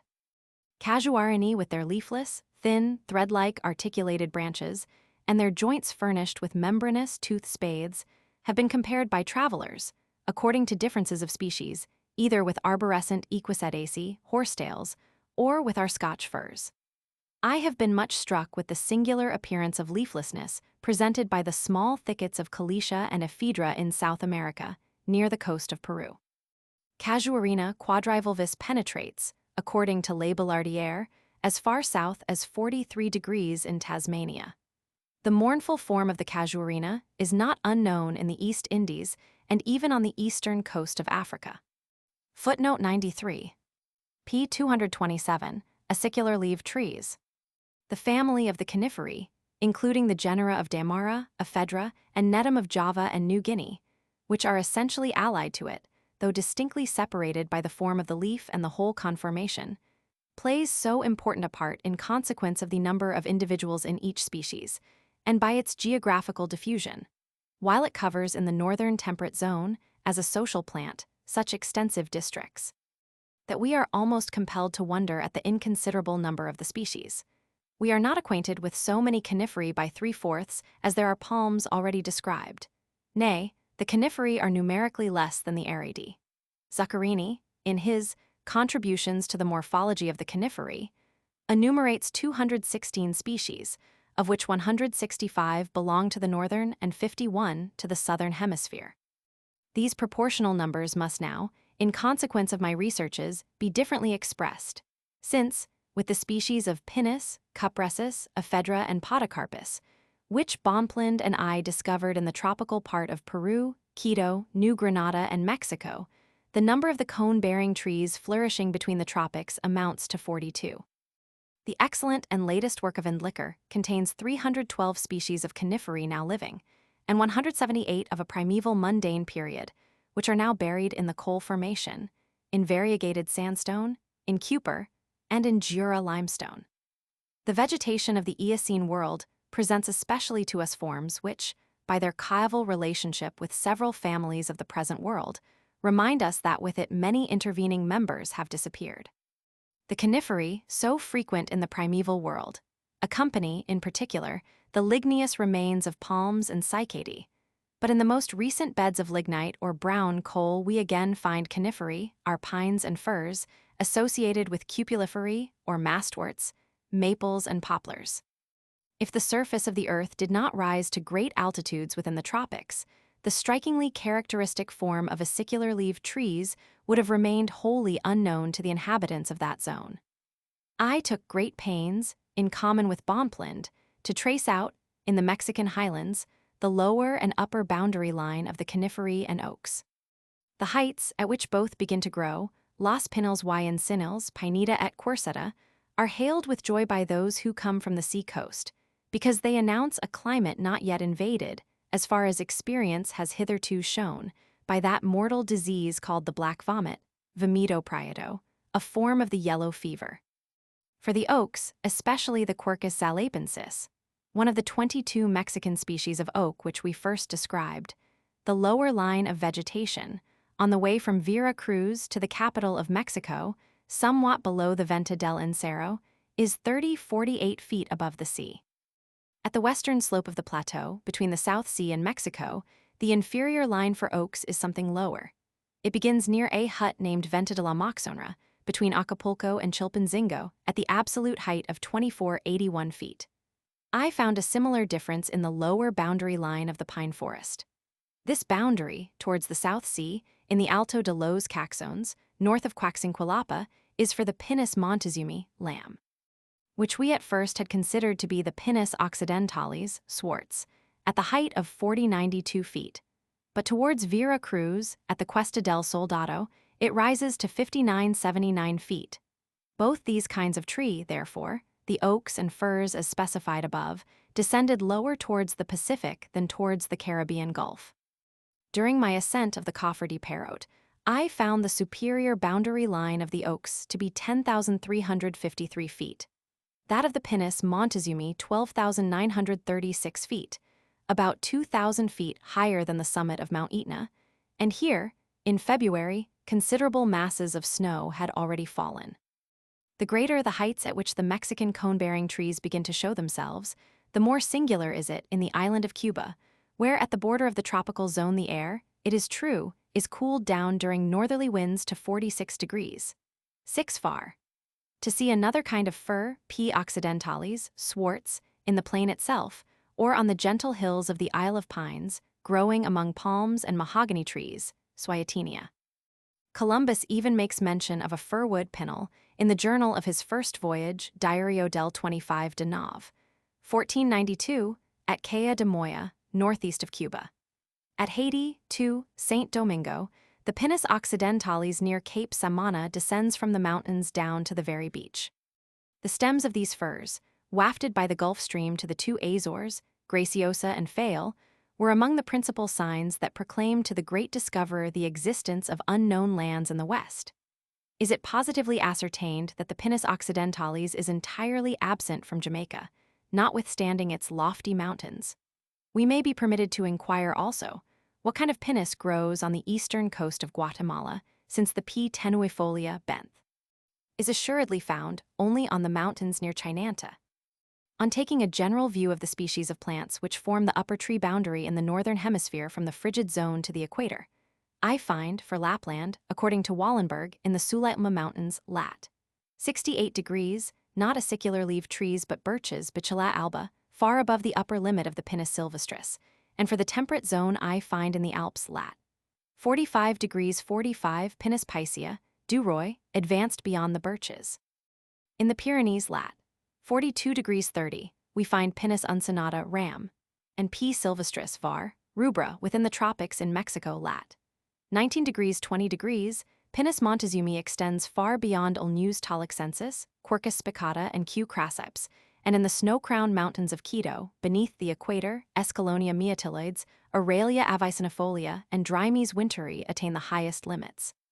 This last species of tree, identical with the Drymes granatensis, Moot, and the Wintera aromatica of Murray, presents, as Dr. Joseph Hooker has shown, the most singular instance of the uninterrupted dissemination of the same species of tree from the southernmost part of Tierra del Fuego and Hermit Island, where it was discovered as early as 1577 by Drake's expedition, up to the northern highlands of Mexico, over a meridian extent of 86 degrees of latitude or 5,160 miles. Where the acicular or needle-leaved trees, as in the Swiss Alps and the Pyrenees, and not the birch as in the extreme north, form the boundary of arborescent vegetation on the loftiest mountains, which they picturesquely encircle, they are immediately followed in their ascent towards the snow-crowned summits, in Europe and Western Asia by the alpine roses, rhododendra, and at the Silla de Caracas, and the Peruvian Paramo de Saraguru, by the purplish-red blossoms of the graceful Befarii. In Lapland, the rhododendron laponicum immediately follows the coniferous trees, in the Swiss Alps, the rhododendron ferrugineum and R. hirsutum, and in the Pyrenees the R. ferrugineum alone, and in the Caucasus the R. caucasicum. But R. caucasicum has also been found isolated by de Candolle in the Jura Mountains, in the Creux de Vent, 5968 feet lower down, at the inconsiderable height of from 3303 to 3730 feet. If we would trace out the last zone of vegetation near the snow line we must name, according to our personal observation, in tropical Mexico, Senecio nivalis and Chelone gentianoids. In the cold mountainous tracts of New Granada, the woolly Espalicia grandiflora, E. corymbosa, and E. argentea. In the Andes chain of Quito, Calcidium rufescens, C. ledifolium, and C. niville, yellow-blossomed compositae, which replace the somewhat more northerly Llanos herbs of New Granada, and the Epiletiae, with which they have so much physiognomical resemblance. This substitution or repetition of similar and almost identical forms in regions that are separated from each other by seas or wide intervening tracts is a wonderful law of nature. It prevails even in the rarest forms of the floras. In Robert Brown's family of the Rafflesiae, separated from the Cytinae, the two Hydnori in southern Africa, H. africana and H. triceps, described by Thunberg and Driedge, have, in South America, their counterpart in the H. americana of Hooker. Far above the regions of alpine herbs, of the grasses and the lichens, nay, beyond the boundary of perpetual snow, there occasionally appears a phanerogamic plant, growing sporadically, and as it were isolated to the astonishment of botanists. And this occurs both within the tropics and in the temperate zone, on fragments of rock which remain free from snow and are probably warmed by open fissures. I have already mentioned the Saxifraga bausinghalti, which is found at a height of 15,773 feet on the Chimborazo. In the Swiss Alps, the Silene calis, a clovewort or caryophylla, has been seen at a height of 11,382 feet. The former vegetates at 640, the latter at 2621 feet above the respective local limits of snow, heights which were determined when both the plants were discovered. In our European coniferous woods, the red pine, or Norway spruce, and the white, or silver, pine show great and remarkable variations as regards their geographical dispersion on the slopes of mountains. Whilst in the Swiss Alps the red pine, Pinus picea, Duroy, Foliis compressotragonus, unfortunately named by Linnaeus and by most botanists of our time the Pinus abies, forms the limit of tree vegetation at the mean height of 5883 feet, and only here and there does the lowly alder, Ulmus viridis, Dec, Bacilla viridis, Vil. Advance higher towards the snow limit, the white pine Pinus abies, du Roy, Pinus picea, Linn, Foliis planis, pectinato distiches, emarginatis, has its limit, according to Wallenberg, about 1,000 feet lower. The red pine does not grow at all in southern Europe, in Spain, the Apennines, and Greece. And, as Ramond remarks, it is only seen on the slope of the northern Pyrenees at great heights, and is entirely wanting in the Caucasus. The red pine extends further to the north in Scandinavia than the white, which latter tree appears in Greece, on the Parnassus, the Taygetus, and the Oda, as a variety with long acicular leaves, Foliis apis integris, Breviter mucronates, the abies apollines of the acute observer link. On the Himalaya, the acicular-leaved form of trees is distinguished by the mighty thickness and height of the stem, as well as by the length of the leaf. The chief ornament of the mountain range is the cedar deodwara, Pinus deodara, roxb, which word is, in Sanskrit, derwadaru, i.e. timber for the gods, its stem being nearly from 13 to 14 feet in diameter. It ascends in Nepal to more than 11,700 feet above the level of the sea. More than 2,000 years ago, the deodwara cedar near the river Behut, that is, the Hydesps, furnished the timber for the fleet of Nearchus. In the valley of Dudigaon, north of the copper mines of Dunpur in Nepal, Dr. Hofmeister, so early lost to science, found in a forest the Pinus longifolia, royal, or the Tichelu fir, mixed with the lofty stems of a palm, Chamaerops martiana, Wallach. Such an interspersion of the Pineta and Palmeta had already, in the new continent, excited the astonishment of the companions of Columbus, as a friend and contemporary of the admiral, S. Petrus Martyringhiera, relates. I myself saw, for the first time, this blending of pines with palms on the road from Acapulco to Chilpancingo. The Himalaya, like the Mexican highlands, besides its genera of pine and cedar, possesses also forms of the cypress, Cupressus torulosa, Don. Of the yew, Taxus wallachiana, Zucker. Of the Podocarpus nerifolia, brown, and the juniper, Juniperus squamata, Don, and J. excelsa, Bieberst. The latter species occurring also at Skipk in Thibet in Asia Minor, Syria, and the Grecian islands. On the other hand, Thuja, Taxodium, Larix, and Araucaria are forms of the new continent, which are wanting in the Himalaya. Besides the 20 species of pine with which we are acquainted in Mexico, the United States of North America, in their present extension to the Pacific, present 45 described species, whilst all Europe can only enumerate 15. The same difference between abundance and paucity of forms is shown in the oaks, in favor of the new continent, a quarter of the world, the most connected and most elongated in a meridional direction. It has, however, been very recently demonstrated by the extremely accurate researches of Siebold and Zuccarini to be an erroneous assertion that many European species of pine, in consequence of their wide distribution throughout northern Asia, passed over to the Japanese islands, and there mingled with a genuine Mexican species, the Weymouth pine, Pinus strobus, L., as Thunberg asserts. What Thunberg considered to be European species of pine are species entirely different. Thunberg's red pine, Pinus abies, Linn., is P. pallida, Seb., and often planted near Buddhist temples. His northern common fir, Pinus sylvestris, is P. Masoniana lam. His P. sembra, the German and Siberian stone pine tree, is P. parviflora, Seb. His common larch, P. larix, is the P. leptolpes, Seb. His Taxus baccata, the fruit of which the Japanese courtiers eat as a precautionary measure when attending long ceremonies, forms a special genus and is Cephalotaxus drupacea, Seb. The Japanese islands, despite the proximity of the Asiatic continent, have a very different character of vegetation. Thunberg's Japanese Weymouth pine, which would present an important phenomenon, is moreover a naturalized tree that differs entirely from the indigenous pines of the New World. It is Pinus coragensis, Seb., which has migrated from the peninsula of Korea and Kamchatka to Nippon. Of the 114 species now known of the genus Pinus, there is not one in the whole southern hemisphere, for the Pinus mercusii, described by Junghun and de Vries, still belongs to that part of the island of Sumatra which is north of the equator, that is, to the district of the Batas. The P. insularis, Endel, belongs to the Philippines, although at first it was introduced into Loudon's Arboretum as P. timoriensis.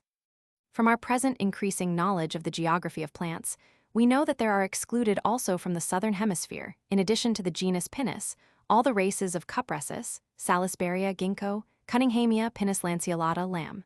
thuja, one species of which gigantea nut, at the Columbia River rises as high as 180 feet, juniperus and taxodium, Merbel's Schubertia. I can introduce this last genus here with the greater certainty, inasmuch as a cape plant, Sprengel's Schubertia capensis, is no taxodium, but forms a special genus, Widdringtonia endel, in quite another division of the coniferae. This absence from the southern hemisphere of the true abiatini, of the juniper rini, cupricini, and all the taxodini, as likewise of the toria, of the Salisburia adiantifolia, and of the cephalotaxis among the taxini, vividly reminds us of the enigmatical and still obscure conditions which determined the original distribution of vegetable forms. This distribution can by no means be satisfactorily explained either by the similarity or diversity of the soil, by thermal relations, or by meteorological conditions. I have long since directed attention to the fact that the southern hemisphere possesses, for instance, many plants of the natural family of the Rosaceae, but not a single species of the genus Rosa itself. Claude Gay informs us that the Rosa chilensis, described by Mayen, is a variety that has become wild of the Rosa centifolia, Linn., which has been naturalized in Europe for thousands of years. Such wild-growing varieties occupy large tracts in Chile near Valdivia and Osorno. In the whole tropical region of the northern hemisphere, we only found one single indigenous rose, our Rosa montezumi, and this was on the Mexican highland, near Morin, at a height of 93.36 feet. We may count among the strange phenomena observed in the distribution of plants the total absence of the agave from Chile, though it possesses palms, porrushes, and many species of cactus. And although A. americana flourishes luxuriantly in Roussillon, at Nice, at Botzen, and in Istria, where it was probably introduced from the new continent since the 16th century, and where it forms one connected line of vegetation from the north of Mexico, across the Isthmus of Panama, as far as southern Peru. With respect to the calceolarias, I long believed that, like the roses, they were only to be found exclusively on the northern side of the equator. In fact, among the 22 species that we brought with us, not one was gathered to the north of Quito and the volcano of Pichincha, but my friend Professor Kunth remarks that Calceolaria perfoliata, which Boussingault and Capt. Hall found near Quito, advances also as far as New Granada, and that this species, as well as C. integrifolia, was sent by muties from Santa Fe de Bogotá to the Great Linnaeus. The species of pinus, which are so abundant in the wholly intertropical Antilles, as well as in the tropical mountain regions of Mexico, do not cross the Isthmus of Panama, and are wholly wanting in the equally mountainous parts of tropical South America that lie north of the equator. They are equally unknown on the elevated plains of New Granada, Pasto, and Quito. I have advanced in the plains and on the mountains from the Rio Sinu, near the Isthmus of Panama, as far as 12 degrees south lat. And in this territorial extent, of nearly 1,600 miles in length, the only forms of needle-leaved trees that I saw were the taxoid podocarpus, P. taxifolia, 64 feet high, in the Andes Pass of Quindiu and in the Páramo de Saraguru, in 4 degrees 26 north and 3 degrees 40 south latitude, and in Ephedra E. americana near Gualabamba, north of Quito. Among the group of the coniferae, the following are common to the northern and southern hemispheres: Taxus, Netum, Ephedra, and Podocarpus. Long before L. Heritier, the last genus had been very properly distinguished from Pinus by Columbus on the 25th of November, 1492. He says, Pinals en la Serrania de Haiti, que no leven pinas, piro frutos que persen azeitunos del Axarif de Sevilla. Species of yew extend from the Cape of Good Hope to 61 degrees north lat. In Scandinavia, consequently through more than 95 degrees of latitude. Podocarpus and Ephedra are almost as widely distributed, and even from among the Cupuliferae, the species of the oak genus, usually termed by us a northern form, though they do not cross the equator in South America, reappear in the southern hemisphere, at Java, in the Indian archipelago. To this latter hemisphere 10 genera of the cone-bearing trees exclusively appertain, of which we will here cite only the most important: Araucaria, Demara agathis, Sal, Frenella, comprising about 18 Australian species, Dacrydium and Libostris, whose habitat is both in New Zealand and the Straits of Magellan. New Zealand possesses one species of the genus Demara d. australis, but no Araucaria. The contrary, by a singular contrast, is the case in New Holland. In the form of acicular-leaved trees, nature presents us with the greatest length of stem existing in arborescent productions. I use the term arborescent, for, as we have already remarked, among the laminariae, the oceanic algae Macrocystes pyrifera, between the coast of California and 68 degrees south lat, often attains a length of more than 400 feet. If we exclude the 6 Araucarias of Brazil, Chile, New Holland, the Norfolk Islands, and New Caledonia, then those coniferae are the highest, whose habitat is the temperate zone of the north.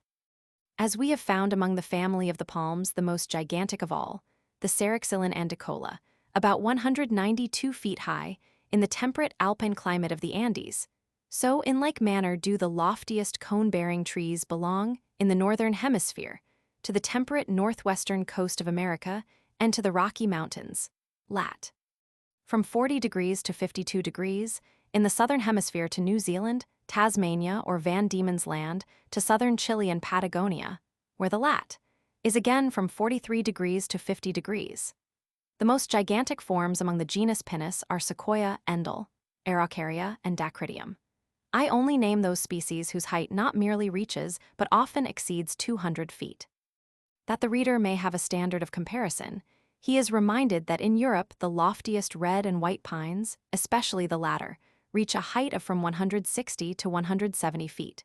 For instance, in Silesia, the pine in the Lampersdorf forest, near Frankenstein, long famous for its altitude, is only 158 feet high, although 17 feet in girth.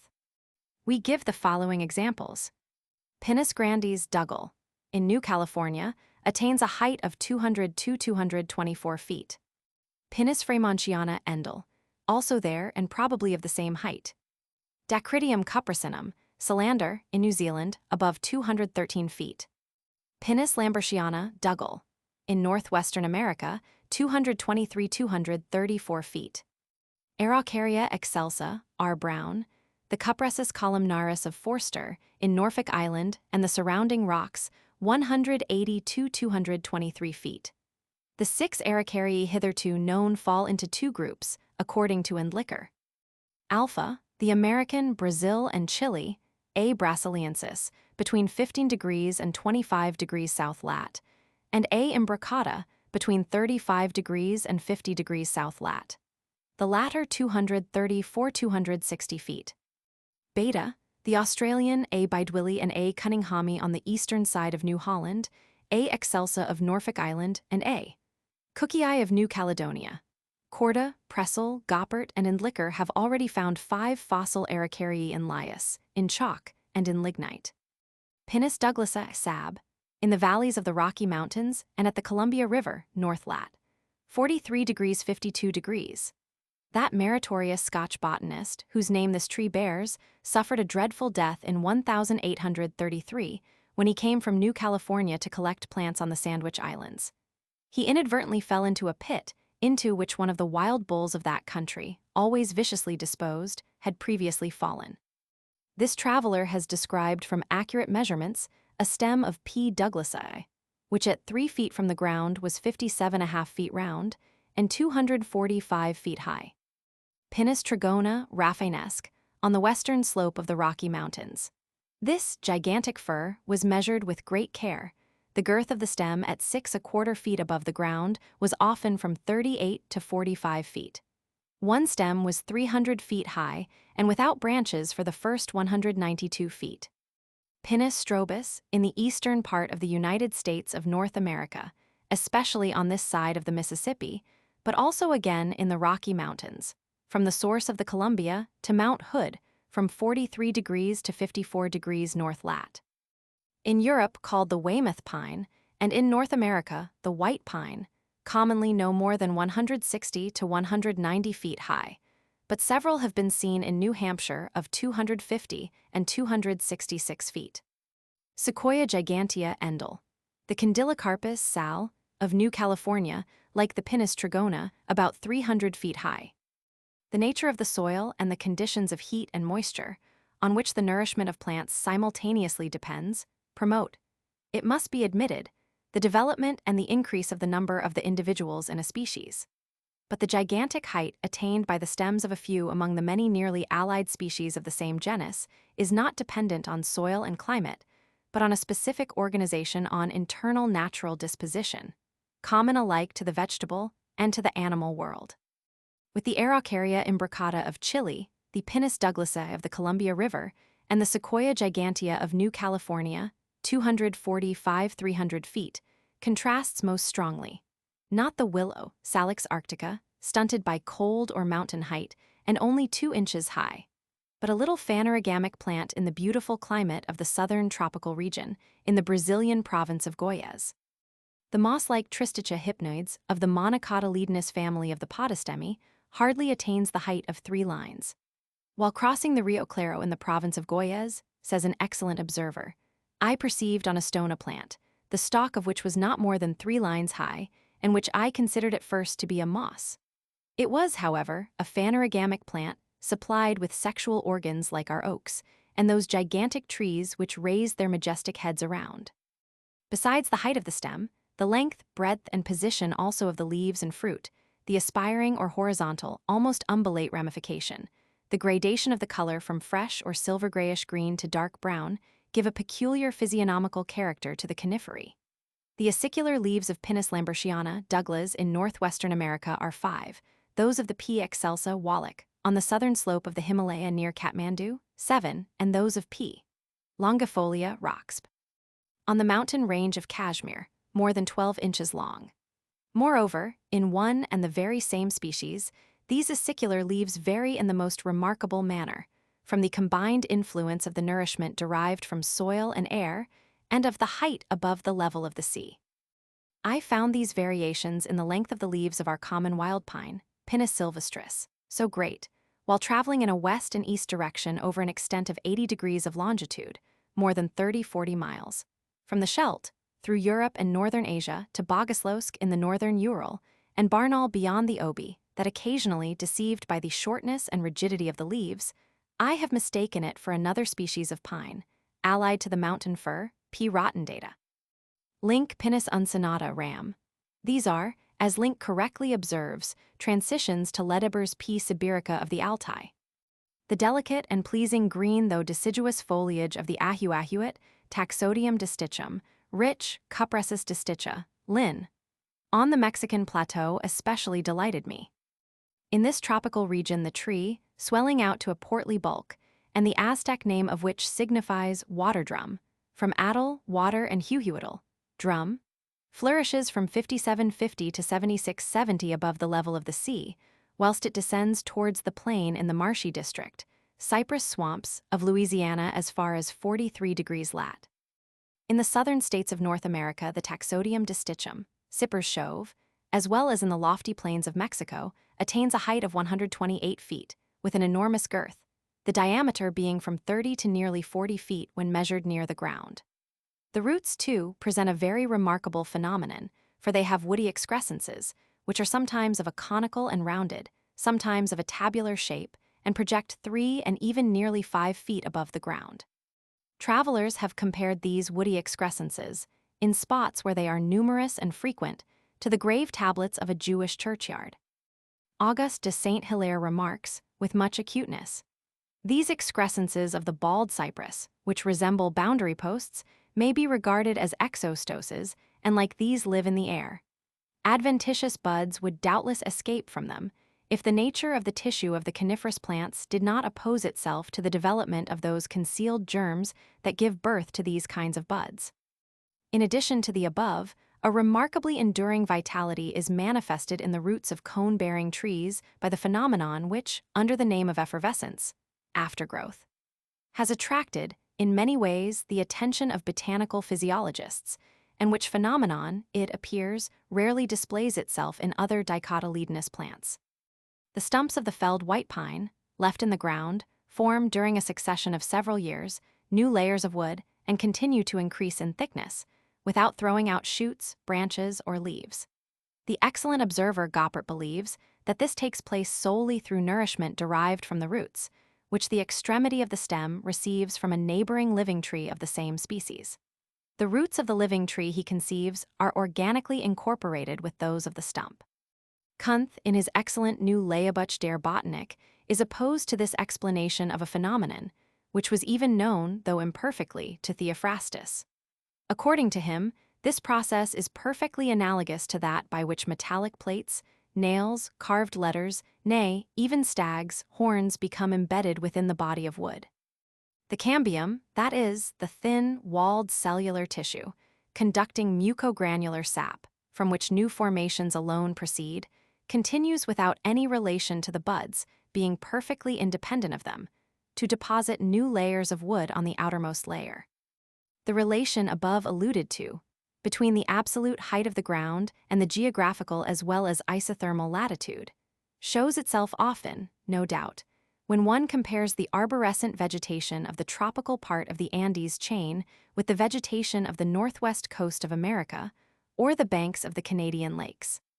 The same remark was made by Darwin and Claude Gay in the southern hemisphere, when they, in their descent from the plateau of Chile, advanced towards eastern Patagonia and the archipelago of Tierra del Fuego. Here woods of Drymes winteri, together with Fagus antarctica and Fagus forsteri, cover everything with long uniform rows in a northern and southern direction down to the lowlands. Trifling deviations from the law of constant station ratios between mountain height and geographical latitude, depending or local causes, not sufficiently investigated, occur even in Europe. I would call to mind the limits of altitude for the birch and common fir in a part of the Swiss Alps, on the Grimsel. The fir Pinus sylvestris flourishes there up to 6330, and the birch Bichela alba up to 6906 feet. Beyond them again there is a belt of stone pines, Pinus sembra, whose upper boundary is 7343 feet. The birch, in consequence, lies there between two belts of coniferae. According to the excellent observations of Leopold von Buch and the more recent ones of Martius, who also visited Spitzbergen, the limits of the geographical distribution in the high Scandinavian north, in Lapland, are as follows. The fir extends to 70 degrees, the white birch Bichela alba to 70 degrees 40, the dwarf birch B. nana to 71 degrees at least. Pinus sembra is entirely wanting in Lapland. As the length and the position of the acicular leaves define the physiognomic character of the coniferae, this is still more designated by the specific difference of the leaf breadth and the parenchymatous development of the appendicular organs. Several species of ephedra may be said to be almost leafless, but in Taxus, Araucaria, Demara, Agathis, and the Salisburia adiantifolia of Smith, Ginkgo biloba, Linn., the breadth of the leaf gradually increases. I have here arranged the genera morphologically. Even the names of the species, as first chosen by botanists, indicate such an arrangement. Demara orientalis of Borneo and Java, often 11 feet in diameter, was at first named Loranthifolia, Demara australis, Lamb. In New Zealand, rising to 150 feet high, was originally named Zamifolia. Neither of these has acicular leaves, but folia alterna oblongo lanceolata, opposita, in arbor adulteri seep alterna, enervia striata. The lower surface of the leaf is densely covered with stomata. These transitions of the appendicular system, from the greatest contraction to a broad leaf surface, possess, like every advance from simple to compound, both a morphological and a physiognomical interest. The short-stalked, broad, split leaf of the Salisburia, Camphor's ginkgo, has also the breathing pores, stomata, only on the inferior side. The original habitat of the tree is not known. It became distributed from the Chinese temples to the gardens of Japan in consequence of the intercourse that existed in olden times between the congregations of Buddha. I was a witness of the singularly painful impression which the first sight of a pine forest at Chilpancingo made on one of our companions in traveling from a port in the South Sea through Mexico to Europe. Born in Quito, under the equator, he had never seen needle-leaved trees and folia acerosa. The trees appeared to him to be leafless, and because we were journeying towards the cold north, he thought he recognized already, in the extreme contraction of the organs, the impoverishing influence of the pole. The traveler, whose impressions I am here describing, and whose name neither Bonpland nor myself can mention without regret, was an excellent young man, the son of the Marquis de Selvilliger, Don Carlos Montefar, whose noble and ardent love of freedom courageously led him, a few years later to a violent, though not dishonorable, death in the War of Independence waged by the Spanish colonies. Footnote 94. p. 227, Pothos plants Aridae. Caladium and pothos are forms appertaining exclusively to the tropical world, whilst the different species of arum belong more to the temperate zone. Arum italicum, A. dracunculus, and A. tenuifolium advance as far as Istria and Friuli. No pothos has hitherto been discovered in Africa. The East Indies possess several species of this genus, P. scandens and P. pinnata, which have a less beautiful physiognomy and are of less luxuriant growth than the American pothos plants. We discovered a beautiful true arborescent Aridea, Caladium arboreum, having a stem from 16 to more than 21 feet in height near the convent of Caraip, east of Cumana. Beauvoir found a singular Caladium, Caucasia scandens, in the Kingdom of Benin.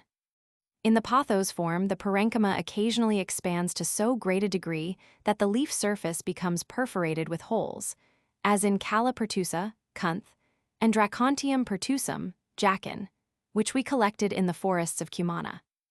It was the Arideas which first drew attention to the remarkable phenomenon of the fever heat evolved by certain plants during the period of their inflorescence, and which even sensibly affects the thermometer, and is connected with a great and temporary increase in the absorption of oxygen from the atmosphere.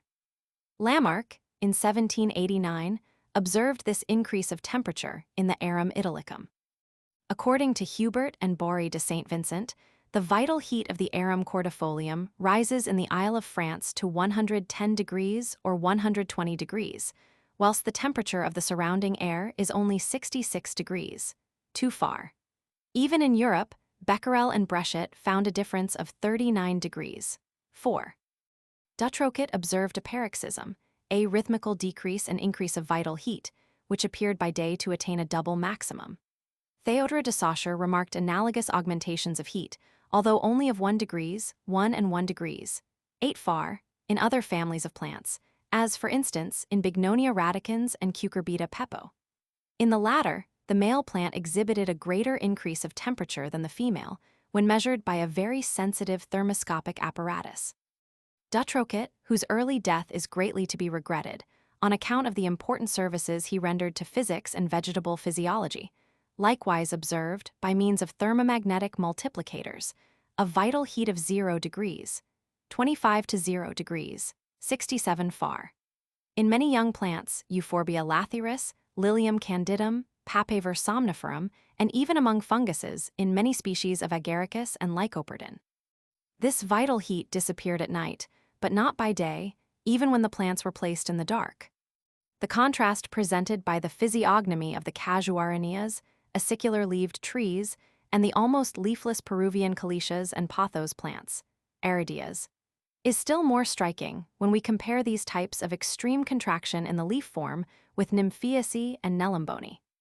Here we again meet, as in the Aridae, with leaves in which the cellular tissue is excessively expanded upon long, fleshy, succulent petioles, as Nymphea alba N. lutea, N. thermalis, formerly called N. lotus, from the hot spring of Pécs near Grosswerdine in Hungary, the species of Nelumbo, Uriel amazonica, Popig, and Victoria regina, allied to the prickly Uriel, although of a very different genus according to Lindley, and discovered in 1837 by Sir Robert Schomburgk in the river Berbice, in British Guiana. The round leaves of this splendid aquatic plant are from 5 to 6 feet in diameter, and surrounded by upright margins from 3 to 5 inches in height, which are light green on the inner side, but of a bright crimson on the outside.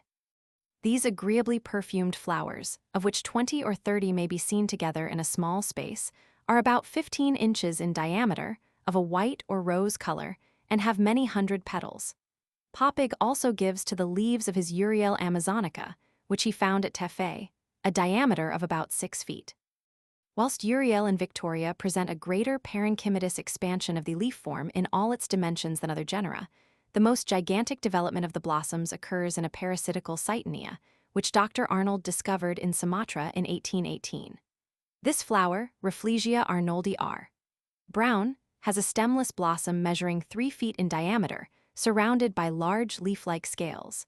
Like funguses, it has an animal odor and smells something like beef. Footnote 95. p. 227, lions, creeping plants span, vejuccos. According to Kunth's division of Bauhinias, the true genus Bauhinia belongs to the new continent. The African Bauhinia, B. rufescens, lamb, is a Polytia calve, a genus of which we also discovered some new species in South America. In the same manner, the Banisterias of the Malpighiaceae are actually an American form. 2 species are indigenous to the East Indies and one described by Cavanilles as B. leona to Western Africa. In the tropical zone, and in the southern hemisphere, species of the most different families belong to the climbing plants, which in those regions render the forests so impenetrable to man and so accessible and habitable to the whole monkey family, Quadrumana, the cercoleps, and the small tiger cats. The lions thus afford whole flocks of gregarious animals an easy means of rapidly ascending high trees, passing from one tree to another, and even of crossing brooks and rivulets. In the south of Europe and in the north of America, hops from the Urticeae and the species of Vitis from the Ampelidae belong to climbing plants, while this form is represented in the tropics by climbing and trailing grasses. We found on the elevated plains of Bogotá, in the pass of Quindiu in the Andes, and in the cinchona forests of Loxa, a bambusa allied to Nastus, Archusquia scandens, twined round powerful trunks of trees, adorned at the same time with flowering orchidae. Bambusa scandens tijancore, which bloom found in Java, belongs probably to Nastus or to the grass genus Chusquia, the carrizo of the Spanish settlers. In the pine forests of Mexico, climbing plants seem to be entirely wanting. But in New Zealand, a fragrant pandanus, Freycinetia banksii, together with one of the Smilaceae, Ripagonum parviflorum, R. Brown, which renders the forests almost impenetrable, winds round a gigantic fir tree more than 200 feet high, Podocarpus dacryoides, rich, called Cacicadia in the language of the country. A striking contrast to these climbing grasses and creeping pandanias is afforded by the splendid many-colored blossoms of the passion flowers, among which, however, we ourselves found one arborescent, upright, species, Passiflora glauca in the Andes of Papian, at an elevation of nearly 10,500 feet, and by the Bignonaceae, Muticeae, Alstroemerii, Ervili, and Aristolochiae. Among the latter, our Aristolochia cordata has a colored, purplish-red calyx, about 17 inches in diameter, Florus gigante, Purus mitri in star inservience. Owing to the quadrangular form of their stalks, their flattening, which is not occasioned by any external pressure, and a band-like undulatory motion, many of these climbing plants have a peculiar physiognomy. The diagonal intersections of the stems of bignonias and banisterias form, by means of furrows in the ligneous substance, and through its clefts, where the bark penetrates to some depth, cruciform or mosaic-like figures. Footnote 96. p. 228, the form of aloes. To this group of plants, which is characterized by a great similarity, belong Yucca oleofolia, which penetrates as far north as Florida and South Carolina, Y. angustifolia, nut, which advances to the banks of the Missouri, Aletris arborea, the dragon tree of the Canaries, and 2 other dracaenas belonging to New Zealand, arborescent euphorbias, and Allodichotoma Linn., formerly the genus Rhipidodendrum of Willdenow, the celebrated coker-boom, whose stem is 4 feet in thickness, about 20 feet high, and has a crown measuring 426 feet round. The forms which I have here associated together belong to very different families, as, for instance, to the Liliaceae, Asphodeli, Pandini, Amaryllidae, and Euphorbiaceae, and are therefore, with the exception of the last named, all included under the great division of monocotyledons. One of the Pandini, Phytlephas macrocarpa ruiz, which we found on the banks of the Magdalena River in New Granada, exactly resembles with its feathery leaves a small palm tree. The tagua, as it is called by the Indians, is moreover, as Kunth has observed, the only pandania of the new continent. The singular agave-like and high-stemmed Dorianths excelsa of New South Wales, which the intelligent Correa de Serra was the first to describe, belongs to the Amaryllidae, like our low-growing narcissuses and jonquils. In the candelabra-like form of aloes, the branches of the main trunk must not be confounded with the flower stalks. In the American aloe, Agave americana, Maguey de Caucaisa, which is entirely wanting in Chile, and in the Yucca acalis, Maguey de Caucaisa, the leaf stalks present a candelabra-like arrangement of the blossoms during the excessively rapid and gigantic development of the inflorescence, which, as is well known, is but too transient a phenomenon. In some arborescent euphorbias, the physiognomical character depends, however, on the branches and their arrangement. Lichtenstein describes, with much animation, the impression made upon him by the appearance of an Euphorbia officinarum which he saw in the Champtus Riviere, near Cape Town. The form of the tree was so symmetrical that it repeated itself on a small scale, like a candelabrum, to a height of more than 30 feet. All the branches were furnished with sharp thorns. Palms, yucca, and aloe plants, arborescent ferns, some aralias, and the theophrasta, where I have seen it in a state of luxuriant growth, present to the eye a certain physiognomical resemblance of character by the nakedness of the stems, there being no branches, and the beauty of their summits or crowns, however they may otherwise differ in the structure of the inflorescence. Melanoslinum decipiens, Hoffum, which has been introduced into our gardens from Madeira and is sometimes from 10 to 12 feet high, belongs to a peculiar group of arborescent umbelliferae allied to the Araliaceae, to which other species, as yet undiscovered, will undoubtedly at some future time be added. Ferula, Heracleum, and Thapsia likewise attain a considerable height, but they are still herbaceous shrubs. Melanoslinum stands almost entirely alone as an arborescent umbelliferous plant. Bupleurum, Tenoria, fruticosum, Linn., of the shores of the Mediterranean, Bubin galbanum of the Cape, and Crythmum maritimum of our sea-coasts are only shrubs. Tropical countries, where, as Adanson long since very correctly remarked, umbelliferae and cruciferae are almost wholly wanting in the plains, exhibit, as we ourselves observed, the most dwarfish of all the umbelliferous family on the lofty mountain ridges of the South American and Mexican Andes. Among the 38 species, which we collected on elevations whose mean temperature was below 54 degrees, 5 far, we found Myrrhis andicola, Fragosa arctiides, and Pectophytum pedunculare, interspersed with an equally dwarfish alpine draba, growing moss-like close to the rock and the frequently frozen earth, at a height of 13,428 feet above the level of the sea. The only tropical umbelliferous plants which we found on the plain in the new continent were 2 species of Hydrocotylae, H. umbellata and H. leptostachya, between the Havana and Batabano, and therefore at the extreme limit of the torrid zone. Footnote 97. P. 228, the form of grasses. The group of the arborescent grasses which Kunth has collected under the head of Bambusaceae, in his great work on the plants collected by Bomplund and myself, constitutes one of the most beautiful adornments of tropical vegetation.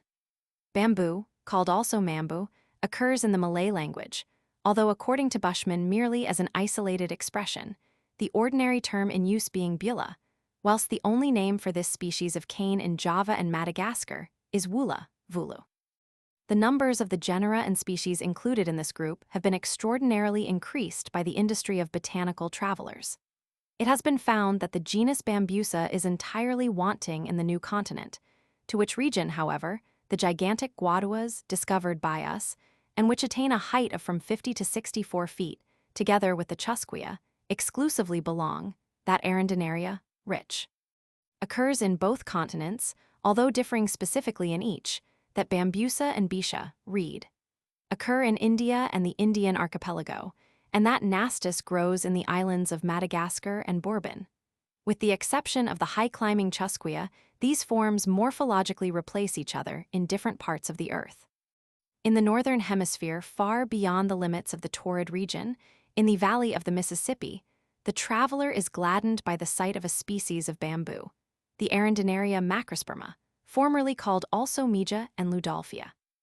In the southern hemisphere, in the south of Chile, between the parallels of 37 degrees and 42 degrees, Gay found one of the Bambusaceae more than 20 feet high, not a climbing, but a still undescribed arborescent self-supporting chusquia, growing, mingled with Drimys chilensis, in a region clothed with an uniform forest covering of Fagus obliqua. Whilst in India the Bambusa flowers so frequently that in Mysore and Orissa the seeds are mixed with honey, and eaten like rice, in South America the guadua blossoms so very seldom that in the course of 4 years we were only twice able to procure the flowers. Once on the solitary banks of the Cassequire, the arm connecting the Orinoco with the Rio Negro and the Amazon, and again in the province of Papian, between Buga and Quilichao. It is a very striking fact that some plants grow with the greatest vigor in certain localities without flowering. As is the case with the European olive trees introduced into America centuries ago, and growing between the tropics, near Quito, at elevations of about 9,600 feet above the level of the sea, and in like manner the walnuts, hazelnut bushes, and the fine olive trees, Olea europea, of the Isle of France. As some of the bambusaceae, arborescent grasses, advance into the temperate zone, so also they do not suffer in the torrid zone from the temperate climate of mountain districts. They are certainly more luxuriant as social plants between the seashore and elevations of about 25-58 feet in the province de las Esmeraldas, west of the volcano of Pichincha, where Guadua angustifolia, Bambusa guadua of our plants equinoxales, T. itab. Roman 20 generates in its interior large quantities of the silicious tabascire, Sanskrit Tivaxgira, cow milk. We saw the guadua advance in the pass of Quindiu, in the chain of the Andes, to a height of 57-55 feet above the level of the sea, as determined by barometric measurements. Nastus bourbonicus has been called a true alpine plant by Bory de Saint Vincent, and according to him, it does not descend lower than 38-40 feet on the declivity of the volcano in the island of Bourbon. This appearance or the repetition at great elevations of certain forms belonging to torrid plains calls to mind the group of alpine palms, Cynthia montana, Ceroxylon andicola, and Oreodoxa frigida of which I have already spoken, and a grove of Musaceae, Heliconia, perhaps Maranta, 16 feet high, which I found growing isolated on the Silla de Caracas, at a height of more than 7,000 feet above the level of the sea. While the form of Gramine, with the exception of some few herbaceous dicotyledons, constitutes the highest phanerogamic zone on the snow-crowned summits of mountains, so the grasses mark the boundary of phanerogamic vegetation in a horizontal direction, towards the northern and southern polar regions. Many admirable general results, no less than a great mass of important materials, have been yielded to the geography of plants by my young friend, Joseph Hooker, who, after having but recently returned with Sir James Boss from the frozen Antarctic regions, is now engaged in exploring the Thibetian Himalaya. He draws attention to the fact that phanerogamic flowering plants, grasses, advance 17 degrees nearer to the north than to the South Pole. In the Falkland Islands, near the thick knots of tussac grass, Dactylis cespitosa, Forster. A festuca, according to Kunth, and in Tierra del Fuego, under the shade of the birch-leaved Fagus antarctica, there grows the same Trisetum subspicatum, which spreads over the whole range of the Peruvian Andes, and across the Rocky Mountains, to Melville Island, Greenland, and Iceland, and is also found in the Swiss and Tyrolese Alps as well as in the Altai, in Kamchatka, and in Campbell's Island, south of New Zealand, extending therefore over 127 degrees of latitude, or from 54 degrees south to 72 degrees 50 north lat. Few grasses, says Joseph Hooker, have so wide a range as Trisetum subspicatum bove, nor am I acquainted with any other Arctic species which is equally an inhabitant of the opposite polar regions. The South Shetland Islands, which are separated by Bransfield Straits from D'Urville's Terre de Louis Philippe, and from Peak Haddington, a volcano, 46 feet high, and situated in 64 degrees 12 south lat, have recently been visited by Dr. Ates, a botanist from the United States. He found there, probably in 62 degrees or 62 degrees south lat, a small grass, Ira antarctica, which is the most Antarctic flowering plant hitherto discovered. Even in Deception Island, belonging to the same group, 62 degrees 50, only lichens are met with and no longer any species of grass. And in like manner further southeast in Cockburn's Island, 64 degrees 12 near Palmer's Land, only Lecanorras, Licidias, and 5 foliaceous mosses, among which is our German Bryum argenteum, were gathered. This appears to be the ultima thule of Antarctic vegetation, for further south even terrestrial cryptogamia are wanting. In the Great Bay formed by Victoria Land, on a small island lying opposite to Mount Herschel in 71 degrees 49 lat, and on Franklin Island, 92 miles north of the volcano Erebus, 12,366 feet in height, and in 76 degrees 7 south lat, Hooker found no trace of vegetation. In extreme northern latitudes, the distribution of even the higher organisms is very different, for here phanerogamic plants advance 18 degrees nearer to the pole than in the southern hemisphere. Walden Island 80 degrees north lat. Possesses still 10 species of phanerogamia. Antarctic phanerogamic vegetation is also poorer in species at equal distances from the pole. Thus, Iceland has 5 times more phanerogamia than the southern group of Auckland and Campbell Islands.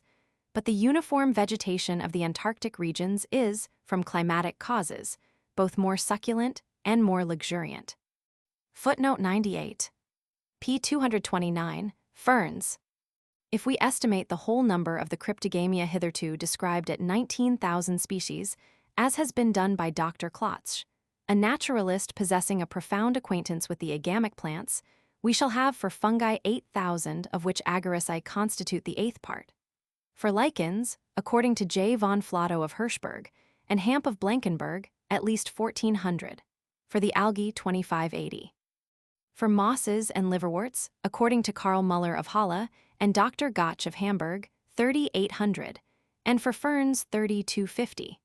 For this last important result, we are indebted to the profound investigations made by Professor Kunz of Leipzig on this group of plants. It is a striking fact that the family of the Polypodiaceae alone includes 2,165 of the whole number of described phyllises, whilst other forms, as the Lycopodiaceae and Hymenophyllaceae, number only 350 and 200.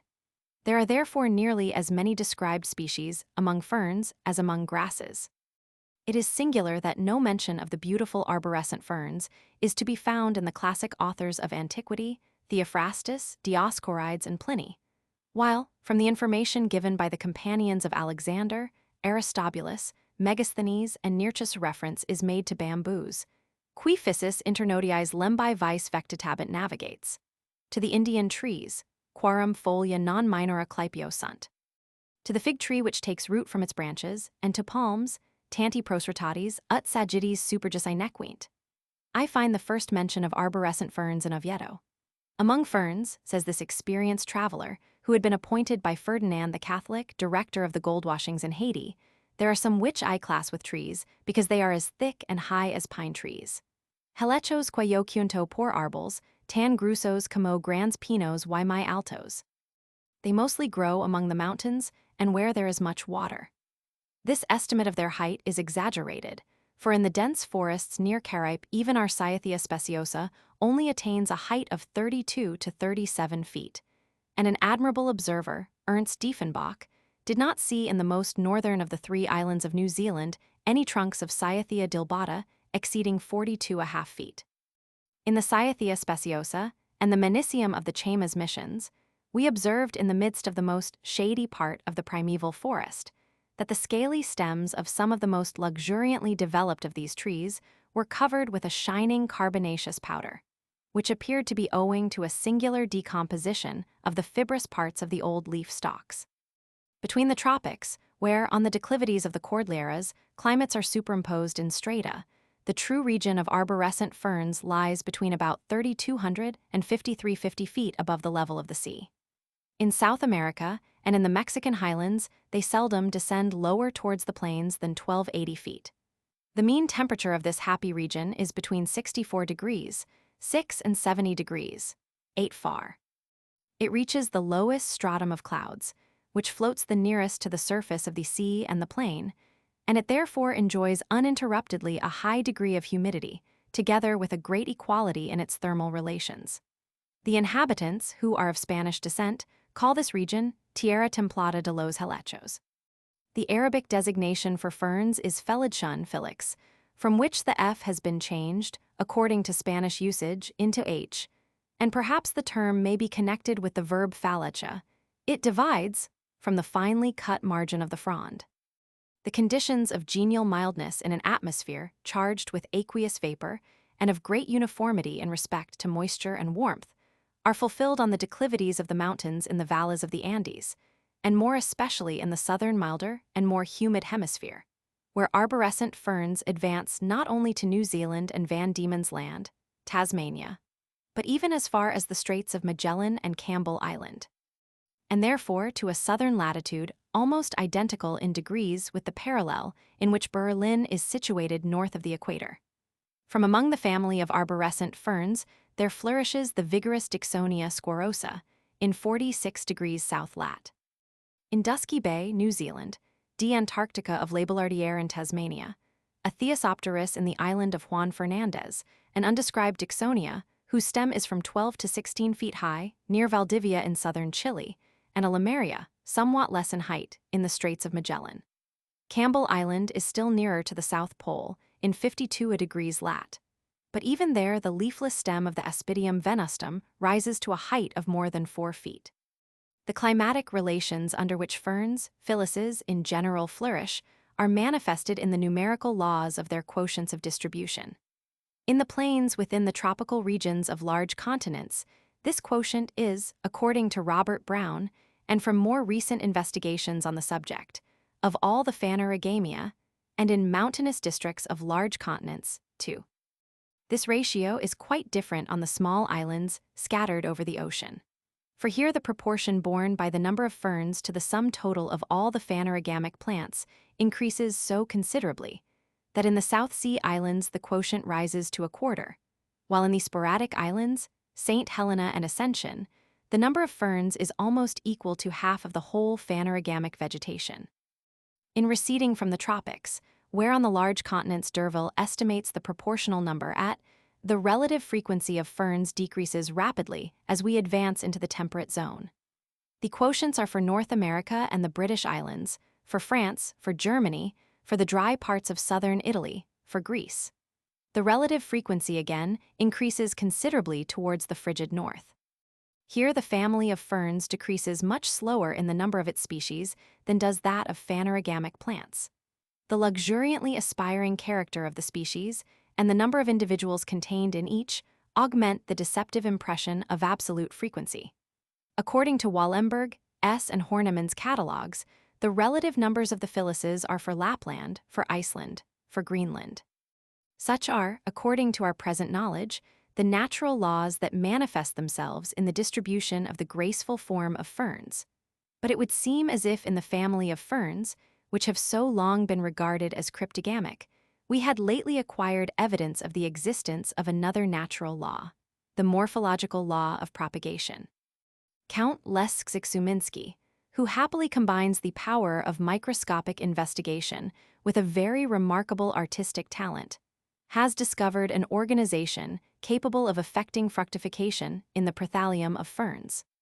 He distinguishes 2 sexual apparatuses, of which the female portion is situated in hollow ovate cells in the middle of the sporangium, and the male in the ciliated antheridia, or the organs producing spiral threads, which have already been examined by Nägeli. Fructification is supposed to be effected by means of movable ciliated spiral threads and not by pollen tubes. According to this view, ferns would be, as Ehrenberg remarks, products of a microscopic fructification taking place on the prothallum, which here serves as a fertilizing receptacle, while throughout the whole course of their often arborescent development, they would be flowerless and fruitless plants, having a bud formation. The spores lying as sori on the underside of the frond are not seeds, but flower buds. Footnote 99. p. 229, the Liliaceae. Africa is the principal seat of this form. There the greatest diversity obtains. There they form masses and determine the natural character of the region. The new continent exhibits also, it is true, magnificent Alstroemeria and species of Pancratium, Hemanthus, and Crinum. We have enriched the first of these genera with 9, and the second with 3 species. But these American liliaceous plants are more diffused and of less social habits than the European iridae. Footnote 100. p. 229, the willow form. Nearly 150 different species of the main representatives of this form, or rather of the willow itself, are already known. They cover the northern parts of the earth from the equator to Lapland. Their number and their varieties of form increase between the 46th and 70th degrees of latitude, more especially in that part of northern Europe which has been so remarkably indented by the early revolutions of our planet. I am acquainted with 10 or 12 species of intertropical willows, and these, like the willows of the southern hemisphere, are deserving of special attention. as nature appears to delight in all zones in a wondrous multiplication of certain animal forms, as for instance Anatidae, lay melirosters, and pigeons. So likewise are willows, pines, and oaks, widely diffused, the latter always exhibiting a similarity in their fruit, although various differences exist in the form of the leaves. In willows belonging to the most widely different climates, the similarity of the foliage, of the ramification, and of the whole physiognomical conformation is almost greater than in coniferae. In the more southern part of the temperate zone, north of the equator, the number of the species of willows decreases considerably, although, according to the Flora Atlantica of Desfontaines, Tunis has still its own species, resembling Salix caprea, whilst Egypt, according to Forscal, numbers 5 species, from the catkins of whose male blossoms is distilled the remedial agent moichalef, aqua salicis, so much used in the East. The willow which I saw in the Canaries is also, according to Leopold von Buch and Christian Smith, a peculiar species, S. canariensis, although common to those islands and to Madeira. Wallach's catalogue of the plants of Nepal and the Himalaya already gives 13 species belonging to the subtropical zone of the East Indies, and which have in part been described by Don, Roxburgh, and Lindley. Japan has its own species, of which one, S. japonica, thunb, is also met with in Nepal as an alpine plant. There was not, as far as I am aware, any species of willow known as belonging to the tropical zone before my expedition, with the exception of S. tetrasperma. We collected 7 new species, 3 of them on the plateaus of Mexico, at an elevation of 8,500 feet above the level of the sea. Still higher, as for instance on the alpine plains, between 12,000 and 15,000 feet, which we frequently visited, we saw nothing in the Andes of Mexico, Quito, and Peru, to remind us of the many small creeping alpine willows of the Pyrenees, the Alps, or of Lapland, S. herbacea, S. lanata, and S. reticulata. In Spitzbergen, whose meteorological relations have so much analogy with those of the snow-crowned summits of Switzerland and Scandinavia, Martius described 2 dwarf willows, whose small woody stems and branches trail along the ground, and are so concealed in the turf bogs that it is with difficulty their diminutive leaves can be discovered under the moss. The willow species, which I found in 4 degrees 12 south lat. At the entrance of the cinchona or Peruvian bark forests, near Loxa in Peru, and which has been described by Willdenow as Salix humboldtiana, is most widely diffused over the western part of South America. A beach willow, S. falcata, which we discovered on the sandy shores of the Pacific near Truxillo, is, according to Kunth, probably a mere variety of the former. In like manner, the beautiful and frequently pyramidal willow, which we constantly saw on the banks of the Magdalena River, from Mahates to Bajork, and which, according to the report of the natives, had only spread thus far within a few years, may also be identical with S. humboldtiana. At the confluence of the Magdalena with the Rio Apan, we found all the islands covered with willows, many of which had stems 64 feet high, with a diameter of from only 8 to 10 inches. Lindley has made us acquainted with a species of Salix belonging to Senegal, and therefore to the equinoctial region of Africa. Bloom also found 2 species of willow near the equator in Java, one wild and indigenous in the island, S. tetrasperma, and another cultivated, S. sieboldtiana. I am only acquainted with the 2 willows belonging to the South Temperate Zone, which have been described by Thunberg, S. hirsuta, and S. mucronata. They grow interspersed with Protea argentea, which has the same physiognomy as the willow, and their leaves and young branches constitute the food of the hippopotamus of the Orange River.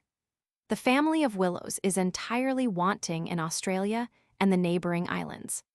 Footnote 101. p. 229, the myrtle form. The myrtle is a graceful plant, with stiff, shining, crowded, and generally entire and small leaves marked with dots. Myrtles impart a peculiar character to 3 regions of the earth, viz., to southern Europe, more especially to the islands composed of calcareous rocks and trachytic stone, which project from the basin of the Mediterranean, to the continent of New Holland, which is adorned with eucalyptus, metrosideros, and leptospermum, and to an intertropical region in the Andes of South America, part of which is a low plain, while the remainder lies at an elevation of from 9,000 to more than 10,000 feet above the level of the sea.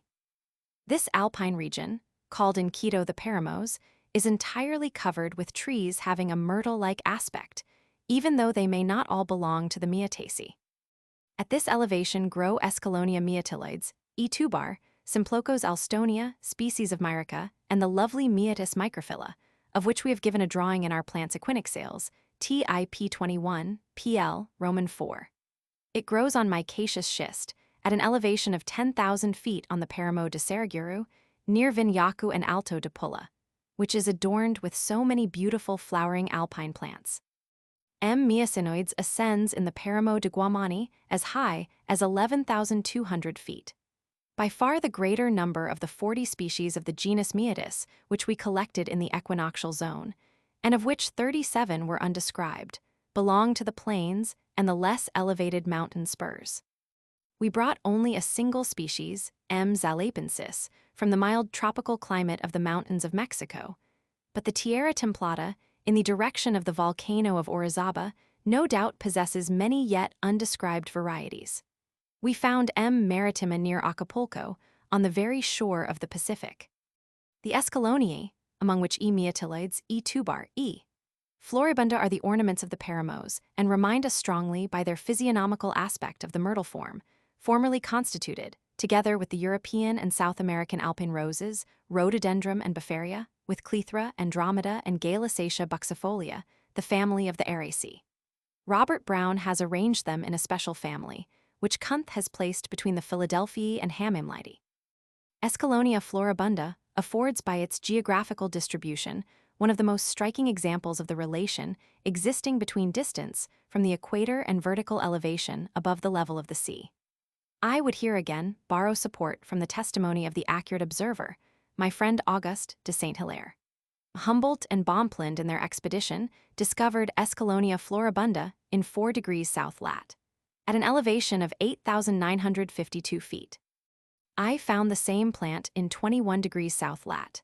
In Brazil, which although elevated is very much less so than the Andes of Peru.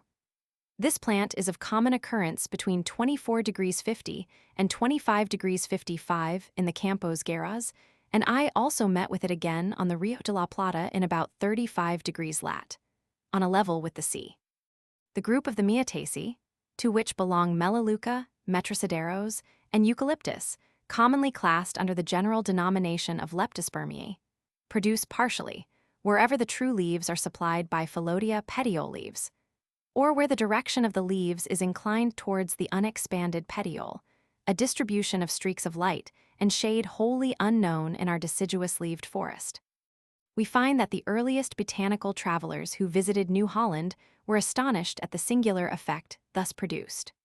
Robert Brown was the first to show that this phenomenon depends on the vertical direction of the expanded petioles, the phyllodia of Acacia longifolia and Acacia suivolens, and on the circumstance that the light, instead of falling on horizontal surfaces, passes between vertical ones. Morphological laws in the development of the leaves determine the peculiar character of the varying light and shade. Phyllodia, says Kunth, can in my opinion merely occur in families which have compound pinnate leaves, and in fact they have as yet only been met with in Leguminosae, in the acacias. In Eucalyptus, Metrosideros, and Melaleuca, the leaves are simple simplicia, and their edgewise position depends on a half-turn of the leaf stalk petiolus. Moreover, it must be remarked that both surfaces of the leaves are of a similar character. In the scantily shaded forests of New Holland, the optical effects here alluded to are the more frequent, since 2 groups of Myotaceae and Leguminosae, species of Eucalyptus and Acacia, there constitute nearly 1/2 of all the grayish-green tree vegetation. Moreover, between the bast layers of Melaleuca, there are formed easily soluble membranes, which force their way outwards, and by their whiteness reminds us of our birch bark. The sphere of distribution of the Myotaceae is very different in the 2 continents. In the New Continent, and especially in its western parts, this family, according to Joseph Hooker, scarcely extends beyond the parallel of 26 degrees north lat. While in the southern hemisphere, there are in Chile, according to Claude Gay, 10 species of myrtle and 22 of Eugenia, which mixed with Prodaceae, Embothrium and Lamatia, and with Fagus obliqua, there constitute forests. The Myotaceae become more frequent from the 38th degree of south lat. In the island of Chiloe, where a Metrosideros-like species, Myotis stipularis, forms almost impenetrable underwood, which is there named tepuales, and in Patagonia to the extremity of Tierra del Fuego in 56 degrees lat. While in Europe, the Myotaceae do not extend northward further than 46 degrees lat. They penetrate in Australia, Tasmania, New Zealand, and the Auckland Islands to 50 degrees south latitude. Footnote 102. p. 229, Melastomaceae. This group comprises the genera Melastoma, Fothergilla and Ticoca ob, and Rhexia, Miriana, and Auspechia, of which we have collected no less than 60 new species in tropical America alone, on both sides of the equator. Bonpland has published a splendid work on the Melastomaceae in 2 volumes, with colored plates. There are species of Rhexia and Melastoma which ascend in the chain of the Andes, as alpine or peramose shrubs, to 9,600 and even more than 11,000 feet above the level of the sea. As for instance, Rhexia cernua, R. stricta, Melastoma obscurum, M. aspergillare, and M. ludescens. Footnote 103. p. 229, the laurel form. To this form belong Lauris, Percy, the Acote, so numerous in South America, and, on account of their physiognomic similarity, Calophyllum, also the splendidly aspiring Mammia from the Guttiferae. Footnote 104. p. 229. How instructive to the landscape painter would be a work which should illustrate the leading forms of vegetation. In order to define with more distinctness what I have here only briefly referred to, I may be permitted to incorporate the following considerations from my sketch of a history of landscape painting and of a graphical representation of the physiognomy of plants. All that relates to the expression of the passions and the beauty of the human form has perhaps attained its fullest development in the temperate northern zone under the skies of Greece and Italy. The artist, drawing from the depths of imagination, no less than from the contemplation of beings of his own species, derives the types of historical painting alike from unfettered creation and from truthful imitation. Landscape painting, though scarcely a more imitative art, has a more material basis and a more earthly tendency. It requires for its development a greater amount of various and distinct impressions, which, when imbibed from external contemplation, must be fertilized by the powers of the mind in order to be presented to the senses of others as a creative work of art. The grander style of heroic landscape painting is the combined result of a profound appreciation of nature and of this inward process of the mind. Everywhere, in every separate portion of the earth, nature is indeed only a reflex of the whole. The forms of organization recur again and again in different combinations. Even the icy north is cheered for months together by the presence of herbs and large alpine blossoms covering the earth and by a mild azure sky. Hitherto landscape painting among us has pursued her graceful labors familiar only with the simpler forms of our native floras, but not therefore without depth of feeling and richness of creative fancy. Dwelling only on the native and indigenous form of our vegetation, this branch of art, notwithstanding that it has been circumscribed by such narrow limits, has yet afforded sufficient scope for highly gifted painters, such as the Carracci, Gaspar Poussin, Claude Lorraine, and Ruysdael, to produce the happiest and most varied creations of art, by their magical power of managing the grouping of trees and the effects of light and shade. That progress which may still be expected in art, from a more animated intercourse with the tropical world, and from ideas engendered in the mind of the artist by the contemplation of nature in her grandest forms, will never diminish the fame of the old masters. I have alluded to this, to recall the ancient bond which unites a knowledge of nature with poetry and a taste for art.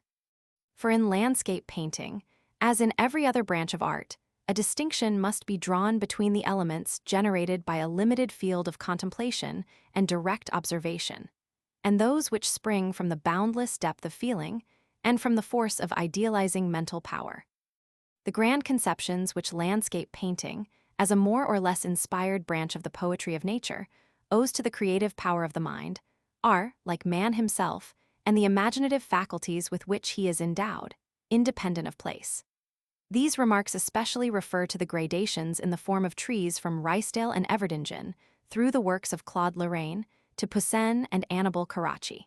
In the great masters of art, there is no indication of local limitation, but an extension of the visible horizon and an acquaintance with the nobler and grander forms of nature, and with the luxuriant fullness of life in tropical regions, afford the advantage of not simply enriching the material groundwork of landscape painting, but also of inducing more vivid impressions in the minds of less highly gifted painters, and thus heightening their powers of artistic creation. Footnote 105. p. 230. From the thick and rough bark of the Crescentiae and Gustaviae. In Crescentia cugit, the tuduma tree, whose large fruit shells are so indispensable to the natives as household utensils. In Cynomtra, the Cacoutri theobroma, and the Paragara gustavia linn. The tender blossoms burst forth from the half-carbonized bark. When children eat the fruit of the Paragara speciosa, the chupo, their whole bodies become tinged with yellow, and this jaundice, after a continuance of from 24 to 36 hours, disappears without the use of medicine. An indelible impression was produced on my mind by the luxuriant power of vegetation in the tropical world, when, on entering a cacao plantation, Caca Huel, in the Valles do Aragua, after a damp night, I saw for the first time large blossoms springing from the root of a theobroma, deeply embedded in the black soil. This is one of the most instantaneous manifestations of the activity of the vegetative force of organization. Northern nations speak of the awakening of nature at the first genial breath of spring. Expressions that strongly contrast with the imaginative complaint of the Stagirite, who regarded vegetable forms as buried in a still sleep, from which there is no awakening, and free from the desires that excite to spontaneous motion. Footnote 106. p. 230, draw on their heads as caps. These are the flowers of our Aristolochia cordata, to which reference has been made in illustration 25. The largest flowers in the world, besides those belonging to the Compositae, the Mexican Helianthus annus, are produced by Rafflesia arnoldi, Aristolochia, Datura, Barringtonia, Gustavia, Carolinia, Lecythes, Nymphea, Nelumbium, Victoria regina, Magnolia, Cactus, the Orchidae, and the liliaceous forms. Footnote 107. p. 231. The luminous worlds which spangle the firmament from pole to pole. The more magnificent portion of the southern sky, in which shine the constellations of the Centaur, Argo, and the Southern Cross, where the Magellanic clouds shed their pale light, is forever concealed from the eyes of the inhabitants of Europe. It is only under the equator that man enjoys the glorious spectacle of all the stars of the southern and northern heavens revealed at one glance. Some of our northern constellations, as, for instance, Ursus Major and Ursus Minor, owing to their low position when seen from the region of the equator, appear to be of a remarkable, almost fearful magnitude. As the inhabitant of the tropics beholds all stars, so too, in regions where plains, deep valleys, and lofty mountains are alternated, does nature surround him with representatives of every form of vegetation. In the foregoing sketch of a physiognomy of plants, I have endeavored to keep in view three nearly allied subjects: the absolute diversity of forms, their numerical relations, i.e., their local preponderance in the whole number of phanerogamic floras, and their geographical and climatic distribution. If we would rise to a general view regarding vital forms, the physiognomy, the study of the numerical relations, the arithmetic of botany, and the geography of plants, the study of the local zones of distribution, cannot, as it seems to me, be separated from one another. The study of the physiognomy of plants must not be exclusively directed to the consideration of the striking contrasts of form which the larger organisms present when considered separately, but it must rise to the recognition of the laws which determine physiognomy of nature generally, the picturesque character of vegetation over the whole surface of the earth, and the vivid impression produced by the grouping of contrasted forms in different zones of latitude and elevation. It is when concentrated into this focus that we first clearly perceive the close and intimate connection existing between the subjects treated of in the preceding pages. We have here entered upon a field of inquiry hitherto but little cultivated. I have ventured to follow the method first propounded with such brilliant results in Aristotle's zoological works, and which is so especially adapted to establish scientific confidence, a method in which the incessant effort to arrive at a generalization of ideas supported by individual illustrations is associated with an endeavor to penetrate to the specialities of phenomena.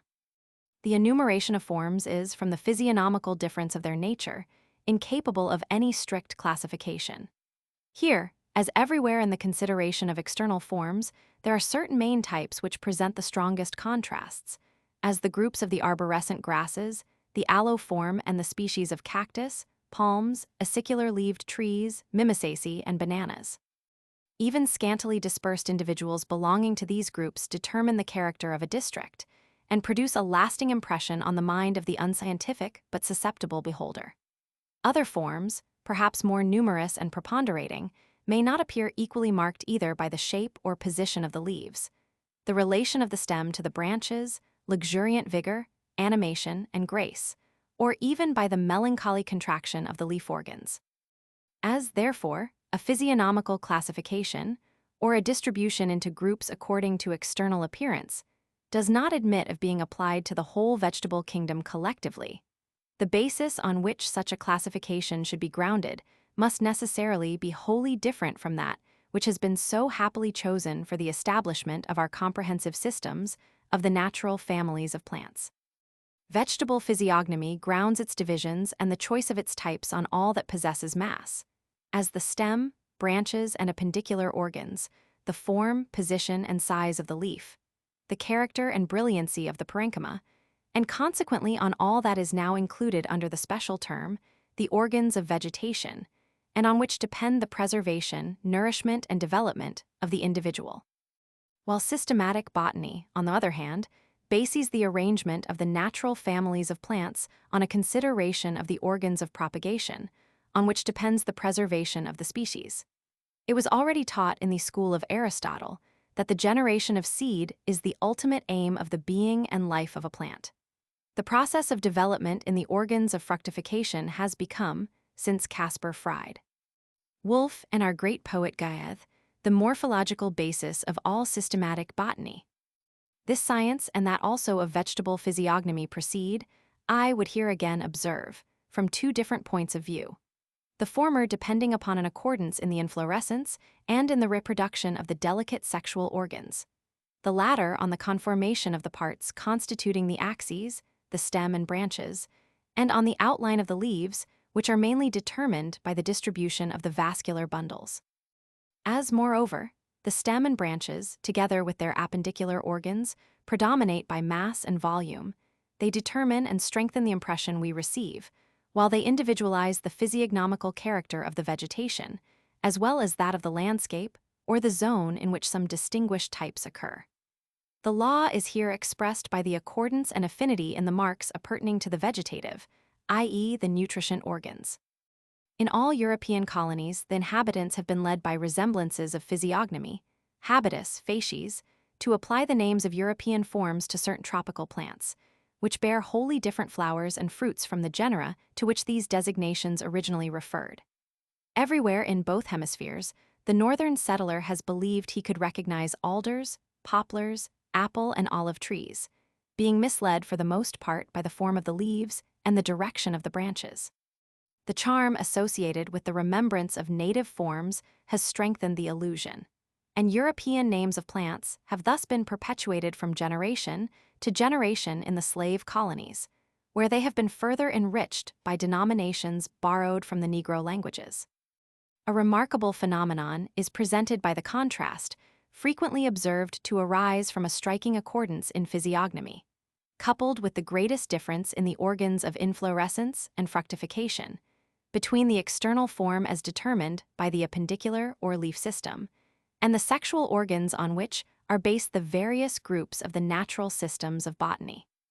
One would be disposed a priori to believe that the aspect of vegetative organs, leaves, exclusively so called, must depend upon the structure of the organs of reproduction, but this dependence has only been observed in a very small number of families, as ferns, grasses, cyperaceae, palms, coniferae, umbelliferae, and aridae. In the leguminosae, this accordance between the physiognomical character and the inflorescence can scarcely be recognized, excepting where they are separated into groups, as Papilionaceae, Caesalpininae, and Mimisaceae. The types which exhibit, when compared together, a very different structure of inflorescence and fructification, notwithstanding external accordance in physiognomy, are palms and cycadae, the latter being most nearly allied to the coniferae. Cucusta, belonging to the Convolvulaceae, and the leafless Cassytha, a parasitical Laurinea. Equisetum, from the division of the Cryptogamia, and Ephedra, a coniferous trees. The Grossularia ribs are so nearly allied by their efflorescence to cactuses, i.e. the family of the Opuntiaceae, that it is only very lately that they have been separated from them. One common family, that of the Asphodeli, comprises the gigantic tree, Dracona Draco, the common asparagus, and the colored flowering elytris. Simple and compound leaves frequently belong not only to the same family, but even to the same genus. We found in the elevated plateaus of Peru and New Granada among 12 new species of Weinmannia, 5 with simple, and the remainder with pinnate leaves. The genus Aurelia exhibits yet greater independence in the leaf form, which is either simple, entire, lobed, digitate, or pinnate. Pinnate leaves appear to me to belong especially to those families which occupy the highest grade of organic development. As for instance, the Polypetalloe, among paragenic plants, the Leguminosae, Rosaceae, Terebinthaceae, and Juglandae; among hypogenic plants the Aurantiaceae, Cedrulaceae, and Sapindaceae. The elegant form of the doubly pinnate leaf, which constitutes so great an adornment of the torrid zone, is most frequently met with among the Leguminosae, among the Mimisaceae, and also among some Caesalpinias, Coulterias, and Gladichias, but never, as Kunth has observed, among the Papilionaceae. The form of pinnate, and more especially of compound leaves, is unknown in Gentianae, Rubiaceae, and Myotaceae.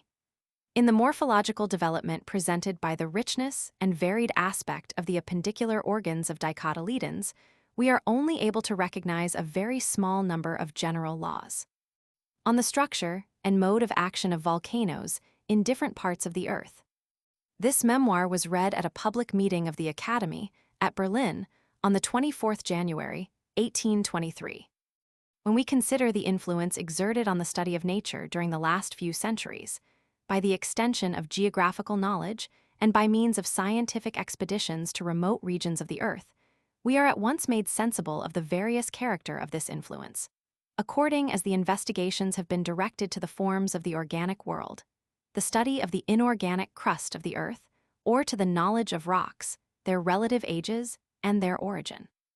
Different vegetable and animal developments exist in every division of the earth, whether it be on the plains, where, on a level with the sea, the temperature varies with the latitude and with the various inflections of the isothermal lines, or on the steep declivity of mountain ranges, warmed by the direct rays of the sun. Organic nature imparts to every region of the globe its own characteristic physiognomy. But this does not apply to the inorganic crust of the earth divested of its vegetable covering, for everywhere, in both hemispheres, from the equator to the poles, the same rocks are found grouped with some relation to each other, either of attraction or repulsion. In distant lands, surrounded by strange forms of vegetation, and beneath a sky beaming with other stars than those to which his eye had been accustomed, the mariner often recognizes, with joyful surprise, argillaceous schists and rocks familiar to him in his native land. This independence of geological relations on the actual condition of climates does not diminish the beneficial influence exercised on the progress of mineralogy and physical geognosy by the numerous observations instituted in distant regions of the earth, but simply gives a particular direction to them. Every expedition enriches natural history with new genera of plants and animals. At one time, we acquire a knowledge of new organic forms which are allied to types long familiar to us, and which not unfrequently, by furnishing links till then deficient, enable us to establish, in all its original perfection, an uninterrupted chain of natural structures. At another time, we become acquainted with isolated structures, which appear either as the remains of extinct genera or members of unknown groups, the discovery of which stimulates further research. It is not, however, from the investigation of the Earth's crust that we acquire these manifold additions to our knowledge, for here we meet rather with an uniformity in the constituent parts, in the superposition of dissimilar masses, and in their regular recurrence, which cannot fail to excite the surprise and admiration of the geologist. In the chain of the Andes, as in the mountains of Central Europe, one formation appears, as it were, to call forth another. Masses identical in character assume the same forms. Basalt and dolerite compose twin mountains. Dolomite, sandstone, and porphyry form abrupt rocky walls, while vitreous trachyte, containing a large proportion of feldspar, rises in bell-shaped and high-vaulted domes. In the most remote regions, large crystals are separated in a similar manner from the compact texture of the fundamental mass, and, blending and grouping together into subordinate strata, frequently announce the commencement of new and independent formations. It is thus that the inorganic world may be said to reflect itself, more or less distinctly, in every mountain of any great extent. It is necessary, however, in order perfectly to understand the most important phenomena of the composition, relative age, and origin of formations, to compare together the observations made in regions of the Earth most widely remote from each other. Problems which have long baffled the geologist in his own northern region find their solution in the vicinity of the equator. If, as we have already observed, remote regions do not present us with new formations, that is to say, with unknown groupings of simple substances, they at least help us to unravel the great and universal laws of nature. By showing how different strata of the crust of the Earth are mutually superimposed on, and intersect, each other in the form of veins, or rise to different elevations in obedience to elastic forces.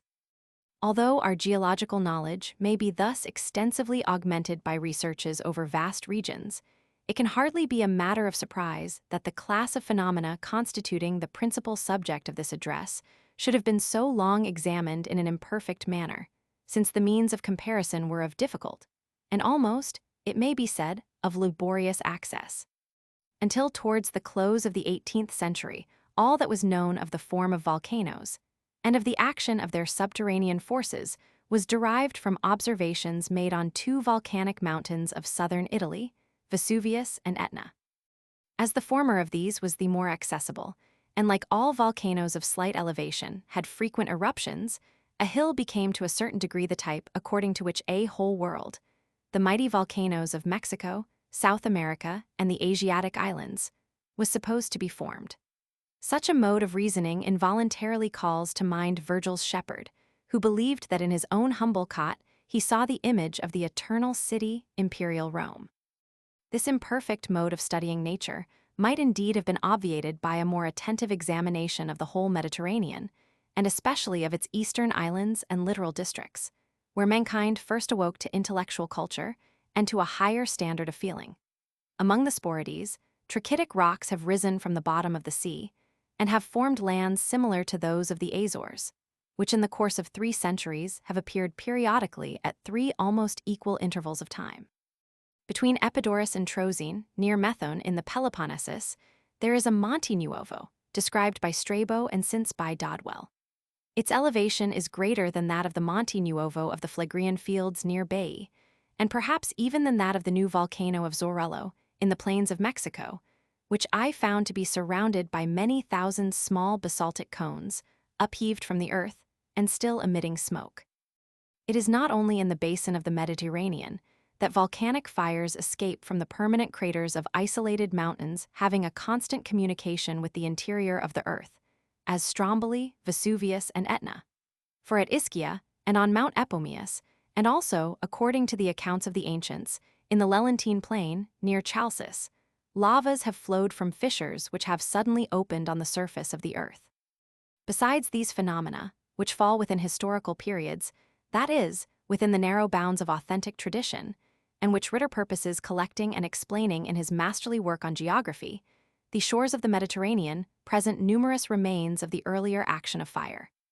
The south of France exhibits in Auvergne a distinct and peculiar system of volcanoes, linearly arranged, trachytic domes alternating with cones of eruption, emitting lava streams in the form of bands.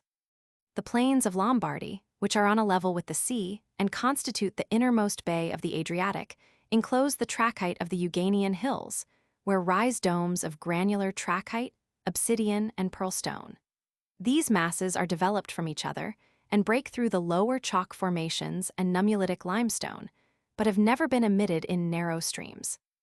Similar evidence of former revolutions of our Earth is afforded in many parts of the Greek continent and in Western Asia, countries which will undoubtedly someday yield the geologist ample materials for investigation. When the light of knowledge shall again shine on those lands whence it first dawned on our Western world, and when oppressed humanity shall cease to groan beneath the weight of Turkish barbarism. I allude to the geographical proximity of such numerous and various phenomena in order to show that the basin of the Mediterranean, with its series of islands, might have enabled the attentive observer to note all those phenomena which have recently been discovered under various forms and structures in South America, Tenerife, and in the Aleutian Islands near the polar region. The materials for observation were, no doubt, accumulated within a narrow compass, but it was yet necessary that travels in distant countries and comparisons between extensive tracts of land, both in and out of Europe, should be undertaken in order to obtain a correct idea of the resemblance between volcanic phenomena and of their dependence on each other. Language, which so frequently imparts permanence and authority to first, and often also erroneous views, but which points, as it were instinctively to the truth, has applied the term volcanic to all eruptions of subterranean fire and molten matter, to columns of smoke and vapor which ascend sporadically from rocks, as at Colares, after the great earthquake of Lisbon, to salses or argillaceous cones emitting moist mud, asphalt, and hydrogen, as at Girgenti in Sicily and at Turbaco in South America, to hot geyser springs, which rise under the pressure of elastic vapors, and, in general, to all operations of impetuous natural forces which have their seat deep in the interior of our planet. In Central America, Guatemala, and in the Philippine Islands, the natives even formally distinguish between volcanes de agua y de fuego, volcanoes emitting water, and those emitting fire, designating by the former appellation mountains from which subterranean waters burst forth from time to time, accompanied by a dull, hollow sound and violent earthquakes. Without denying the connection, which undoubtedly exists among the phenomena just referred to, it would seem advisable to apply more definite terms to the physical as well as to the mineralogical portion of the science of geology, and not at one time to designate by the word volcano a mountain terminating in a permanent fire-emitting mouth, and at another to apply it to any subterranean cause, be it what it may, of volcanic action. In the present condition of our Earth, the form of isolated conical mountains, as those of Vesuvius, Etna, the peak of Tenerife, Tunguragua, and Cotopaxi, is certainly the shape most commonly observed in volcanoes. I have myself seen such volcanoes varying in height from the most inconsiderable hill to an elevation of more than 19,000 feet above the level of the sea. Besides such conical forms, however, we continually meet with permanent fire-emitting mouths, in which the communication with the interior of the Earth is maintained on far-extended jagged ridges, and not even always from the center of their mural summits, but at their extremity towards their slope. Such, for instance, is Pichincha, situated between the Pacific and the city of Quito, which has acquired celebrity from Bauger's earliest barometric formulae, and such are the volcanoes on the Steppe de los Pastos, situate at more than 10,000 feet above the level of the sea. All these variously shaped summits consist of trachyte, formerly known as trap porphyry, a granular stone full of narrow fissures, composed of different kinds of feldspar, labradorite, oligoclase and albite, augite, hornblende, and sometimes interspersed mica, and even quartz.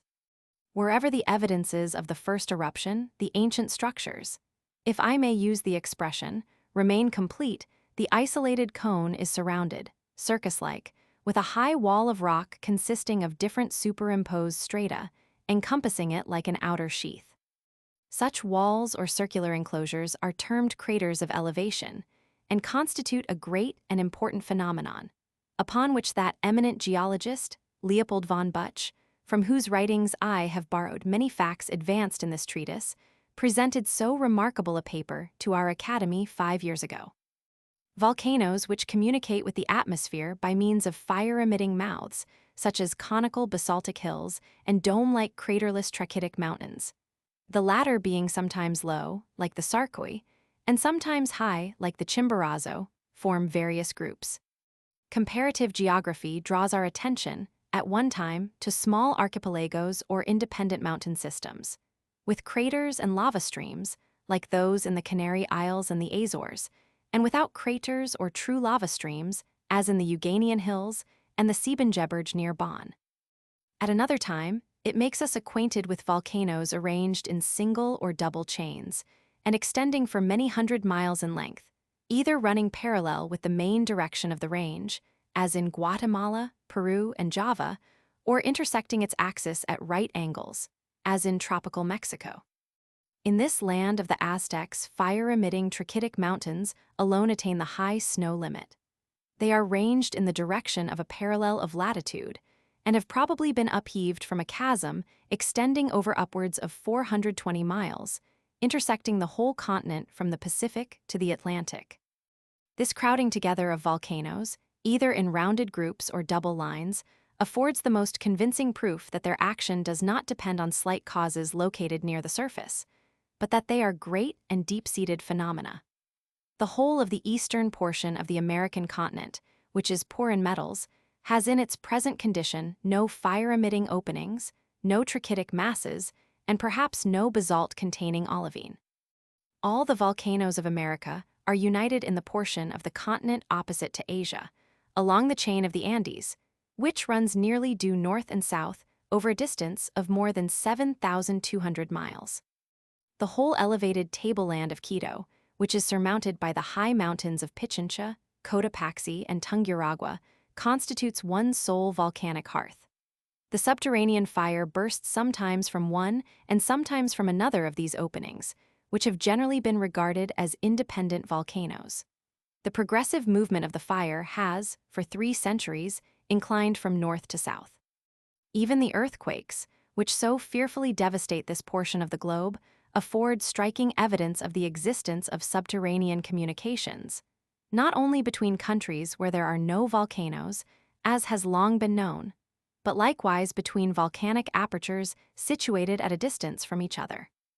Thus, the volcano of Pasto, east of the river Guaitara, continued during 3 months of the year 1797 to emit, uninterruptedly, a lofty column of smoke, until it suddenly ceased at the moment of the great earthquake of Riobamba, at a distance of 240 miles, and the mud eruption of the Moya, in which from 30 to 40,000 Indians perished. The sudden appearance on the 30th of January, 1811, of the island of Sabrina in the group of the Azores was the precursor of the dreadful earthquakes which further westward shook from May 1811 to June 1813, almost uninterruptedly, first the Antilles, then the plains of the Ohio and Mississippi, and lastly the opposite coasts of Venezuela or Caracas. 30 days after the total destruction of the beautiful capital of the province, there was an eruption of the long inactive volcano of St. Vincent in the neighboring islands of the Antilles. A remarkable phenomenon accompanied this eruption. At the moment of this explosion, which occurred on the 30th of April, 1811, a terrible subterranean noise was heard in South America, over a district of more than 35,000 square miles. The inhabitants of the banks of the Apure, at the confluence of the Rio Nula, and those living on the remote seacoast of Venezuela, agreed in comparing this sound to the noise of heavy artillery.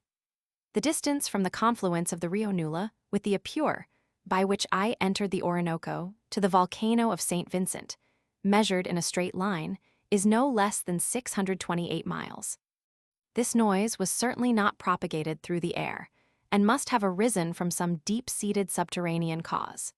Its intensity was, moreover, hardly greater on the shores of the Caribbean Sea, near the seat of the raging volcano, than in the interior of the country in the basin of the Apure and the Orinoco. It would be useless to multiply examples of this nature by adducing others which I have collected. I will therefore only refer to one further instance, namely, the memorable earthquake of Lisbon, an important phenomenon in the annals of Europe. Simultaneously with this event, which took place on the 1st of November, 1755, not only were the lakes of Switzerland and the sea off the Swedish coasts violently agitated, but in the eastern portion of the Antilles, near the islands of Martinique, Antigua, and Barbados, the tide, which never exceeds 30 inches, suddenly rose upwards of 20 feet.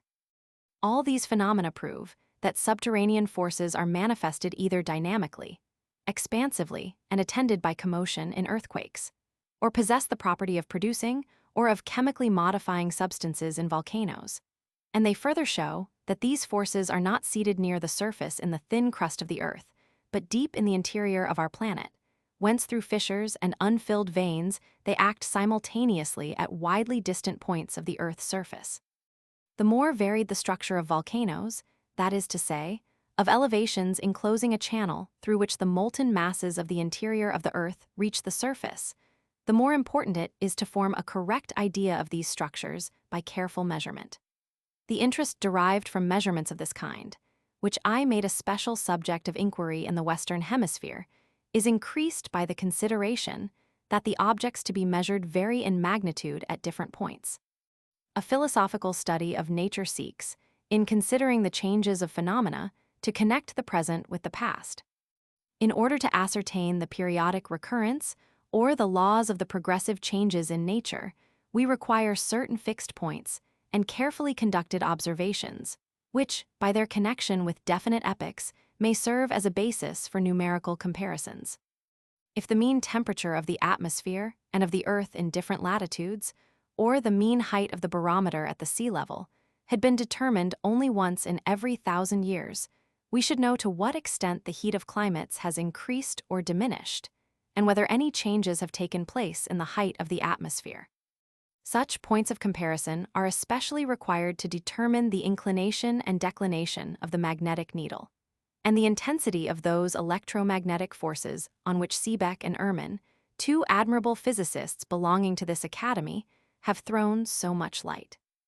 If it be a meritorious undertaking on the part of learned societies to investigate with perseverance the cosmical changes in the heat and pressure of the atmosphere, and particularly the magnetic direction and intensity, it is no less the duty of the traveling geologist to direct attention to the varying height of volcanoes in determining the inequalities of the Earth's surface. The observations which I formerly made in the Mexican mountains, at the volcano of Toluca, at Popocatépetl, at the Cofre de Parrot, or Nacampépetl and Zorello, and in the Andes of Quito at Pichincha, I have had opportunities since my return to Europe of repeating, at different periods, on Mount Vesuvius. Where complete trigonometric or barometric measurements are wanting, their place may be supplied by angles of altitude laid down with precision and taken at points accurately determined. The comparison of such determinations, made at different periods of time, may sometimes be even preferable to the complication of more complete operations. Saussure measured Vesuvius in 1773, and at that time, both the northwestern and southeastern margins of the crater appeared to him to be equal in height. He found their elevation above the level of the sea to be 3,894 feet.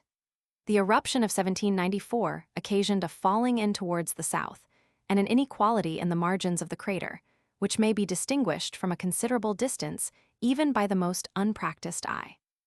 Leopold von Buch, Gay-Lussac, and myself measured Mount Vesuvius 3 times in the year 1805 and found that the elevation of the northern margin, La Rocca del Palo, opposite the Sama, was exactly as it had been given by Saussure, while the southern margin was 479 feet lower than it had been in 1773.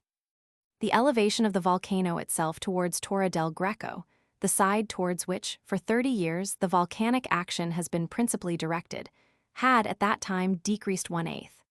The cone of cinders bears to the total height of Vesuvius the relation of 1:3. In Pichincha, the ratio is as 1:10, and at the peak of Tenerife as 1:22. Of these 3 volcanic mountains, Vesuvius has, therefore, comparatively, the highest cone of cinders, probably because, being a volcano of inconsiderable height, it has chiefly acted through its summit. A few months ago, in the year 1822, I succeeded not only in repeating my earlier barometric measurements of Mount Vesuvius, but also in determining more completely all the margins of the crater during 3 ascents of the mountain. These determinations are, perhaps, deserving of some degree of attention, since they embrace the long period of the great eruptions between 1805 and 1822, and are probably the only measurements hitherto published of any volcano which admit of comparison in all their parts.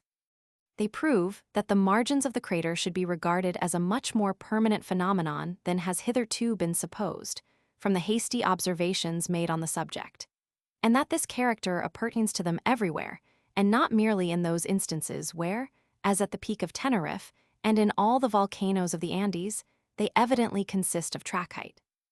According to my latest determinations, it would seem that since the time of Saussure, a period of 49 years, the northwestern margin of Vesuvius has probably not changed at all, and that the southeastern one, in the direction of Bosch tree case, which in 1794 had become 426 feet lower, has since then only altered about 64 feet.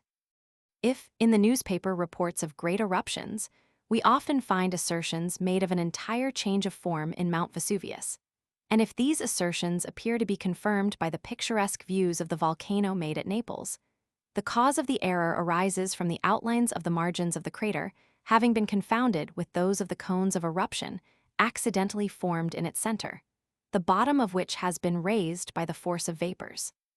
A cone of eruption of this kind, formed by the accumulation of masses of rapilli and scoriae, gradually came to view, above the southeastern margin of the crater, between the years 1816 and 1818.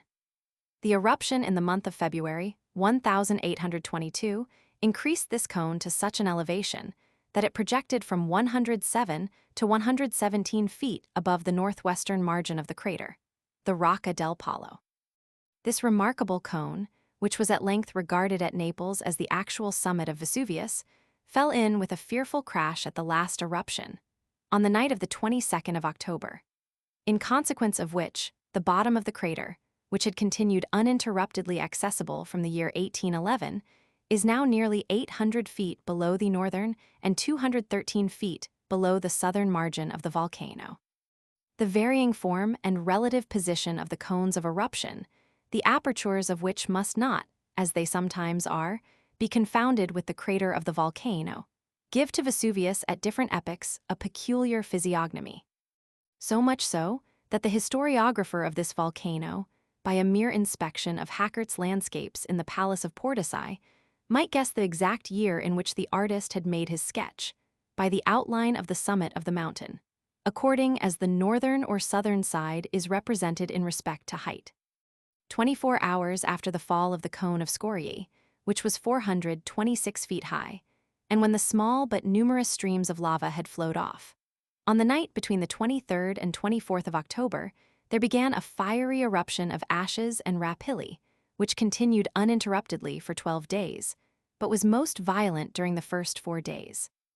During this period, the explosions in the interior of the volcano were so loud that the mere vibrations of the air caused the ceilings to crack in the Palace of Portici, although no shocks of an earthquake were then or had previously been experienced. A remarkable phenomenon was observed in the neighboring villages of Resina, Torre del Greco, Torre del Annunziata, and Bosch tree case. Here the atmosphere was so completely saturated with ashes that the whole region was enveloped in complete darkness during many hours in the middle of the day. The inhabitants were obliged to carry lanterns with them through the streets, as is often done in Quito during the eruptions of Pichincha. Never had the flight of the inhabitants been more general, for lava streams are less dreaded even than an eruption of ashes, a phenomenon unknown here in any degree of intensity, and one which fills the imaginations of men with images of terror from the vague tradition of the manner in which Herculaneum, Pompeii, and Stabiae were destroyed. The hot aqueous vapor which issued from the crater during the eruption and diffused itself through the atmosphere formed, on cooling, a dense cloud, which enveloped the column of ashes and fire that rose to an elevation of between 9,000 and 10,000 feet above the level of the sea. So sudden a condensation of vapor, and, as Gay-Lussac has shown, the formation of the cloud itself, tended to increase electric tension. Flashes of forked lightning darted in all directions from the column of ashes, while the rolling thunder might be clearly distinguished from the deep rumbling sounds within the volcano. In no other eruption had the play of the electric forces been so powerfully manifested as on this occasion. On the morning of the 26th of October, the strange report was circulated that a stream of boiling water was gushing from the crater, and pouring down the cone of cinders.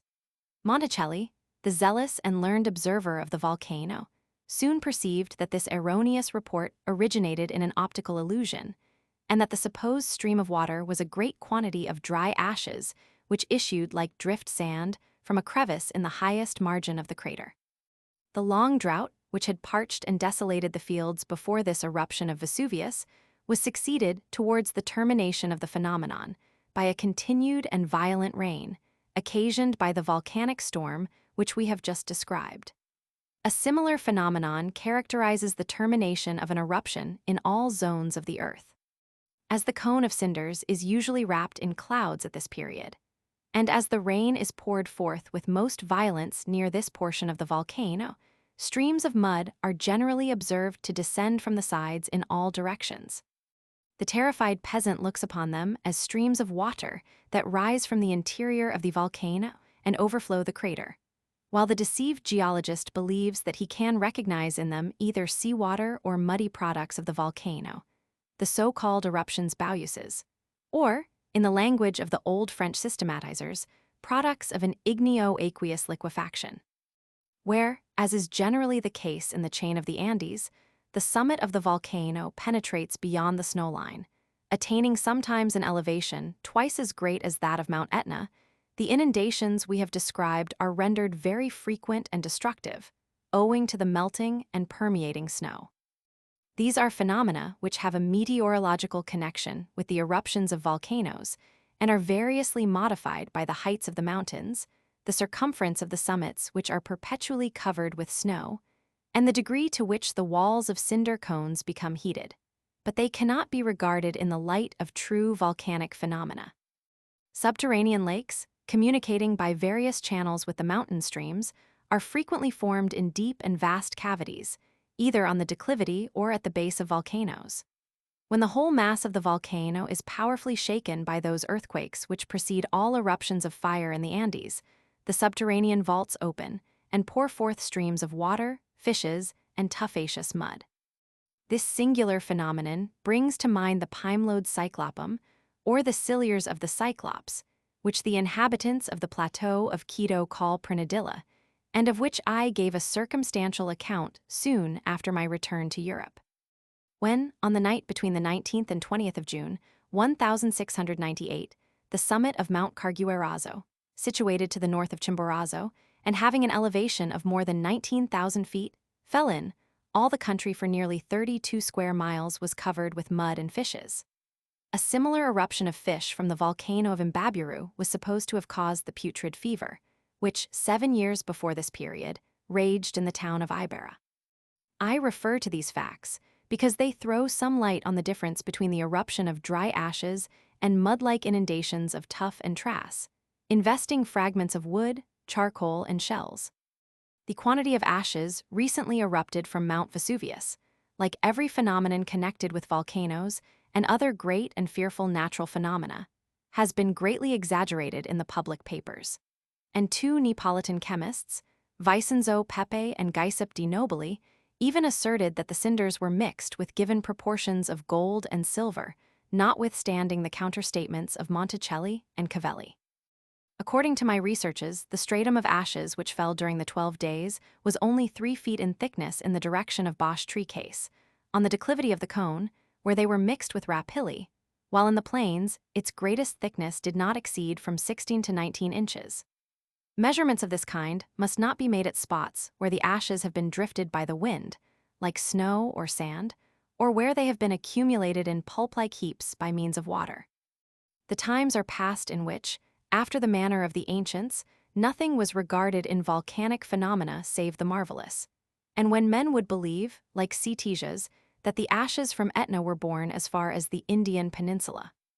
A portion of the Mexican gold and silver veins is certainly found in trachytic porphyry, but in the ashes of Vesuvius which I myself collected, and which were, at my request, examined by that distinguished chemist Heinrich Rose, no trace of either gold or silver was to be discovered. However much these results, which perfectly correspond with the more exact observations of Monticelli, may differ from those recently announced, it cannot be denied that the eruption of ashes, which continued from the 24th to the 28th of October, is the most memorable that has been recorded, on unquestionable evidence, in reference to Mount Vesuvius since the death of the elder Pliny. The quantity of ashes erupted on this occasion was probably 3 times as great as the whole quantity which has fallen since volcanic phenomena have been observed with attention in Italy. A stratum from 16 to 19 inches in thickness does certainly, at first sight, seem very inconsiderable when compared with the mass with which we find Pompeii covered.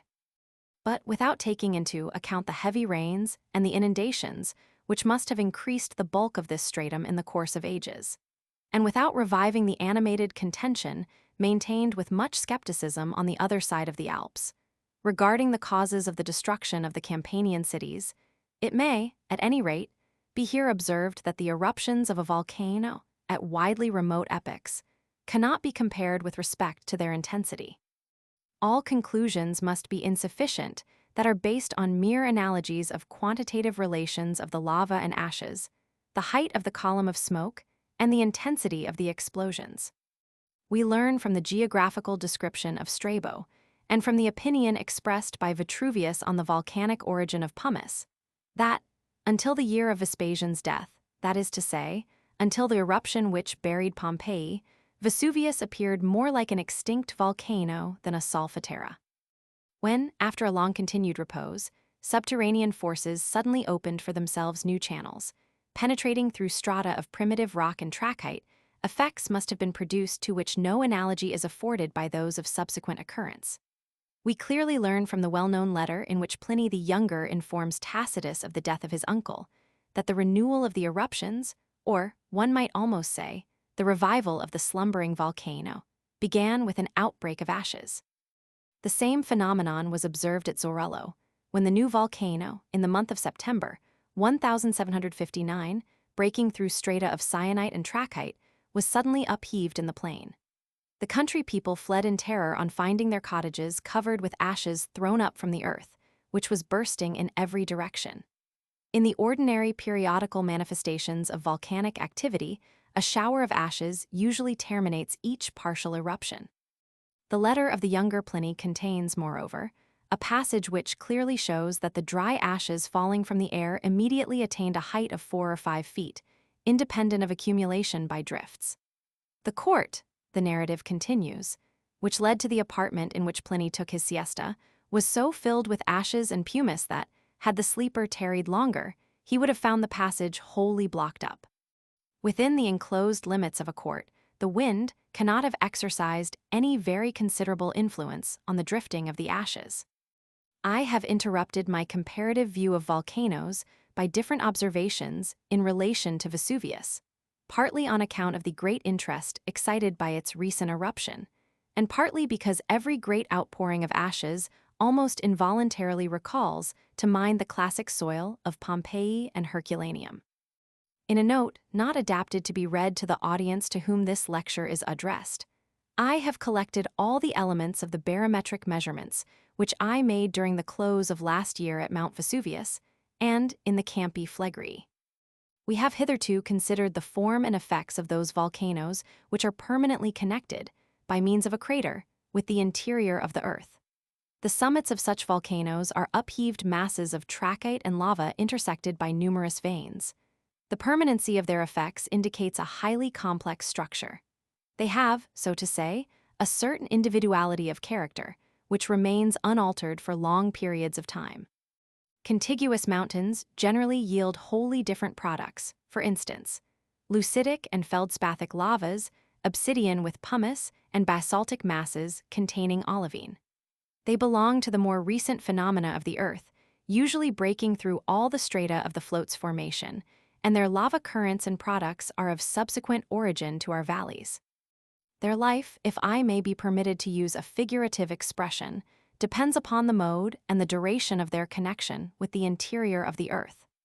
After continuing for centuries in a state of repose, their activity is often suddenly revived, and they then become converted into solfataras, emitting aqueous vapors, gases, and acids. Occasionally, as at the peak of Tenerife, their summits have already become a laboratory of regenerated sulfur, while considerable lava currents, being basaltic near the base, and mixed with obsidian and pumice at greater elevations, where the pressure is less, continue to flow from the sides of the mountain. Besides volcanoes which have permanent craters, there is another kind of volcanic phenomena less frequently observed than the former, but especially instructive to the geologist, as they remind us of the primitive world, that is, of the earliest revolutions of our planet. Trachytic mountains suddenly open, and after throwing up ashes and lava, close again, never perhaps to reopen. Such has been the case with the mighty volcano of Antisana in the chain of the Andes, and with Mount Epimeus in Ischia in the year 1302. Occasionally such an eruption has occurred even in the plains, as on the tableland of Quito, in Iceland at a distance from Hekla, and in the Lelantine plains of Euboea. Many upheaved islands belong to this class of transitory phenomena. In these cases, the connection with the interior of the earth is not permanent, the action ceasing as soon as the fissure, or channel of communication, is again closed.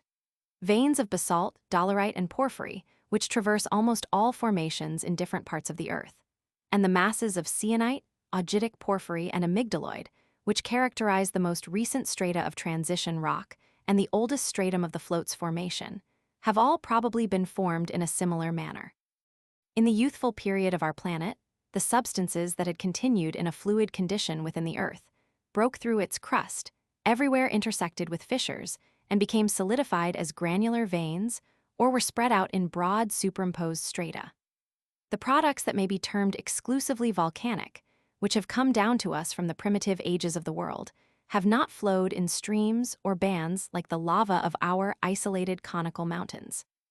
The mixtures of augite, titanic iron, feldspar, and hornblende may have been the same at different periods, sometimes allied to basalt, sometimes to trachyte, while chemical substances, as we learn from Mitscherlich's important labors and the analogies presented by artificial igneous products, may have ranged themselves in layers according to some definite laws of crystallization. In all cases, we perceive that substances similarly composed have come to the surface of the earth by very different means, either by being simply upheaved or escaping through temporary fissures, and that breaking through the older rocks, that is to say, through the earlier oxidized Earth's crust, they have flowed in the form of lava streams from conical mountains having a permanent crater. If we do not sufficiently distinguish between these various phenomena, our knowledge of the geology of volcanoes will again be shrouded in that obscurity, from which numerous comparative experiments are now beginning gradually to release it. The questions have often been asked: what is it that burns in volcanoes? What generates the degree of heat capable of mixing earths and metals together in a state of fusion? Modern chemistry has attempted to reply that it is the earths, metals, and alkalis themselves, that is to say, the metalloids of these substances, which burn. The solid and already oxidized crust of the earth separates the surrounding atmosphere, with the oxygen it contains, from the combustible unoxidized substances in the interior of our planet. By the contact of these metalloids with the atmospheric oxygen, the disengagement of caloric ensues. The celebrated and talented chemist who advanced this explanation of volcanic phenomena soon himself relinquished it. The experiments which have been made in mines and caverns in all parts of the earth, and which M. Arago and myself have collected in a separate treatise, prove that even at an inconsiderable depth, the temperature of the earth is much higher than the mean temperature of the atmosphere at the same place. This remarkable and almost universally confirmed fact is connected with what we learn from volcanic phenomena. The depth at which we might regard the earth as a fused mass has been calculated. The primitive cause of this subterranean heat is, as in all planets, the formative process itself, the separation of the spherically conglomerating mass from a cosmical aeriform fluid, and the cooling of the terrestrial strata at different depths by the radiation of heat. All volcanic phenomena are probably the result of a permanent or transient connection between the interior and the exterior of our planet. Elastic vapors press the fused oxidizing substances upwards through deep fissures. Volcanoes, therefore, are intermittent earth springs, from which the fluid mixtures of metals, alkalis, and earths, which become consolidated into lava currents, flow gently and calmly. When being upheaved, they find a vent. In a similar manner, according to Plato's Phaedon, The ancients regarded all volcanic streams of fire as effusions of the pyrrhophlegethon. I would fain be permitted to add one yet bolder observation to those I have already ventured to advance. May not the cause of one of the most wonderful phenomena presented by the study of petrifactions be dependent on the condition of the inner heat of our planet, which is indicated by thermometric experiments on springs rising from different depths, and by observations on volcanoes? We find tropical animals, arborescent ferns, palms, and bamboos buried in the cold north, and everywhere the primitive world presents a distribution of organic structures wholly at variance with existing climatic relations. Many hypotheses have been advanced in elucidation of so important a problem, such as the approximation of a comet, the altered obliquity of the ecliptic, and the increased intensity of the sun's light. But none of these have satisfied at once the astronomer, the physicist, and the geologist. I, for my part, would willingly leave undisturbed the axis of the Earth or the light of the sun's disk, from whose spots a celebrated astronomer explained fruitfulness and failure of crops. Yet it appears to me that in every planet there exist, independently of its relations to a central body and its astronomical position, numerous causes for the development of heat, in processes of oxidation, in precipitation, in the chemically altered capacity of bodies, the increase of electromagnetic tension, and in the channels of communication opened between its internal and external parts. Wherever, in the primitive world, heat was radiated from the deeply fissured crust of the earth, palms, arborescent ferns, and all the animals of the torrid zone could perhaps have flourished for centuries over extensive tracts of land. According to this view, which I have already published in my work entitled Geognostischer Versuch über die Lagerung der Gebirgsarten in beiden Hemisphären, the temperature of volcanoes would be that of the interior of our Earth itself, and the same causes which now occasion such fearfully devastating results may have been able to produce, in every zone, the most luxuriant vegetation on the newly oxidized crust of the Earth and on the deeply fissured strata of rocks. Should it be assumed, for the purpose of explaining the wonderful distribution of tropical forms in their ancient mausolia, that the long-haired elephantine animals, which are now found embedded in ice, were once indigenous to northern latitudes, and that animals of similar forms, belonging to the same type, as, for instance, lions and lynxes, were capable of living in wholly different climates, such a mode of explanation would at all events not admit of being extended to vegetable products. From causes developed by the physiology of vegetation, palms, bananas, and arborescent monocotyledons are unable to endure the deprivation of their appendicular organs by the northern cold. And in the geological problem which we are here considering, it seems to me a matter of difficulty to admit any distinction between vegetable and animal structures. One and the same mode of explanation must be applied to both forms. In concluding this treatise, I have added some uncertain and hypothetical conjectures to the facts which have been collected in widely remote regions of the earth. The philosophical study of nature rises above the requirements of mere delineation and does not consist in the sterile accumulation of isolated facts. The active and inquiring spirit of man may therefore be occasionally permitted to escape from the present into the domain of the past, to conjecture that which cannot yet be clearly determined, and thus to revel amid the ancient and ever-recurring myths of geology. Explanatory additions. Footnote 108. p. 363.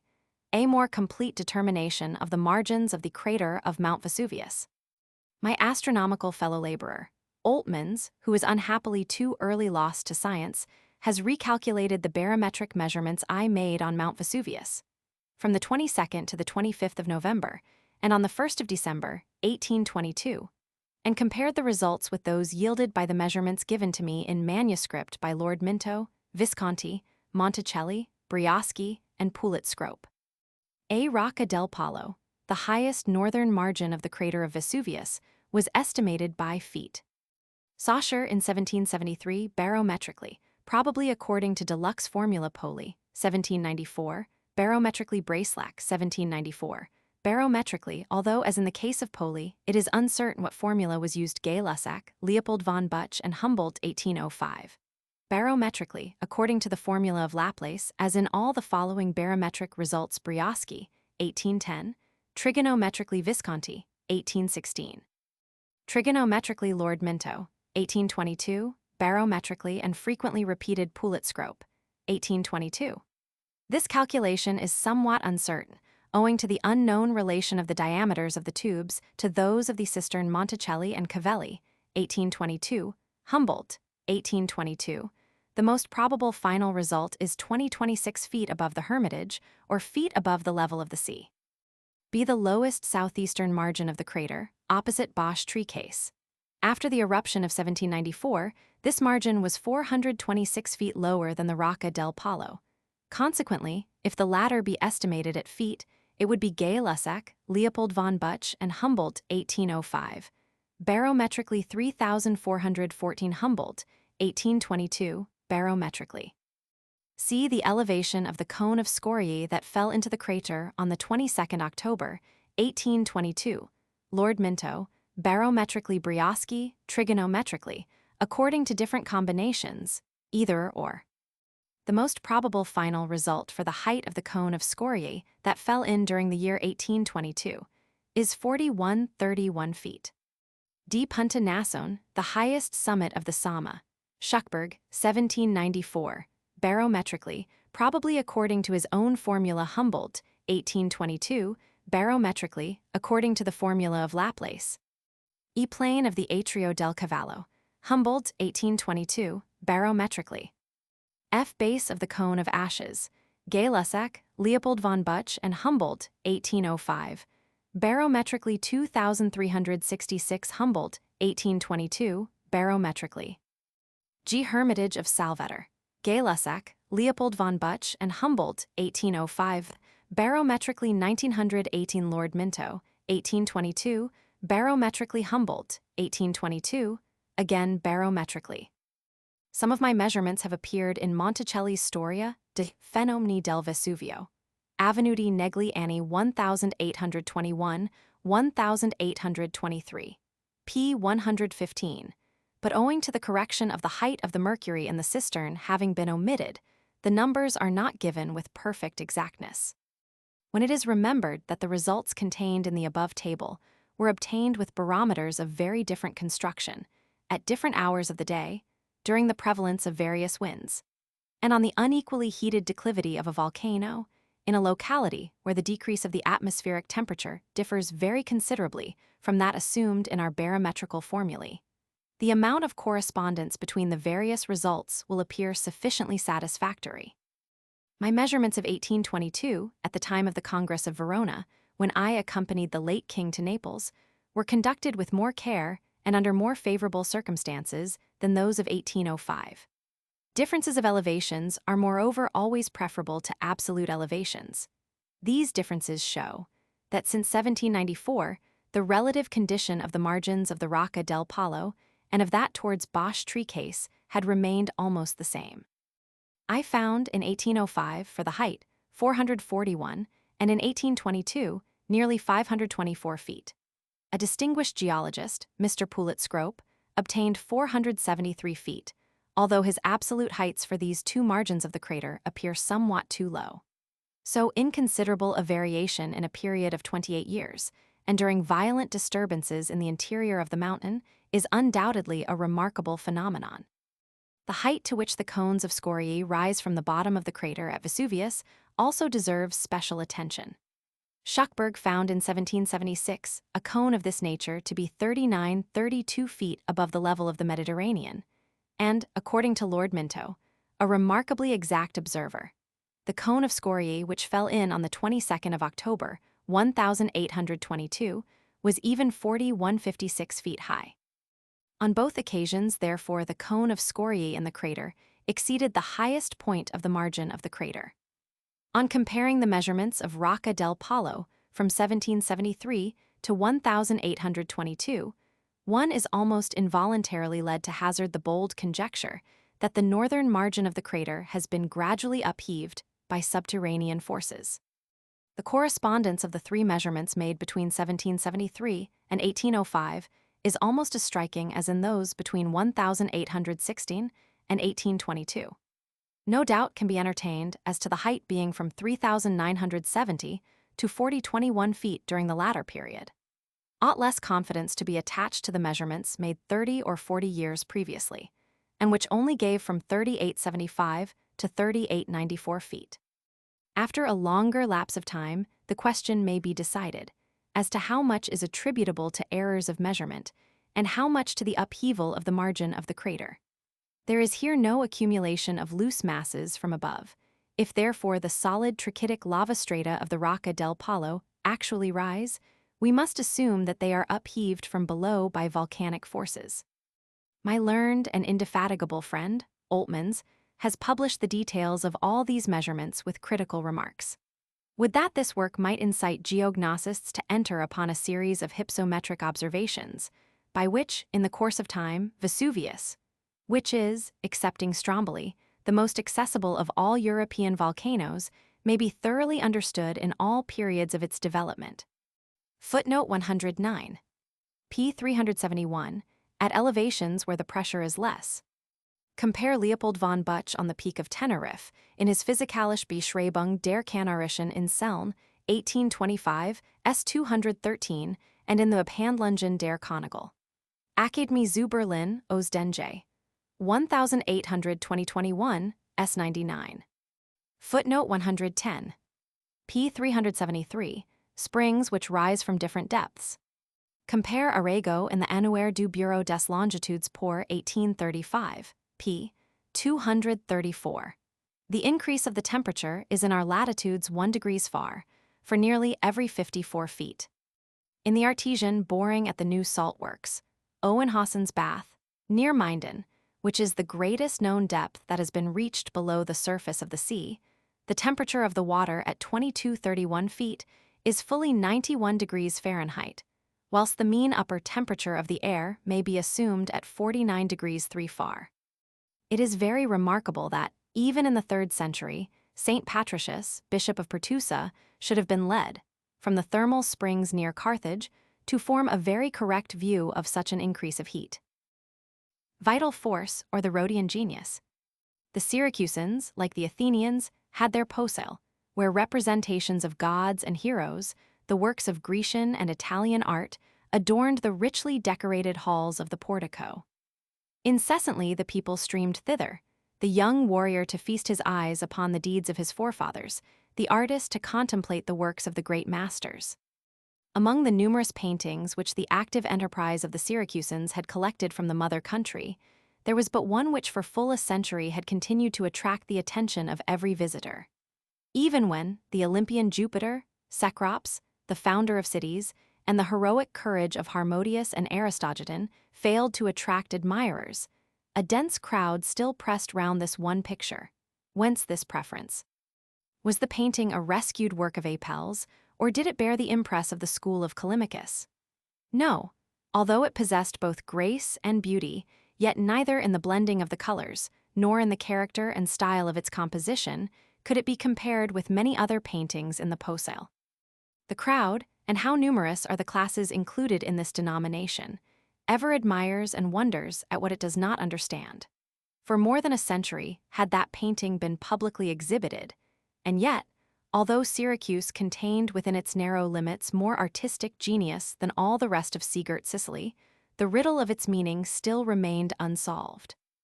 It was not even known to what temple it had formerly belonged, for it had been saved from a stranded vessel, which was only conjectured, from the freight it carried, to have come from Rhodes. The foreground of the picture was occupied by a numerous group of youths and maidens, whose uncovered limbs, although well-formed, were not cast in that slender mold which we so much admire in the statues of Praxiteles and Alcamenes. The fuller development of their limbs, which bore indications of laborious exercise, the human expression of passion and of care stamped on their features, all seemed to divest them of a heavenly or godlike type and to fix them as creatures of the earth. Their hair was simply adorned with leaves and wild flowers. Their arms were extended towards each other with impassioned longing, but their earnest and mournful gaze was riveted on a genius who, surrounded by a brilliant halo, hovered in the midst of the group. On his shoulder was a butterfly, and in his right hand he held aloft a flaming torch. His limbs were molded with childlike grace, his eye radiant with celestial light. He looked imperiously upon the youths and maidens at his feet. No other characteristic traits could be distinguished in the picture. Some, however, thought they could perceive at his foot the letters zeta and sigma, and as antiquarians were then no less bold than they are now, they inferred, though far from happily, that the artist was called Zenodorus, the name borne at a later date by the modeler of the Colossus of Rhodes. The Rhodian genius, for so this mysterious painting was called, did not, however, want for interpreters in Syracuse. Virtuosi, especially the younger of them, on their return from a flying visit to Corinth or Athens, would have deemed themselves deficient in all pretensions to connoisseurship, had they not immediately advanced some new explanation. Some regarded the genius as the personification of spiritual love, forbidding the enjoyment of sensual pleasures. Others were of opinion that the dominion of reason over the passions was here signified. The wiser preserved silence, and while they conjectured that the painting was intended to represent something of a sublimer character, delighted to linger in the posel to admire the simple composition of the group. The question continued to remain undecided. Copies of the painting, with various additions, were sent to Greece, but without eliciting any explanation respecting its origin. At length, however, when at the early rising of the Pleiades the Aegean Sea was again open to navigation, ships from Rhodes entered the port of Syracuse. They contained a treasure of statues, altars, candelabras, and pictures, which a love of art had caused the Dionysii to collect in Greece. Among the paintings, there was one which was instantly recognized as the companion to the Rhodian genius. It was of the same size and exhibited a similar tone of coloring, although in a better state of preservation. The genius stood as before in the center, but without the butterfly. His head was drooping, his torch extinguished and reversed. The group of youths and maidens thronged simultaneously around him in mutual embrace. Their looks were no longer sad and submissive, but announced a wild emancipation from restraint and the gratification of long-nourished passion. The Syracusan antiquaries had already begun to accommodate their former explanations of the Rhodian genius to the newly arrived painting, when the tyrant ordered it to be conveyed to the house of Epicharmus. This philosopher of the school of Pythagoras dwelt in the remote part of Syracuse called Tich. He seldom visited the court of the Dionysii, not but that learned men from all the Greek colonies assembled there, but because proximity to princes is apt to rob the most intellectual of their spirit and freedom. He occupied himself unceasingly in studying the nature of things and their forces, the origin of plants and animals, and those harmonious laws by which the celestial bodies on a large, and the snowflake and the hailstone on a small scale, assume a globular form.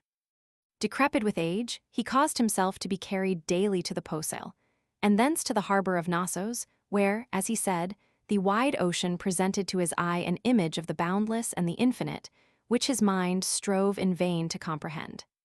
He was honored alike by the lower classes and by the tyrant, but he avoided the latter, while he joyfully cultivated and often assisted the former. Epicharmus lay weak and exhausted on his couch, when the newly arrived work of art was brought to him by the command of Dionysius. He was furnished at the same time with a faithful copy of the Rhodian genius, and the philosopher now caused both paintings to be placed before him. He gazed on them long and earnestly, then called together his scholars, and in accents of emotion thus addressed them. "Remove the curtain from the window, that I may once more feed my eyes with the sight of the richly animated and living earth. 60 years long have I pondered on the internal springs of nature, and on the differences inherent in matter, but it is only this day that the Rhodian genius has taught me to see clearly that which before I had only conjectured. While the difference of sexes in all living beings beneficently binds them together in prolific union, the crude matters of inorganic nature are impelled by like instincts. Even in the darkness of chaos, matter was accumulated or separated according as affinity or antagonism attracted or repelled its various parts. The celestial fire follows the metals, the magnet, the iron. Amber, when rubbed, attaches light bodies, earth blends with earth. Salt separates from the waters of the sea and joins its like, while the acid moisture of the stypteria, sigma tau epsilon pi tau eta rho ode alpha, letter 1F51 gamma rho alpha, and the fleecy salt trachytis, love the clay of Melos, Everything in inanimate nature hastens to associate itself with its like. No earthly element, and who will dare to class light as such, can therefore be found in a pure and virgin state. Everything as soon as formed hastens to enter into new combinations, and not, save the disjoining art of man, can present in a separate state ingredients which ye would vainly seek in the interior of the earth, or in the moving oceans of air and water. In dead inorganic matter, absolute repose prevails as long as the bonds of affinity remain unsevered, and as long as no third substance intrudes to blend itself with the others. But even after this disturbance, unfruitful repose soon again succeeds. Different, however, is the blending of the same substances in animal and vegetable bodies. Here vital force imperatively asserts its rights, and, heedless of the affinity and antagonism of the atoms asserted by Democritus, unites substances which in inanimate nature ever flee from each other, and separates that which is incessantly striving to unite. Draw nearer to me, my disciples, and recognize in the RHODIAN genius, in the expression of his youthful vigor, in the butterfly on his shoulder, in the commanding glance of his eye, the symbol of vital force as it animates every germ of organic creation. The earthly elements at his feet are striving to gratify their own desires and to mingle with one another. Imperiously, the genius threatens them with upraised and high-flaming torch, and compels them, regardless of their ancient rights, to obey his laws. Look now on the new work of art which the tyrant has sent me to explain, and turn your eyes from the picture of life to the picture of death. The butterfly has soared upwards, the extinguished torch is reversed, and the head of the youth is drooping. The spirit has fled to other spheres, and the vital force is extinct. Now the youths and maidens join their hands in joyous accord. Earthly matter again resumes its rights. Released from all bonds, they impetuously follow their sexual instincts, and the day of his death is to them a day of nuptials. Thus dead matter, animated by vital force, passes through a countless series of races, and perchance enshrines in the very substance in which of old a miserable worm enjoyed its brief existence, the divine spirit of Pythagoras. Go, Polycles, and tell the tyrant what thou hast heard, and ye, my beloved Euryphemos, Lysis, and Scopas, come nearer, and yet nearer to me. I feel that the faint vital force within me can no longer retain in subjection the earthly matter, which now reclaims its freedom.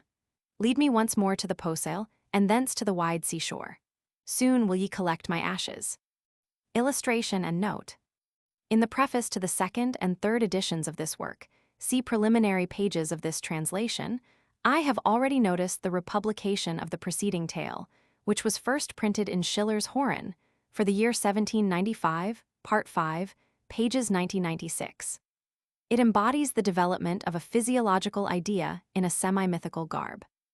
In the year 1793, in the Latin aphorisms from the chemical physiology of plants, appended to my subterranean flora, I had defined the vital force as the unknown cause which prevents the elements from following their original attractive forces. The first of my aphorisms ran thus: Rerum naturam si totem considers, magnum ac durabile, quod inter elementa intercedit, discrimen perspicies, quorum altera affinitatem legibus obtemperantia, altera, vinculi salutis, veri junctu apparent. Quod quidem discrimen in elementis ipsis aerumque indole nudiquem pausatum, quam ex sola distribution singulorum pitendum esse videtur. Materiam segnum, brudem, inanimam eam vocemus, cujus stamina secundum leges chymici affinitatis mixta sunt. Animata ac organica e podissimum corpora appellemus, qui, licet in novas mutari formas perpetuo tendent, Roman 6 interna quadam continenter, quaminus priscum sibique insidam formam relinquent. Vim internam, qui chymici affinitatis vincula resolvit, ac obstat, quaminus elementa corporum liber conjungenter, vitalum vocamus. Id ac nullum certius mortis criterium putridine dater, qua primi parts vel stamina rerum, antiquis juribus revocatis, affinitatum legibus parent, corporum inanimorum nulla putrido esse potest. These opinions, against which the acute Vic Dazer has protested in his Traité d'Anatomie, volume IP 5, but which are still entertained by many eminent persons among my friends, I have placed in the mouth of Epicharmus. Reflection and prolonged study in the departments of physiology and chemistry have deeply shaken my earlier belief in peculiar, so-called vital forces. In the year 1797, at the conclusion of my Versuch über die Geriest-Muskel- und Nervenfaser, nebst Vermithungen über den chemischen Prozess des Lebens in der Tier- und Pflanzenwelt, Volume Roman II. pp. 430-436, I already declared that I by no means regarded the existence of these peculiar vital forces as established. Since that period, I have not applied the term peculiar forces to that which may possibly be produced only by the combined action of the separate, already long-known substances and their material forces. We may, however, deduce a more certain definition of animate and inanimate substances from the chemical relations of the elements than can be derived from the criteria of voluntary movement, the circulation of fluid in solid parts, and the inner appropriation and fibrous arrangement of the elements. I call that substance animate, whose voluntarily separated parts change their composition after separation has taken place, the former external relations still continuing the same. This definition is merely the expression of a fact. The equilibrium of the elements is maintained in animate matter by virtue of their being parts of one whole. One organ determines another, one gives to another the temperature, the tone as it were, in which these and no other affinities operate. Thus, in organization, all is reciprocal, means, and end. The rapidity with which organic parts change their compound state, when separated from a complex of living organs, differs greatly according to the degree of their dependence and the nature of the component materials. The blood of animals, which is variously modified in the different classes, undergoes a change earlier than the juices of plants. Fungi generally decompose more rapidly than the leaves of trees, and muscle more readily than the cutis. Bone, the elementary structure of which has only been understood of late years, the hair of animals, the ligneous part of vegetable substances, the shells or husks of fruit, and the feathery calyx, pappus of plants, are not inorganic and devoid of life, but approximate, even in life, to the condition which they manifest after their separation from the rest of the organism.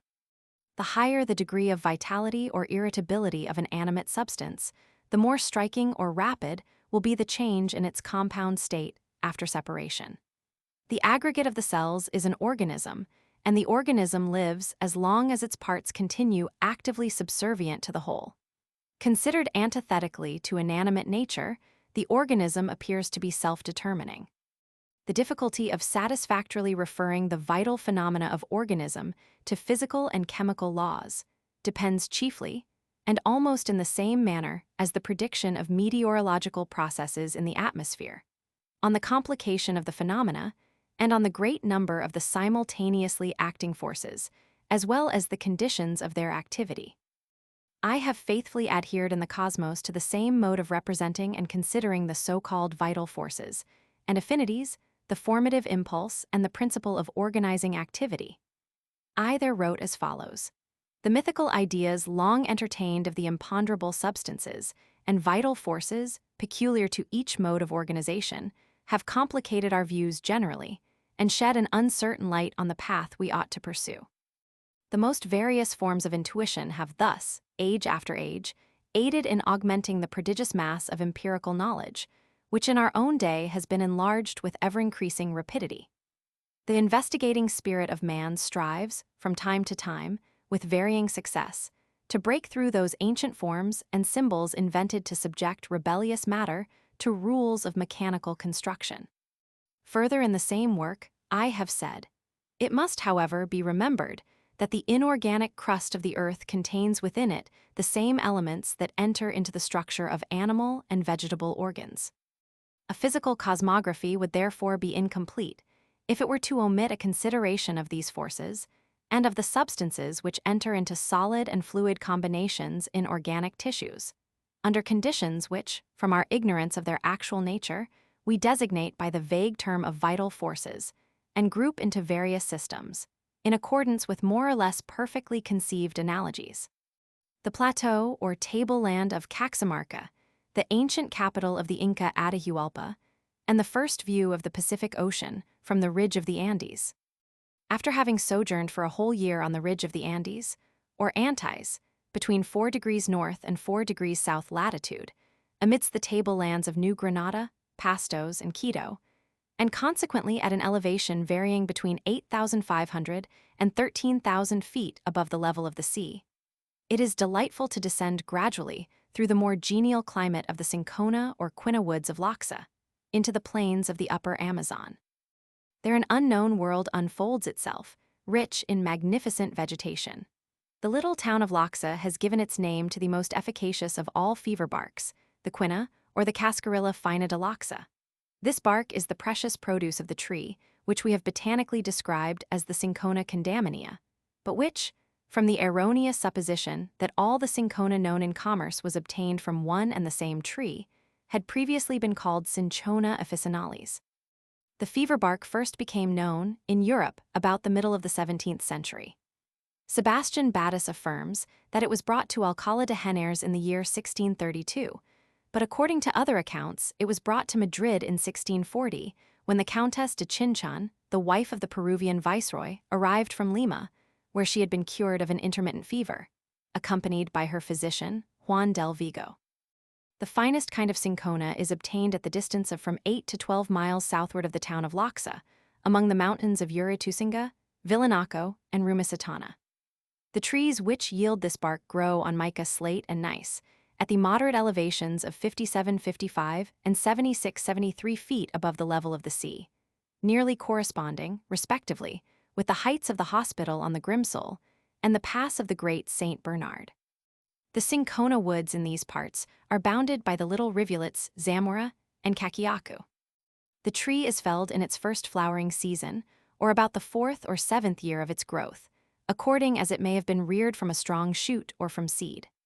At the time of my journey in Peru, we learned, with surprise, that the quantity of the Cinchona condamina annually obtained at Loxa by the Cascarilla gatherers, or quina hunters, cascarilleros and cacadores de quina, amounted only to 110 hundredweight.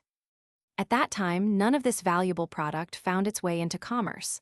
All that was obtained was shipped at Paita, a port of the Pacific, and conveyed round Cape Horn to Cadiz for the use of the Spanish court.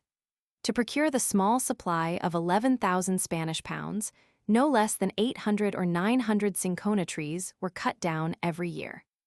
The older and thicker stems are becoming more and more scarce, but such is the luxuriance of growth that the younger trees, which now supply the demand, though measuring only 6 inches in diameter, frequently attain the height of from 53 to 64 feet. This beautiful tree, which is adorned with leaves 5 inches long and 2 broad, seems, when growing in the thick woods, as if striving to rise above its neighbors. The upper branches spread out, and when agitated by the wind, the leaves have a peculiar reddish color and glistening appearance, which is distinguishable at a great distance. The mean temperature of the woods of the Cinchona condamina varies between 60 degrees and 66 degrees Fahrenheit. That is to say, about the mean annual temperature of Florence and the island of Madeira.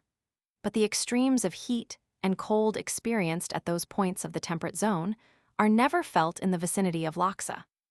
However, comparisons between climates in very different degrees of latitude and the climate of the tablelands of the tropical zone must, from their very nature, be unsatisfactory. Descending from the mountain node of Loxa, south-southeast into the hot valley of the Amazon River, the traveler passes over the paramos of Chulucanas, Guamani, and Yamoca. These paramos are the mountainous deserts, which have been mentioned in another portion of the present work, and which, in the southern parts of the Andes, are known by the name of puna, a word belonging to the Quechua language. In most places, their elevation is about 10,125 feet. They are stormy, frequently enveloped for several successive days in thick fogs or visited by terrific hailstorms. The hailstones being not only of different forms, generally much flattened by rotation, but also run together into thin floating plates of ice called papacara, which cut the face and hands in their fall. During this meteoric process, I have sometimes known the thermometer to sink to 48 degrees and even 43 degrees Fahrenheit, and the electric tension of the atmosphere, measured by the voltaic electrometer, has changed, in the space of a few minutes, from positive to negative. When the temperature is below 43 degrees Fahrenheit, snow falls in large flakes, scattered widely apart, but it disappears after the lapse of a few hours. The short, thin branches of the small-leaved myrtle-like shrubs, the large size and luxuriance of the blossoms, and the perpetual freshness caused by the absorption of the moist atmosphere, all impart a peculiar aspect and character to the treeless vegetation of the Paramos. No zone of alpine vegetation, whether in temperate or cold climates, can be compared with that of the Paramos in the tropical Andes. The solemn impression, which is felt on beholding the deserts of the Cordilleras, is increased in a remarkable and unexpected manner by the circumstance that in these very regions there still exist wonderful remains of the great road of the Incas, that stupendous work by means of which communication was maintained among all the provinces of the empire along an extent of upwards of 1,000 geographical miles. On the sides of this road, and nearly at equal distances apart, there are small houses built of well-cut freestone. These buildings, which answered the purpose of stations or caravanseries, are called tambos and also Incapilca, from perca, the wall. Some are surrounded by a sort of fortification, others were destined for baths, and had arrangements for the conveyance of warm water. The larger ones were intended exclusively for the family of the sovereign. At the foot of the volcano Cotopaxi, near Callao, I had previously seen buildings of the same kind in a good state of preservation. These I accurately measured and made drawings from them. Pedro de Siaca, who wrote in the 16th century, calls these structures aposentos de Mulilo. The pass of the Andes, lying between Alasi and Loxa, called the Paramo del Asue, a much frequented route across the Ladera de Cadled, is at the elevation of 15,526 feet above the level of the sea, and consequently almost at the height of Mont Blanc. As we were proceeding through this pass, we experienced considerable difficulty in guiding our heavily laden mules over the marshy ground on the level height of the Pulul. But whilst we journeyed onward for the distance of about 4 miles, our eyes were continually riveted on the grand remains of the Inca road, upwards of 20 feet in breadth. This road had a deep understructure and was paved with well-hewn blocks of black trap porphyry. None of the Roman roads which I have seen in Italy, in the south of France, and in Spain appeared to me more imposing than this work of the ancient Peruvians. And the Inca road is the more extraordinary, since, according to my barometrical calculations, it is situated at an elevation of 13,258 feet above the level of the sea, a height exceeding that of the summit of the Peak of Tenerife by upwards of 1,000 feet. At an equal elevation are the ruins said to be those of the palace of the Inca Tupac Yupanqui, and known by the name of the Perdões del Inca, situated on the Asue. From these ruins, the Inca road, running southward in the direction of Cuenca, leads to the small but well-preserved fortress of the Canner, probably belonging to the same period, viz., the reign of Tupac Yupanqui, or that of his warlike son Huayna Capac. We saw still grander remains of the ancient Peruvian Inca road, on our way between Loxa and the Amazon, near the baths of the Incas on the Paramo of Chulucanas, not far from Huancabamba, and also in the vicinity of Ingatambo, near Pamahuaca. The ruins at the latter place are situated so low that I found the difference of level between the Inca road at Pamahuaca and that in the Paramo del Asuch to be upwards of 9,700 feet. The distance in a direct line, as determined by astronomical latitudes, is precisely 184 miles, and the ascent of the road is about 3,730 feet greater than the elevation of the pass of Mont Cenis, above the Lake of Como. There are 2 great causeways, paved with flat stones, and in some places covered with cemented gravel, on macadam's plan. One of these lines of road runs through the broad and barren plain lying between the seacoast and the chain of the Andes, whilst the other passes along the ridge of the Cordilleras. Stones, marking the distances at equal intervals, are frequently seen.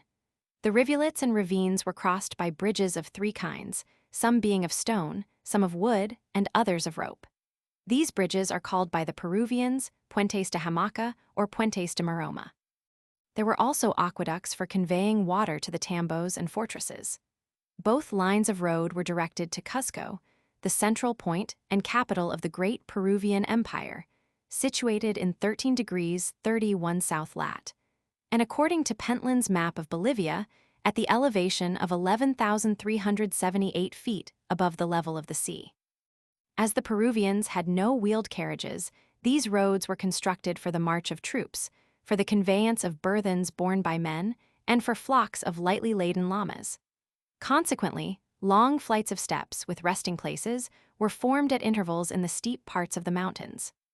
Francisco Pizarro and Diego Almagro, in their expeditions to remote parts of the country, availed themselves with much advantage of the military roads of the Incas. But the steps just mentioned were formidable impediments in the way of the Spanish cavalry, especially as in the early period of the Conquista, the Spaniards rode horses only and did not make use of the sure-footed mule, which, in mountainous precipices, seems to reflect on every step he takes. It was only at a later period that the Spanish troops were mounted on mules. Sarmiento, who saw the Inca roads whilst they were in a perfect state of preservation, mentions them in a relation which he wrote, and which long lay buried in the library of the Escurial. How, he asks, could a people, unacquainted with the use of iron, have constructed such great and magnificent roads, caminos tan grandes, y tan soberbios, and in regions so elevated as the countries between Cusco and Quito, and between Cusco and the coast of Chile? The Emperor Charles, he adds, with all his power, could not have accomplished even a part of what was done by the well-directed government of the Incas and the obedient race of people under its rule. Hernando Pizarro, the most educated of the three brothers, who expiated his misdeeds by 20 years of captivity in Medina del Campo, and who died at 100 years of age in the odor of sanctity, en olor de santidad, observes, alluding to the Inca roads, "Throughout the whole of Christendom, no such roads are to be seen as those which we here admire. Cusco and Quito, the two principal capitals of the Incas, are situated in a direct line south-southeast, north-northwest in reference the one to the other. Their distance apart, without calculating the many windings of the road, is 1,000 miles, including the windings of the road. The distance is stated by Garcilaso de la Vega and other conquistadores to be 500 Spanish leguas. Notwithstanding this vast distance, we are informed on the unquestionable testimony of the licentiate Polo de Ondegardo that Huayna Capac, whose father conquered Quito, caused certain materials to be conveyed thither from Cusco for the erection of the royal buildings, the Inca dwellings. In Quito, I found this tradition still current among the natives. When, in the form of the earth, nature presents to man formidable difficulties to contend against, those very difficulties serve to stimulate the energy and courage of enterprising races of people. Under the despotic centralizing system of the Inca government, security and rapidity of communication, especially in relation to the movement of troops, were matters of urgent state necessity. Hence the construction of great roads and the establishment of very excellent postal arrangements by the Peruvians. Among nations in the most various degrees of civilization, national energy is frequently observed to manifest itself, as it were by preference, in some special direction. But the advancement consequent on this sort of partial exertion, however strikingly exhibited, by no means affords a criterion of the general cultivation of a people. Egyptians, Greeks, Etruscans, and Romans, Chinese, Japanese, and Indians present examples of these contrasts. It would be difficult to determine what space of time may have been occupied in the execution of the Peruvian roads. Those great works, in the northern part of the Inca Empire, on the tableland of Quito, must certainly have been completed in less than 30 or 35 years, that is to say, in the short interval between the defeat of the ruler of Quito and the death of the Inca Huayna Capac. With respect to the southern, or those specially styled the Peruvian roads, the period of their formation is involved in complete obscurity. The date of the mysterious appearance of Manco Capac is usually fixed 400 years prior to the arrival of Francisco Pizarro, who landed on the island of Puna in the year 1532, consequently, about the middle of the 12th century, and full 200 years before the foundation of the city of Mexico, Tenochtitlan. But instead of 400 years, some Spanish writers represent the interval between Manco Capac and Pizarro to have been 500, or even 550 years. However, the history of the Peruvian Empire records only 13 reigning princes of the Inca dynasty, which, as Prescott justly observes, is not a number sufficient to fill up so long a period as 550 or even 400 years. Quetzalcoatl, Bacchia, and Manco Capac are the three mythical beings with whom are connected the earliest traces of cultivation among the Aztecs, the Muiscas, properly Chibchas, and the Peruvians. Quetzalcoatl, who is described as bearded and clothed in black, was high priest of Tula, and afterwards a penitent, dwelling on a mountain near Tlaxcapachacalco. He is represented as having come from the coast of Panuco, and therefore from the eastern part of Anahuac on the Mexican tableland. Bachia, or rather the bearded, long-robed Nemterequateba, literally messenger of God, a booter of the Muiscas, came from the grassy steppes eastward of the Andes chain to the tablelands of Bogotá. Before the time of Manco Capac, some degree of civilization already existed on the picturesque shores of the Lake of Titicaca. The fortress of Cusco, on the hill of Sacsayhuaman, was built on the model of the more ancient structures of Tiahuanaco. In like manner, the Aztecs imitated the pyramidal buildings of the Toltecs, and the latter copied those of the Olmecs, Olmecs. And thus, by degrees, we arrive at historic ground in Mexico as early as the 6th century of the Christian era. According to Sigenka, the Toltecic step pyramid of Calula was copied from the Olmecic step pyramid of Teotihuacan. Thus, through every stage of civilization, we pass into an earlier one, and as human intelligence was not aroused simultaneously in both continents, we find that in every nation the imaginative domain of mythology immediately preceded the period of historical knowledge. The early Spanish conquistadores were filled with admiration on first beholding the roads and aqueducts of the Peruvians, yet not only did they neglect the preservation of those great works, but they even wantonly destroyed them.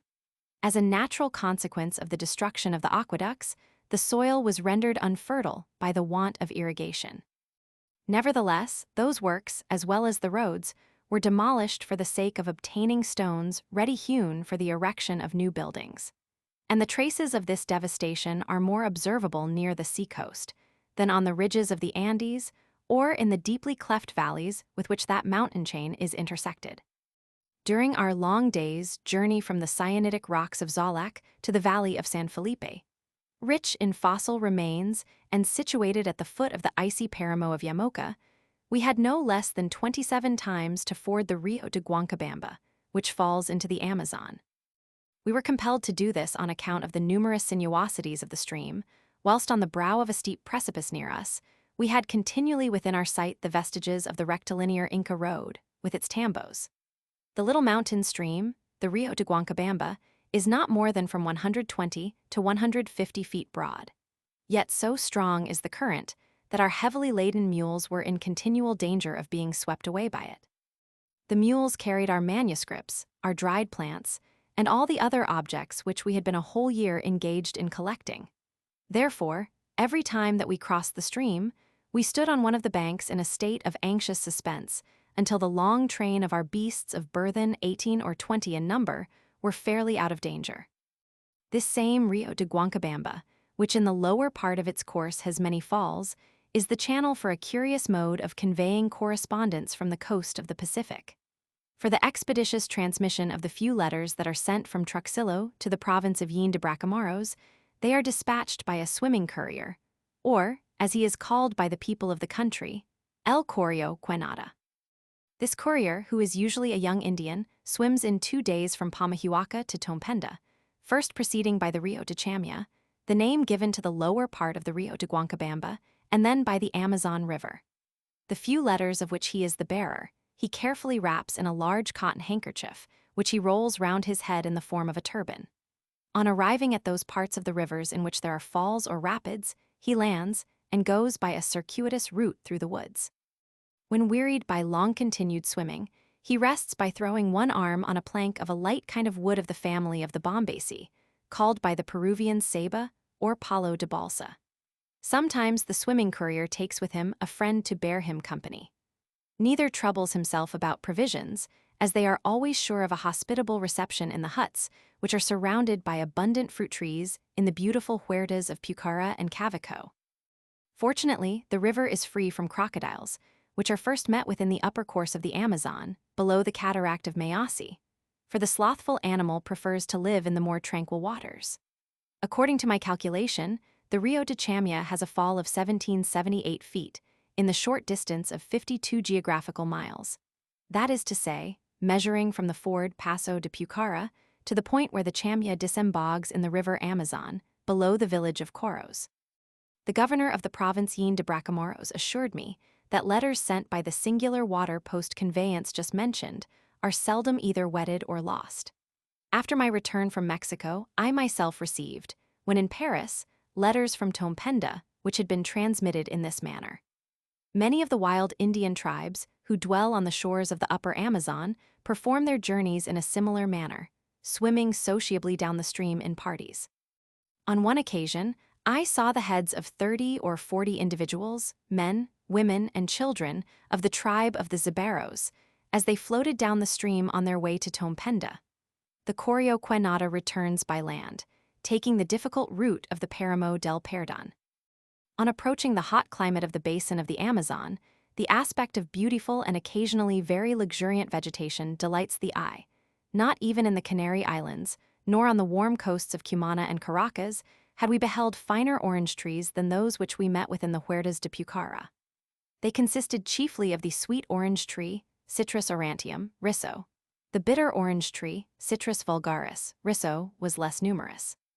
These trees, laden with their golden fruit in thousands, attain a height of between 60 and 70 feet, and their branches, instead of growing in such a way as to give the trees rounded tops or crowns, shoot straight up like those of the laurel. Near the fort of Cavaco, a very unexpected sight surprised us. We saw a grove of small trees, about 18 or 19 feet high, the leaves of which, instead of being green, appeared to be of a rose color. This proved to be a new species of Bougainvillea, a genus first determined by Jussieu the Elder, from a Brazilian specimen in Commerson's herbarium. But on a nearer approach, we found that these trees were really without leaves, properly so called, and that what, from a distant view, we had mistaken for leaves, were bright rose-colored bracts. Owing to the purity and freshness of the color, the effect was totally different from that of the hue which so pleasingly clothes many of our forest trees in autumn. The Rhopala ferruginea, a species of the South African family of the Proteaceae, has found its way hither, having descended from the cool heights of the Páramo de Yamoca into the warm plains of the Chamia. We likewise frequently saw here the beautifully pinnated Porleria hygrometrica, one of the zygophyllae, which, by the closing of its leaves, indicates change of weather, generally the approach of rain. This plant is more certain in its tokens than any of the Mimisaceae, and it very rarely deceived us. At Chamia, we found rafts, balsas, in readiness to convey us to Tompenda, where we wished to determine the difference of longitude between Quito and the mouth of the Chinchipe, a point of some importance to the geography of South America on account of an old observation of La Condamine. We slept as usual in the open air, and our resting place was on the sandy shore called the Playa de Guayanchi, at the confluence of the Rio de Chamia and the Amazon. Next morning we proceeded down the latter river as far as the Cataract and the Narrows, or the Pongo of Rentema. Pongo, the name given to river narrows by the natives, is a corruption of the word punku, which, in the Quechua language, signifies a door or gate. In the Pongo de Rentema, huge masses of rock consisting of coarse-grained sandstone, conglomerate, rise up like towers and form a rocky dam across the stream.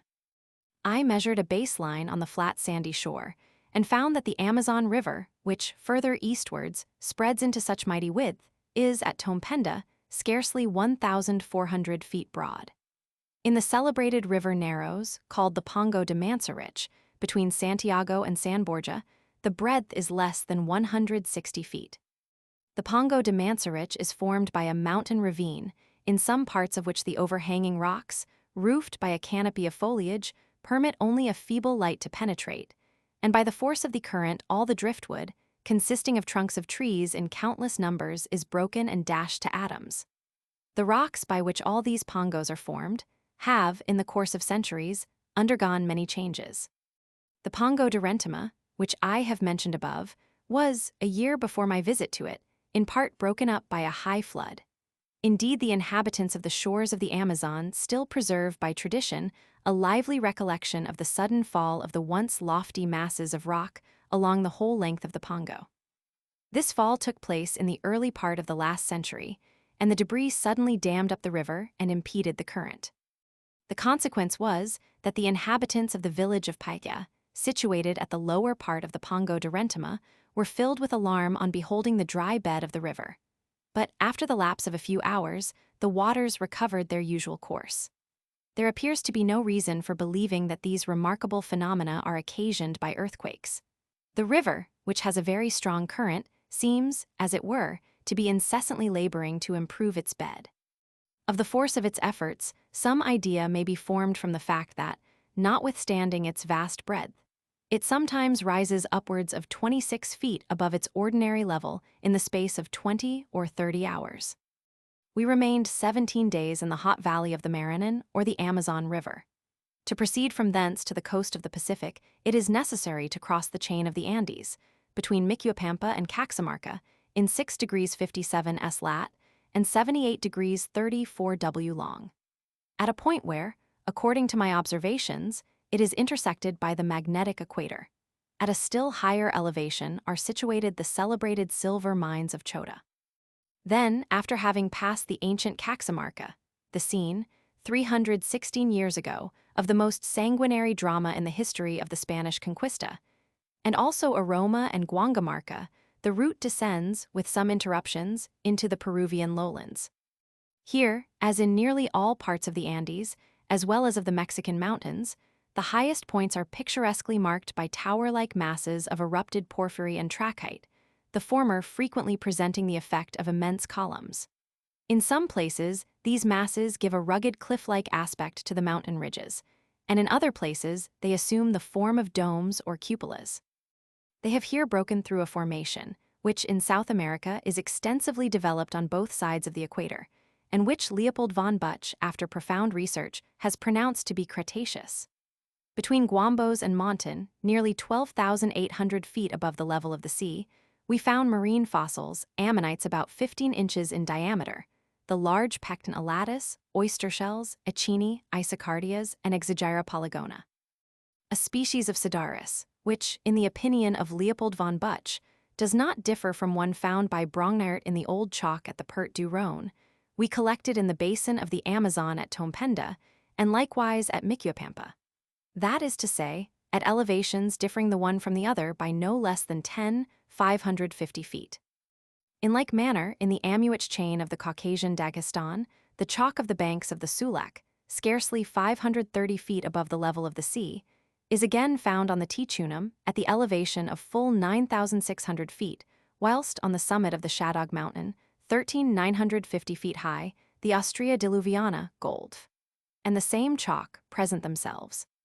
Abich's admirable Caucasian observations furnish the most decided confirmation of Leopold von Buch's geognostic views respecting the Cretaceous alpine development. From the solitary farm of Monton, surrounded with flocks of llamas, we ascended further southward the eastern declivity of the Cordilleras until we reached the level height in which is situated the argentiferous mountain Gualguac, the principal site of the far-famed mines of Chota.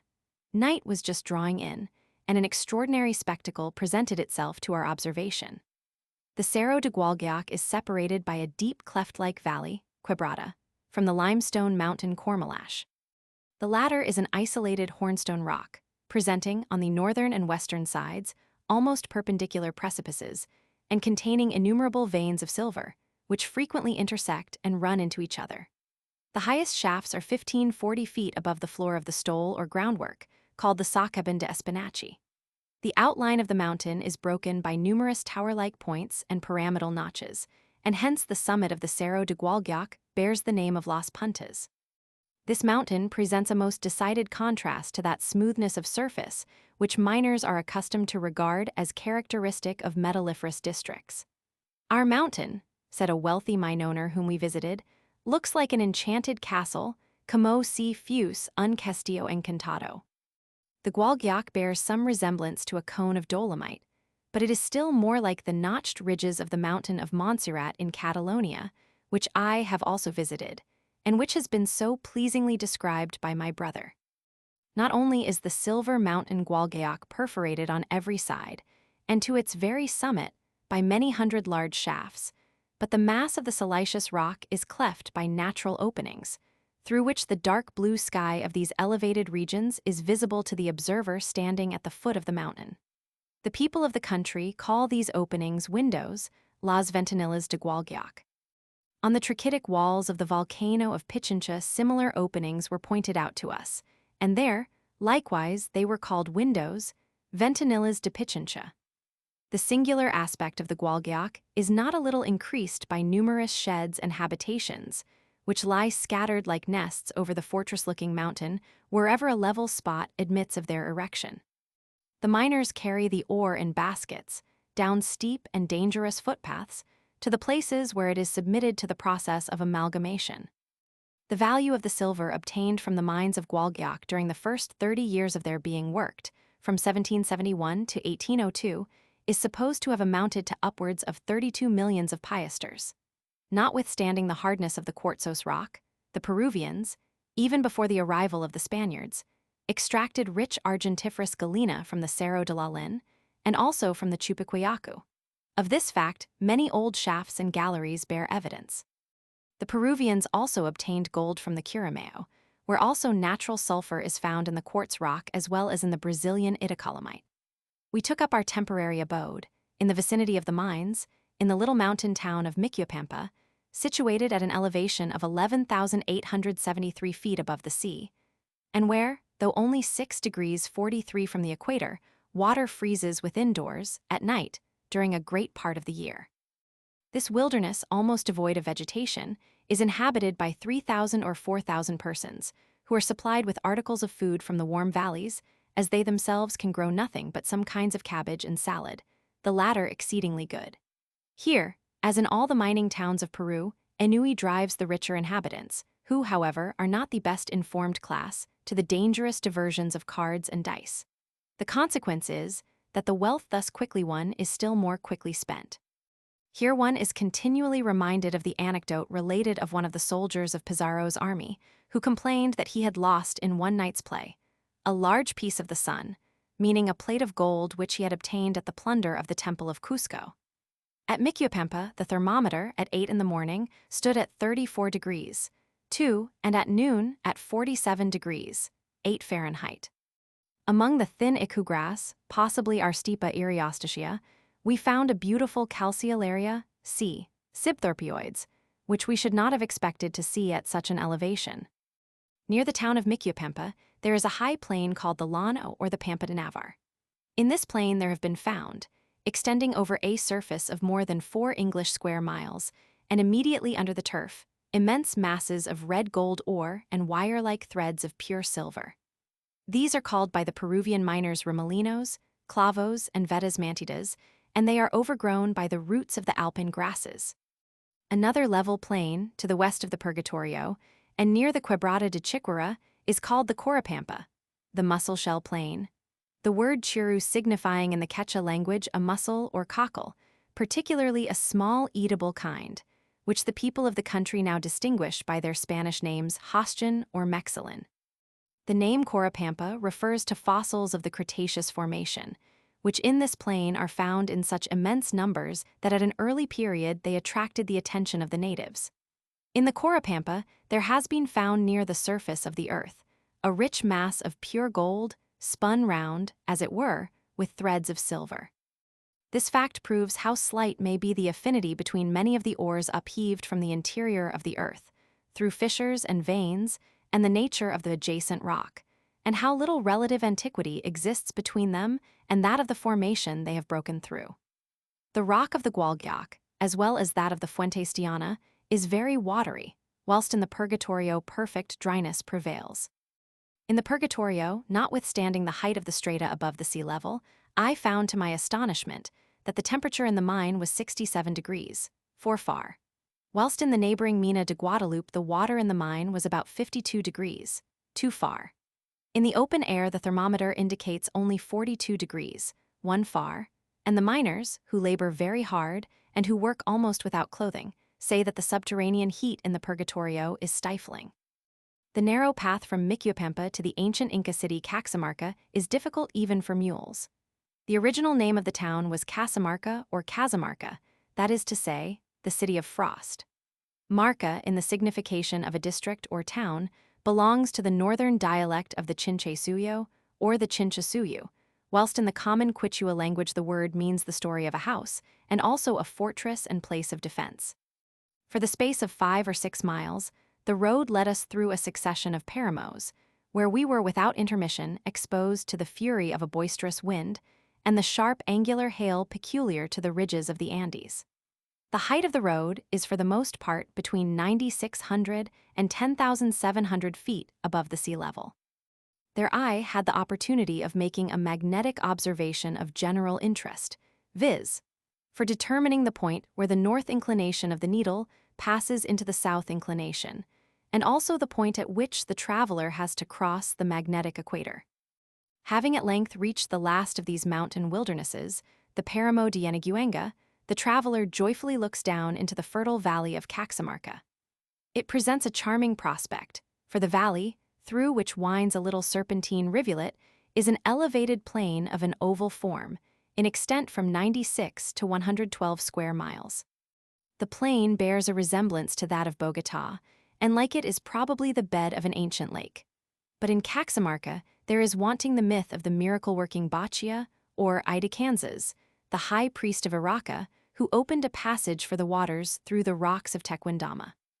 Caxamarca lies 640 feet higher than Santa Fe de Bogotá, and consequently its elevation is equal to that of the city of Quito, but being sheltered by surrounding mountains, its climate is much more mild and agreeable. The soil of Caxamarca is extraordinarily fertile. In every direction are seen cultivated fields and gardens, intersected by avenues of willows, varieties of the datura, bearing large red, white, and yellow flowers, mimosas, and beautiful quinua trees, our Polylepis villosa, a rosacea approximating to the alchemilla and sanguisorba. The wheat harvest in the Pampa de Caxamarca is, on the average, from 15 to 20-fold, but the prospect of abundant crops is sometimes blighted by night frosts, caused by the radiation of heat towards the cloudless sky in the strata of dry and rarefied mountain air. These night frosts are not felt within the roofed dwellings. Small mounds or hillocks of porphyry, once perhaps islands in the ancient lake, are studded over the northern part of the plain and break the wide expanse of smooth sandstone. From the summit of one of these porphyry hillocks, we enjoyed a most beautiful prospect of the Cerro de Santa Polonia. The ancient residence of Atahualpa is on this side, surrounded by fruit gardens and irrigated fields of lucerne medicago sativa, called by the people here campos de alfalfa. In the distance are seen columns of smoke, rising from the warm baths of Pultamarca, which still hear the name of Banos del Inca. I found the temperature of these sulfuric springs to be 156 degrees, too far. Atahualpa was accustomed to spend a portion of each year at these baths, where some slight remains of his palace have survived the ravages of the conquistadores. The large deep basin or reservoir, El Tragedero, for supplying these baths with water, appeared to me, judging from its regular circular form, to have been artificially cut in the sandstone rock, over one of the fissures whence the spring flows. Tradition records that one of the Incas' sedan chairs, made of gold, was sunk in this basin, and that all endeavors to recover it have proved vain. Of the fortress and palace of Atahualpa, there also remain but few vestiges in the town, which now contains some beautiful churches. Even before the close of the 16th century, the thirst for gold accelerated the work of destruction, for, with the view of discovering hidden treasures, walls were demolished and the foundations of buildings recklessly undermined. The Inca's palace is situated on a hill of porphyry, which was originally cut and hollowed out from the surface, completely through the rock, so that the latter surrounds the main building like a wall. Portions of the ruins have been converted to the purposes of a town jail and a municipal hall, Casa del Cabildo. The most curious parts of these ruins, which however are not more than between 13 and 16 feet in height, are those opposite to the monastery of San Francisco. These vestiges, like the remains of the dwelling of the caciques, consist of finely hewn blocks of freestone, 2 or 3 feet long, laid one upon another without cement, as in the Incapilca or Fortress of the Canner, in the high plain of Quito. In the porphyritic rock, there is a shaft which once led to subterraneous chambers and into a gallery, by miners called a stole, from which, it is alleged, there was a communication with the other porphyritic rocks already mentioned, those situated at Santa Polonia. These arrangements bear evidence of having been made as precautions against the events of war and for the security of flight. The burying of treasure was a custom very generally practiced among the Peruvians in former times, and subterraneous chambers still exist beneath many private dwellings in Caxamarca. We were shown some steps cut in the rock, and the footbath used by the Inca, El Lavatorio de los Pies. The operation of washing the sovereign's feet was performed amidst tedious court ceremonies. Several lateral structures, which, according to tradition, were allotted to the attendants of the Inca, are built some of freestone with gable roofs and others of regularly shaped bricks, alternating with layers of siliceous cement. The buildings constructed in this last-mentioned style, to which the Peruvians give the name of muros y obra de tapia, have little arched niches or recesses. Of their antiquity I was for a long time doubtful, though I am now convinced that my doubts were not well grounded. In the principal building, the room is still shown in which the unfortunate Atahualpa was confined for the space of 9 months, from the date of November, 1532. The notice of the traveler is still directed to the wall, on which he made a mark to denote to what height he would fill the room with gold, on condition of his being set free. This height is variously described. Xerez in the Conquista del Peru, which Barcia has preserved to us, Hernando Pizarro in his letters, and other writers all give different accounts of it. The captive monarch said that gold in bars, plates, and vessels should be piled up as high as he could reach with his hand. The dimensions of the room, as given by Xerez, are equivalent to 23 feet in length and 18 in breadth. Garcilaso de la Vega, who quitted Peru in 1560, in his 20th year, estimates that the treasures brought from the temples of the sun in Cuzco, Huilas, Huamachuco, and Pachacamac, up to the fatal 29th of August, 1533, the day of the Inca's death, amounted to 3,838,000 ducados de oro. In the chapel of the town jail, which, as I have mentioned above, is erected on the ruins of the Inca palace, a stone, stained, as it is alleged, with indelible spots of blood, is viewed with horror by the credulous. It is placed in front of the altar and consists of an extremely thin slab about 13 feet in length, probably a portion of the porphyry or trachyte of the vicinity. To make an accurate examination of this stone, by chipping a piece off, would not be permitted. The 3 or 4 spots, said to be blood stains, appear in reality to be nothing but hornblende and pyrrhozide run together in the fundamental mass of the rock. The licentiate Fernando Montesinos, though he visited Peru scarcely 100 years after the taking of Caxamarca, gave currency to the fabulous story that Atahualpa was beheaded in prison, and that traces of blood were still visible on a stone on which the execution had taken place. There appears no reason to question the fact, since it is borne out by the testimony of many eyewitnesses, that the Inca willingly allowed himself to be baptized by his cruel and fanatical persecutor, the Dominican monk, Vicente de Valverde. He received the name of Juan de Atahualpa and submitted to the ceremony of baptism to avoid being burnt alive. He was put to death by strangulation, el garrote, and his execution took place publicly in the open air. Another tradition relates that a chapel was erected above the stone on which Atahualpa was strangled, and that the remains of the Inca repose beneath that stone. Supposing this to be correct, the alleged spots of blood are not accounted for. The fact is, however, that the body was never deposited under the stone in question.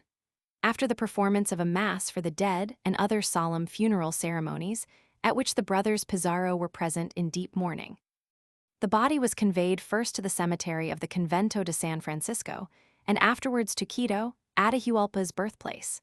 This removal to Quito was in compliance with the wish expressed by the Inca prior to his death. His personal enemy, the crafty Rumanavi, from artful political motives, caused the body to be interred in Quito with great solemnity. Rumanavi, literally the stone eye, received this name from a defect in one of his eyes, occasioned by a wart. In the Quechua language, Rumi signifies stone, and Navi eye. Descendants of the Inca still dwell in Caxamarca, amidst the dreary architectural ruins of departed splendor. These descendants are the family of the Indian cacique, or, as he is called in the Quichua language, the Curaca Estorpilca. They live in great poverty, but nevertheless contented and resigned to their hard and unmerited fate. Their descent from Atahualpa, through the female line, has never been a doubtful question in Caxamarca, but traces of beard would seem to indicate some admixture of Spanish blood.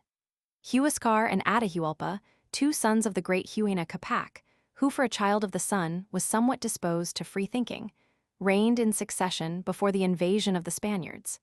Neither of these two princes left any acknowledged male heirs. In the plains of Quipepan, Huascar was made prisoner by Atahualpa, by whose order he was shortly after secretly put to death. Atahualpa had two other brothers. One was the insignificant youth Taparca, who in the autumn of 1533 Pizarro caused to be crowned as Inca, and the other was the enterprising Manco Capac, who was likewise crowned, but who afterwards rebelled. Neither of these two princes left any known male issue. Atahualpa indeed left two children, one a son, who received in Christian baptism the name of Don Francisco and who died young, the other a daughter, Dona Angelina, who became the mistress of Francisco Pizarro, with whom she led a wild camp life. Dona Angelina had a son by Pizarro, and to this grandson of the slaughtered monarch the conqueror was fondly attached. Besides the family of Astorpulca, with whom I became acquainted in Caxamarca, the families of Cargarecos and Tidubuscameco were, at the time I visited Peru, regarded as descendants of the Inca dynasty.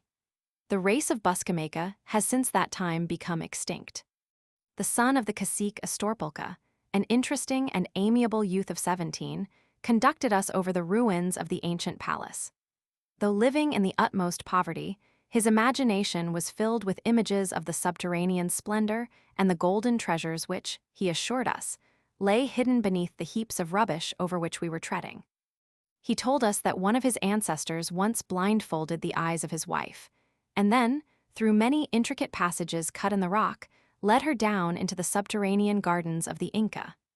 There the lady beheld, skillfully imitated in the purest gold, trees laden with leaves and fruit, with birds perched on their branches. Among other things, she saw Atahualpa's gold sedan chair, Una de las Andes, which had been so long searched for in vain, and which is alleged to have sunk in the basin at the baths of Pultamarca. The husband commanded his wife not to touch any of these enchanted treasures, reminding her that the period fixed for the restoration of the Inca Empire had not yet arrived, and that whosoever should touch any of the treasures would perish that same night. These golden dreams and fancies of the youth were founded on recollections and traditions transmitted from remote times. Golden gardens, such as those alluded to Jardins o Acute Huertas de Oro, have been described by various writers who allege that they actually saw them, viz., by Cieza de Leon, Parmento, Garcilaso, and other early historians of the Conquista. They are said to have existed beneath the Temple of the Sun at Cusco, at Caxamarca, and in the lovely valley of Yucay, which was a favorite seat of the sovereign family. In places in which the golden huertas were not underground, but in the open air, living plants were mingled with the artificial ones. Among the latter, particular mention is always made of the high shoots of maize and the maize cobs, mazorcas, as having been most successfully imitated. The son of Astorpulca assured me that underground, a little to the right of the spot on which I then stood, there was a large datura tree, or guanto, in full flower, exquisitely made of gold wire and plates of gold, and that its branches overspread the Inca's chair. The morbid faith with which the youth asserted his belief in this fabulous story made a profound and melancholy impression on me. These illusions are cherished among the people here, as affording them consolation amidst great privation and earthly suffering. I said to the lad, "Since you and your parents so firmly believe in the existence of these gardens, do you not, in your poverty, sometimes feel a wish to dig for the treasures that lie so near you?" The young Peruvian's answer was so simple and so expressive of the quiet resignation peculiar to the aboriginal inhabitants of the country that I noted it down in Spanish in my journal. "Such a desire, talentoj," said he, "never comes to us. My father says that it would be sinful, que fus pecado. If we had the golden branches with all their golden fruits, our white neighbors would hate us and injure us. We have a little field and good wheat, buen trigo. Few of my readers will, I trust, be displeased that I have recalled here the words of young Astorpulca and his golden dreams. An idea generally spread and firmly believed among the natives is that it would be criminal to dig up and take possession of treasures which may have belonged to the Incas, and that such a proceeding would bring misfortune upon the whole Peruvian race. This idea is closely connected with that of the restoration of the Inca dynasty, an event which is still expected, and which in the 16th and 17th centuries was looked forward to with a special confidence. Oppressed nations always fondly hope for the day of their emancipation, and for the re-establishment of their old forms of government. The flight of Manco Inca, the brother of Atahualpa, who retreated into the forests of Vilcapampa on the declivity of the eastern Cordillera, and the abode of Seri Tapac and Inca Tupac Amaru in those wildernesses, are events which have left lasting recollections in the minds of the people. It is believed that descendants of the dethroned dynasty settled still further eastward in Guyana, between the rivers Apurimac and Beni. These notions were strengthened by the myth of El Dorado and the Golden City of Manoa, which popular credulity carried from the west and propagated eastward. So greatly was the imagination of Sir Walter Raleigh inflamed by these dreams that he raised an expedition in the hope of conquering the Imperial and Golden City. There he proposed to establish a garrison of 3,000 or 4,000 English, and to levy from the Emperor of Guyana, a descendant of Huayna Capac, and who holds his court with the same magnificence, an annual tribute of 300,000 pounds sterling, as the price of the promised restoration to the throne in Cusco and Caxamarca. Wherever the Peruvian Quechua language prevails, traces of the expected restoration of the Inca rule exist in the minds of many of the natives possessing any knowledge of their national history. We remained 5 days in the capital of the Inca Atahualpa, which, at that time, numbered only 7,000 or 8,000 inhabitants. Our departure was delayed by the necessity of obtaining a great number of mules to convey our collections, and of selecting careful guides to conduct us across the chain of the Andes to the entrance of the long but narrow Peruvian sandy desert called the Desierto de Sechura. Our route across the Cordilleras lay from northeast to southwest.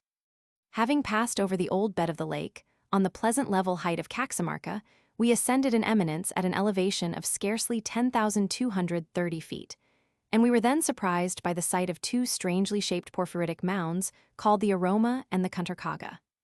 The latter is a favorite haunt of the gigantic vulture, which we call the condor, caca, in the Quichua language, signifying the rocks. The porphyritic heights just mentioned are in the form of columns having 5, 6, or 7 sides from 37 to 42 feet in height, and some of them are crooked and bent as if in joints. Those which crown the Cerro Aroma are remarkably picturesque. The peculiar distribution of the columns, which are ranged in rows one above another, and frequently converging, presents the appearance of a 2-storied building, roofed by a dome of massive rock, which is not columnar. These erupted masses of porphyry and trachyte are, as I have on a former occasion remarked, characteristic of the ridges of the Andes, to which they impart a physiognomy totally different from that of the Swiss Alps, the Pyrenees, and the Siberian Altai. From Contarcaga and Aroma we descended, by a zigzag route, a steep declivity of 6,400 feet into the cleft-like valley of the Magdalena, the lowest part of which is 40 to 60 feet above the sea level. Here there is an Indian village consisting of a few miserable huts, surrounded by the same species of cotton trees, Bombax discolor, which we first observed on the banks of the Amazon. The scanty vegetation of the Valley of Magdalena somewhat resembles that of the province of Jaén de Bracamoros, but we missed, with regret, the red groves of Bougainvillea.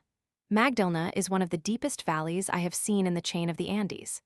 It is a decided cleft, running transversely from east to west, and bounded on each side by the altos of Aroma and Guangamarca.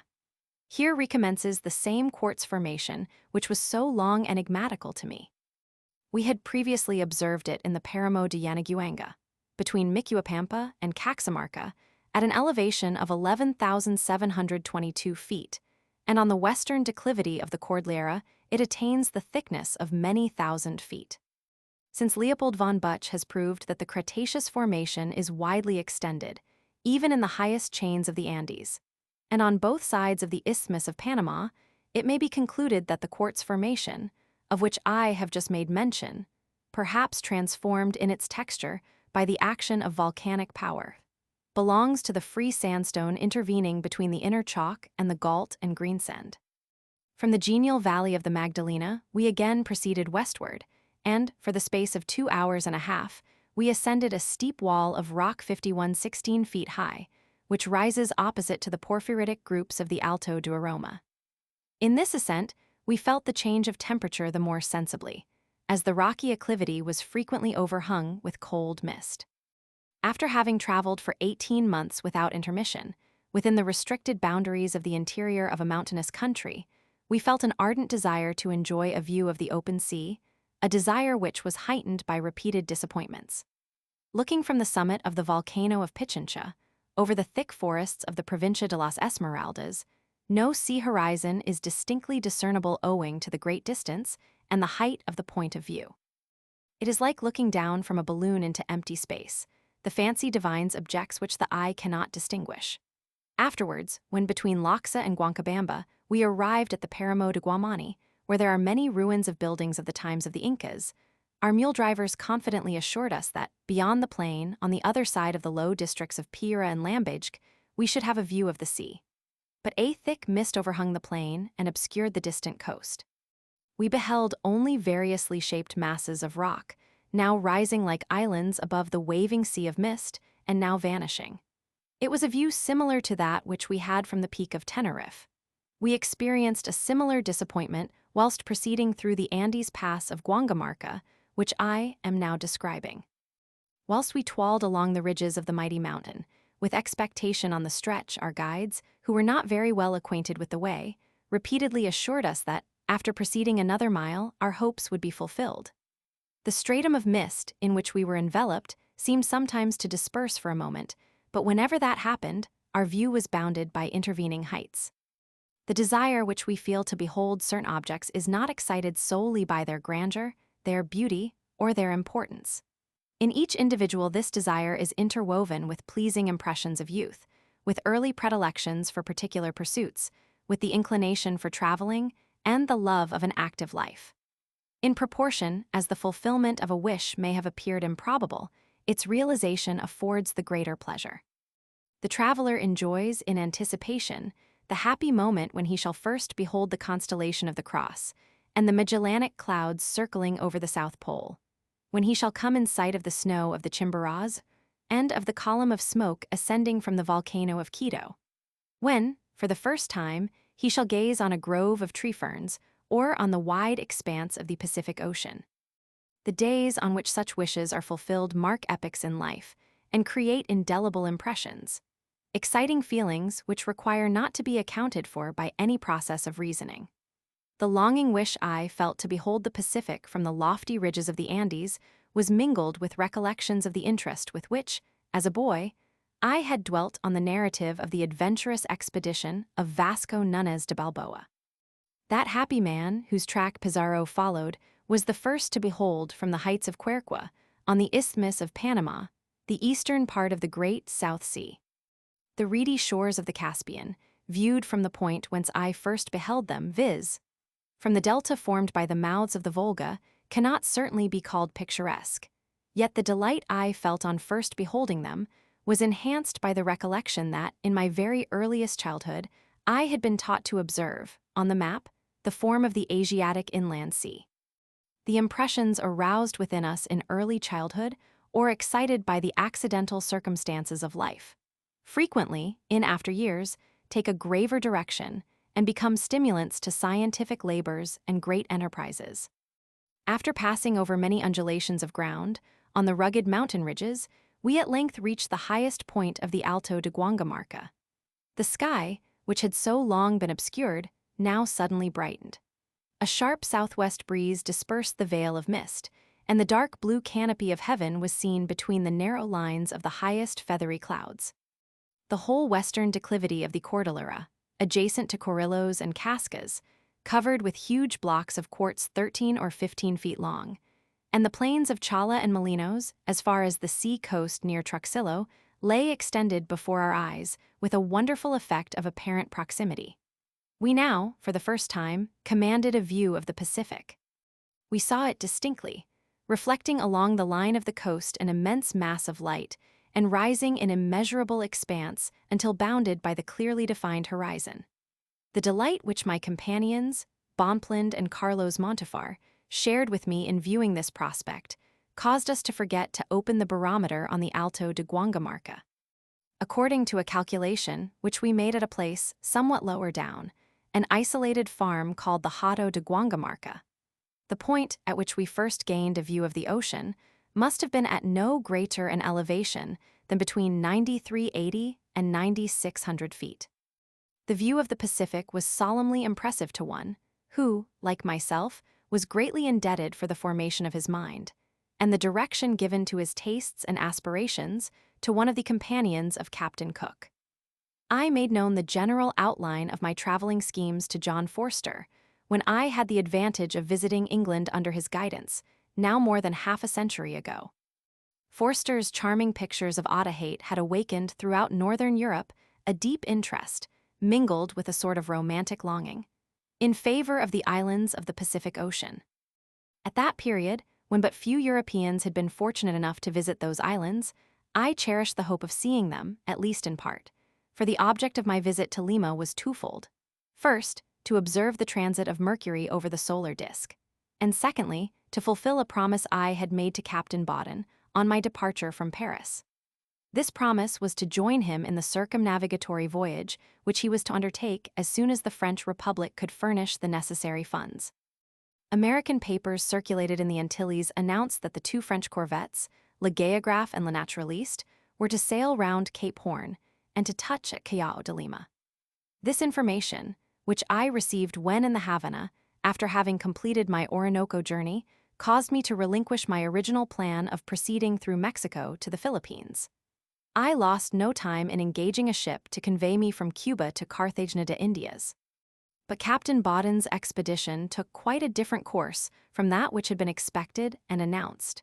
Instead of proceeding by the way of Cape Horn, as had been intended at the time when it was agreed that Bomplund and I should join it, the expedition sailed round the Cape of Good Hope.